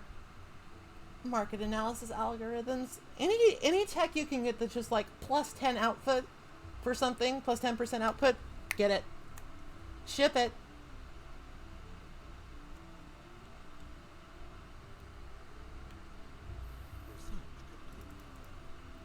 We are going to want anchorages and upgrade. Colonial bureaucracy. Research that shit. Okay. So, Ceramo metal infrastructure is good. It will give us just a free building slot everywhere, which will definitely make things a little bit more flexible. But stellar expansion is also good, because we are capped on star bases, and this won't let us turn off fortify the border. Let's do that. Let's do that. The border doesn't really need to be fortified anymore, to be honest with you.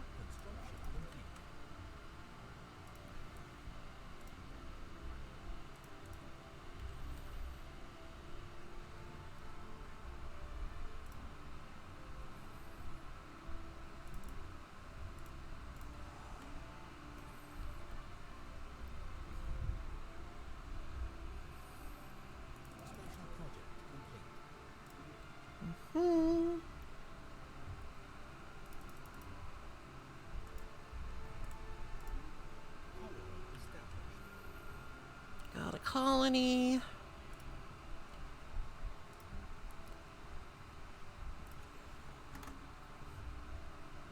So we're starting to get some nice little stockpiles of rare resources going.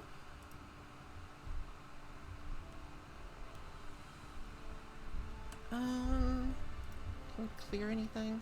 No. Alright. This is a small planet without a lot of districts, so I think we're gonna need to do what we can to get more building slots.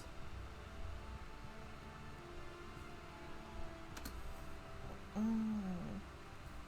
do we need more of?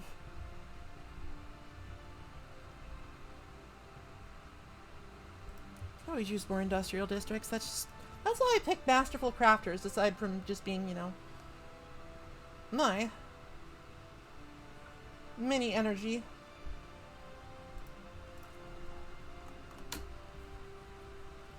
I'm mostly just talking to myself now. I'm just like, focus, focus.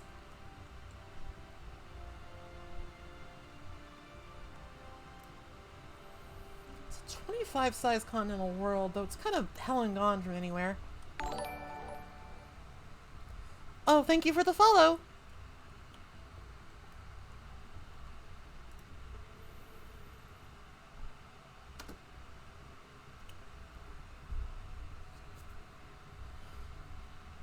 So this is a factory world.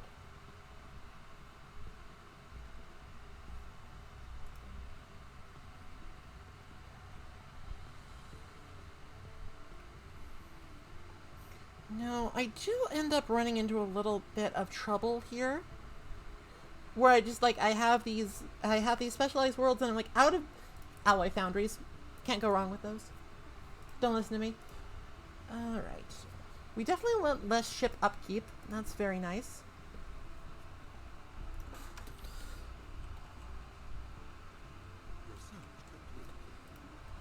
Alright, we have cruisers now. Let's get afterburners just because they're quick.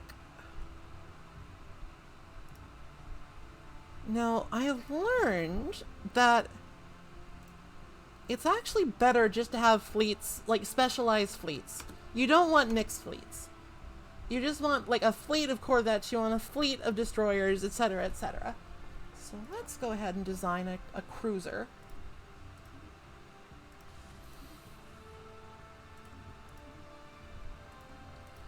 Let's make it a carrier, just for laughs.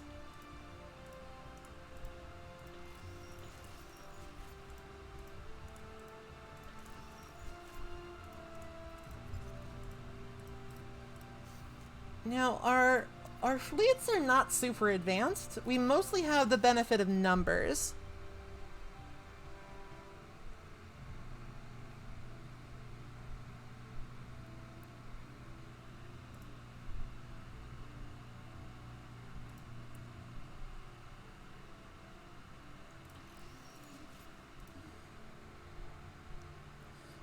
This empire is not specifically about space communism. We didn't take shared burdens. Somebody just asked me to take that. So I did. I'm eager to please.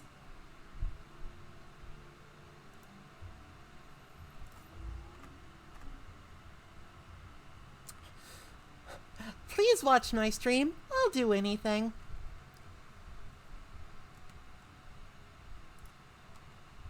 System survey complete.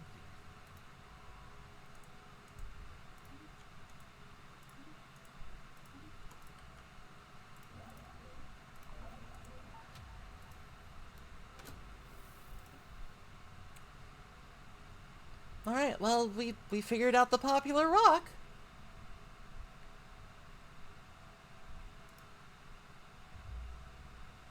Site has been fully excavated.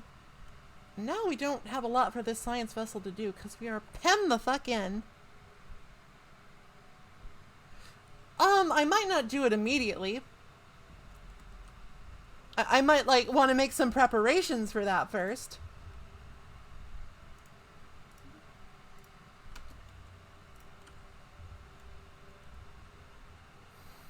Just because that would, at this point, that would just end the game. I would get demolished. I would get murder-lated.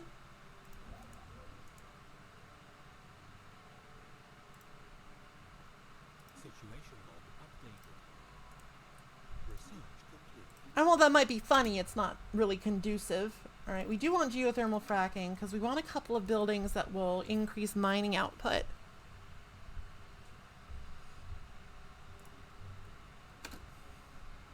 Alright, so this is a refinery world. Let's build some more exotic gases because once we get that research complex upgrade,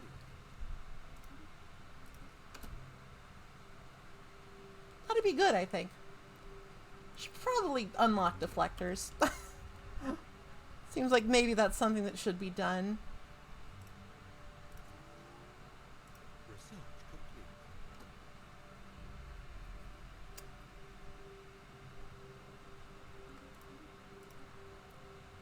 Right. This is a really strong one, Interstellar Fleet Traditions, because it unlocks some very useful star-based buildings. Definitely want that when it pops up. I can also... No longer will we fortify the border. We can put our edicts fund towards something else.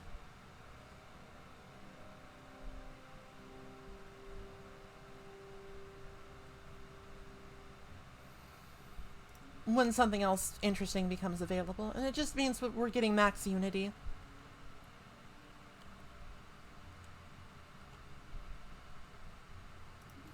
Somebody's become more openly militaristic. That's a problem. Please leave me alone. I don't want to deal with that right now.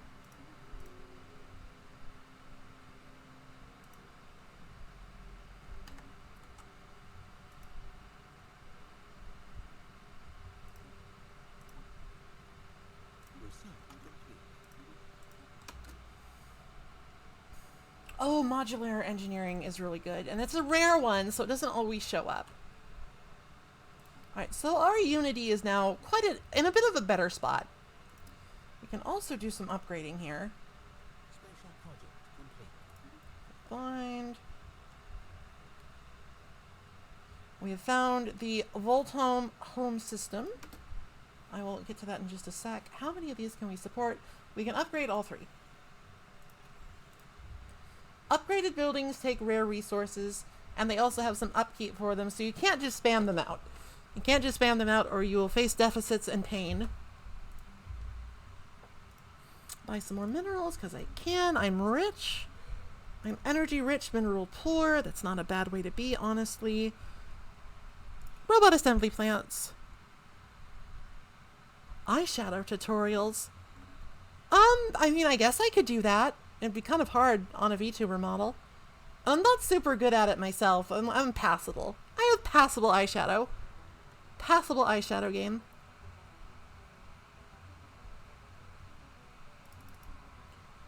I just have him survey. Where is that system? There it is.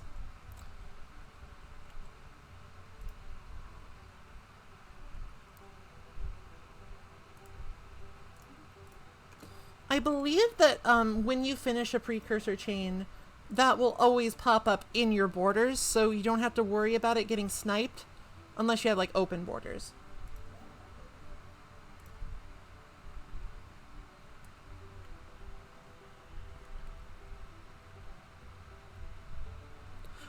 Okay, so we might have there might have been a bit of a war. There might have been a bit of a war early on, because somebody tried to abduct my precious peoples during first contact. I wasn't a fan of that.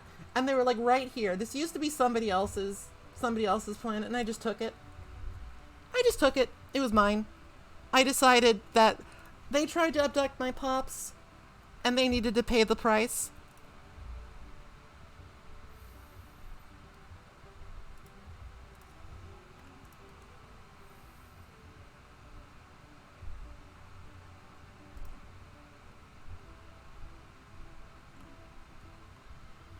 Do want a new building slot here for the moat harvesters.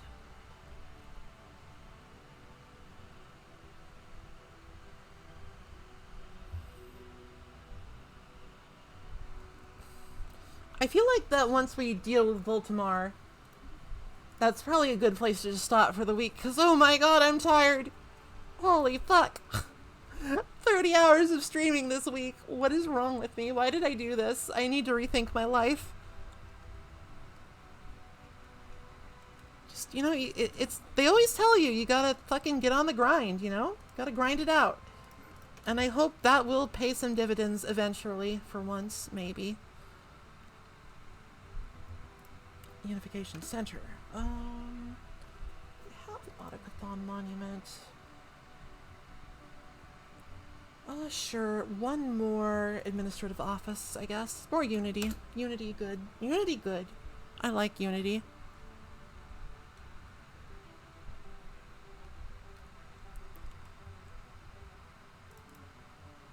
It's good to be unified. It's good to be peaceful.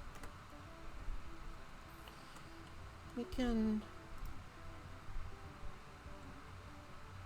develop new skills, expertise particles. That's nice. I don't micro my scientists as much as I should, I'm pretty sure. I don't micro my scientists as much as I should.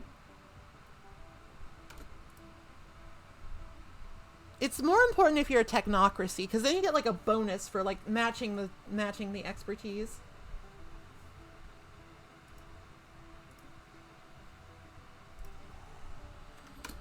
Then you get a nice bonus to speed, like more than usual. There are 2 construction ships here. There's 2 of them.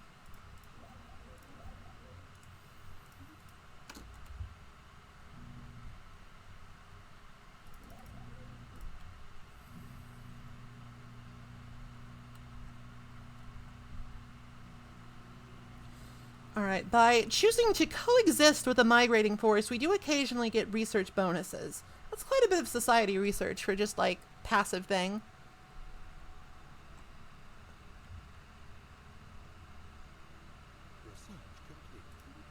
Oh, good. We got that. Now, I think we should probably go for ceramic metal infrastructure. More building slots. It used to be that building slots were unlocked with population, But they changed that. Now it's a little strange.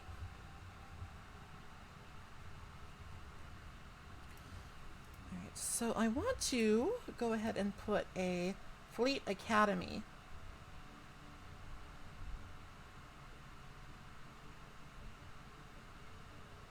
on my shipyards. That will make them stronger. That will make them more experienced when they pop out. It's not like super important, but it's a useful thing. And for the anchorages, we want naval logistics offices, which is incredibly useful. It just gives each anchorage +2. So you want all of those on your anchorages.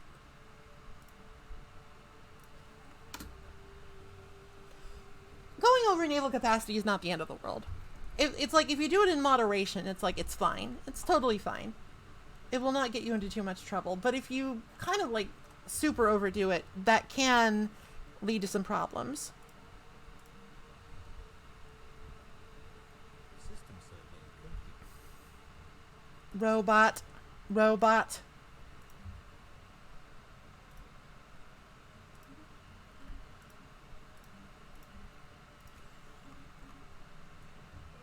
Oh, damn it.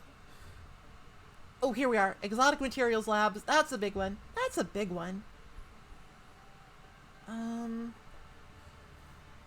guess weather control system is good. Like, we don't need that much alloys right now. We don't need to unlock nano separators. We haven't even used the first one. So let's just do city district housing +1.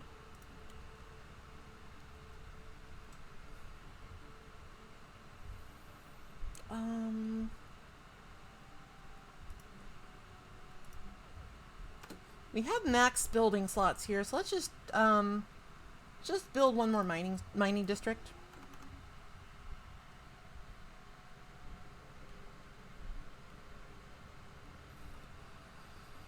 Mining district.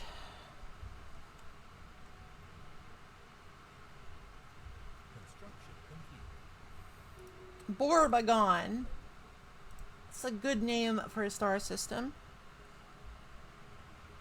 Borb.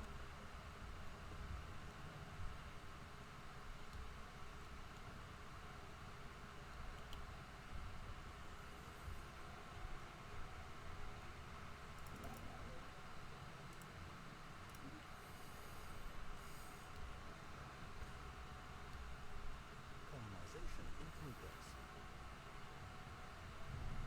Look at all of these bars filling up. Uh-oh. Odd factor. This can either be good or bad. Sometimes just like, yay, good. Sometimes it's like, this factory is killing and replacing your pups like some sort of interdimensional fuckhead. Should be avoided if possible.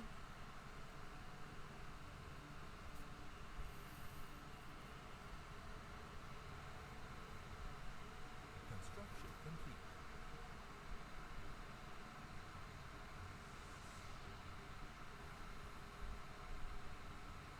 Construction complete.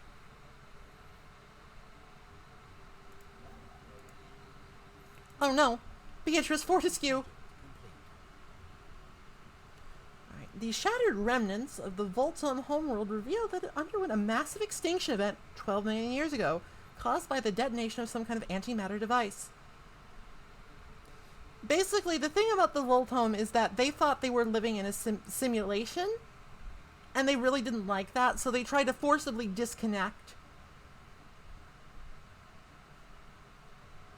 And then they blew themselves up to do that. Well, it's like, sometimes the odd factory, like, kills your pops, and that's bad. It's bad. Alright, so by completing this quest chain, we get the Voltum Reality Perforator. We get 10 minor artifacts. We get 1,000 Unity and a bunch of super special thingies. We get a bunch of, like, research bonuses. It's very powerful to complete a precursor chain. And the scientist Beatrice Fortescue. No. Alright, let's fix this. Jean Granville is available, so why don't you just go and fill her place?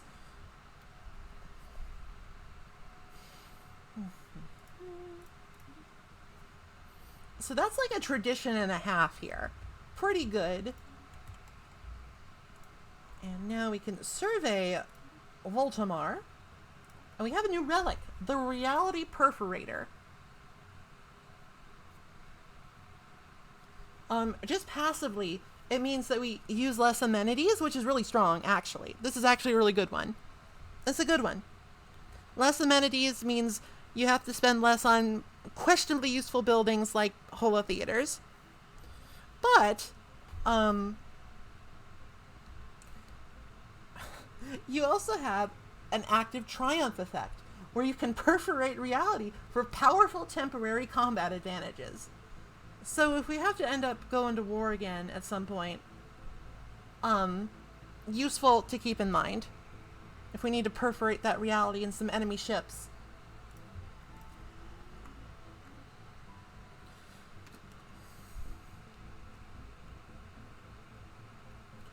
Not worth it right now, because it does have a unity cost. And we're not at war with anybody. I swear.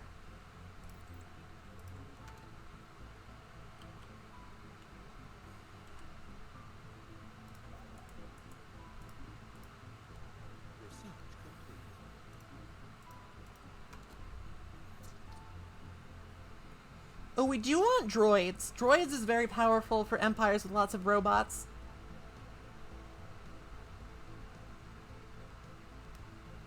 Robots can now do specialist jobs when we research that. And since AI is not outlawed. Oh, also, we do get one more reward for Voltamar finding. The system itself has some useful yields in it. We get plus 10 to each research. Very nice. That's plus 30 research in general. Let's start upgrading these. We have some, not a lot, but some exotic gases.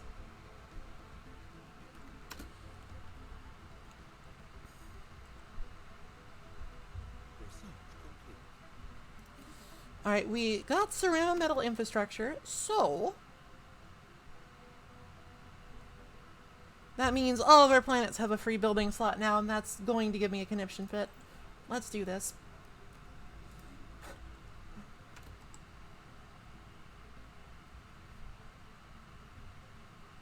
Oh, we've got a very productive Voltamar. That's 5 exotic gases, and that's a lot of research, actually.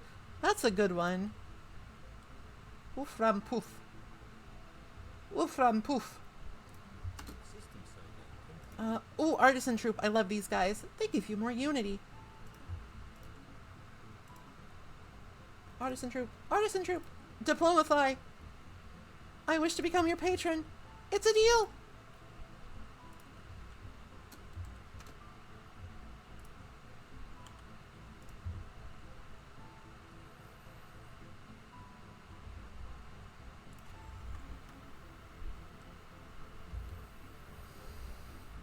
Okay, so oh, and 5 alloys too? Goodness gracious me.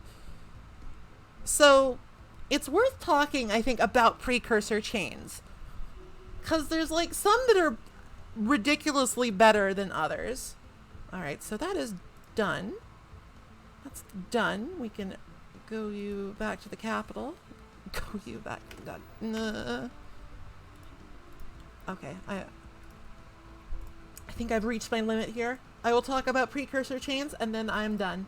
I need weekend. I require weekend. So let's talk about precursor chains for just a second. Just a little bit. Not all dead people are created equal. That's entirely correct. So if you asked me who the best precursor chain was, I would probably say the Cybrex. Because if you complete their chain and you claim their home system, you get a free ruined ring world, which you can repair later. And that's really strong. Repairing costs much less than building a ring world. And you can also delve deeper into their secrets to get just a flat 10% megastructure build speed increase, which is very strong.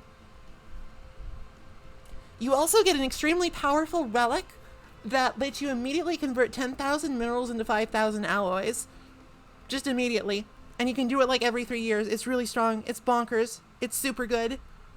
Everybody loves the Cybrex. Cybrex are homies. I would say that the only real competition for the Cybrex, in terms of just overall quality, would probably be the First League. Because if you complete the First League, you just get a free Ecumenopolis, and that's like the strongest planet type in the game. They got blown up. They got blown up. I don't know why.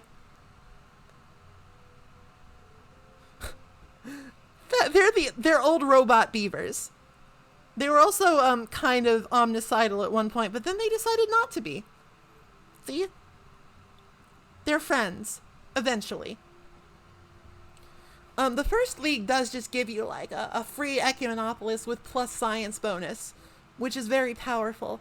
But it doesn't really give you anything else, so... You do have to upgrade the Relic World into the Ecumenopolis, but again, that's cheaper than like taking the Ecumenopolis Ascension perk.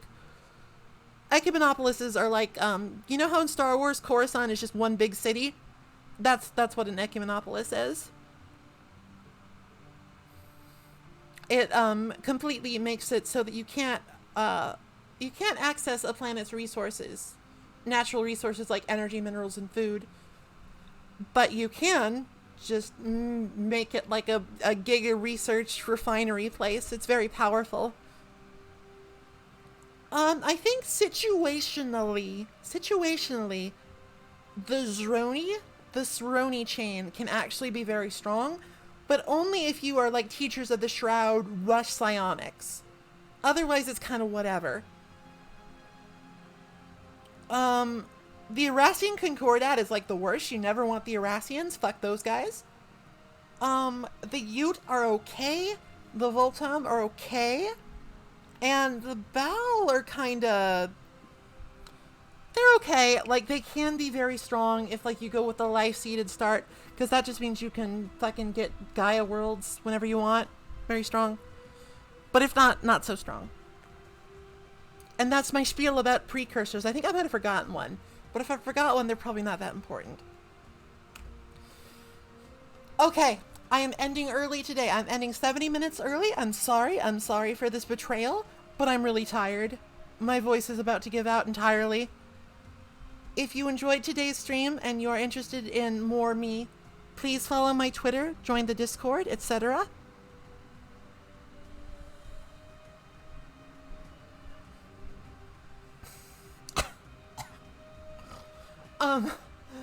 And I will be back Monday with more stuff. More stuff.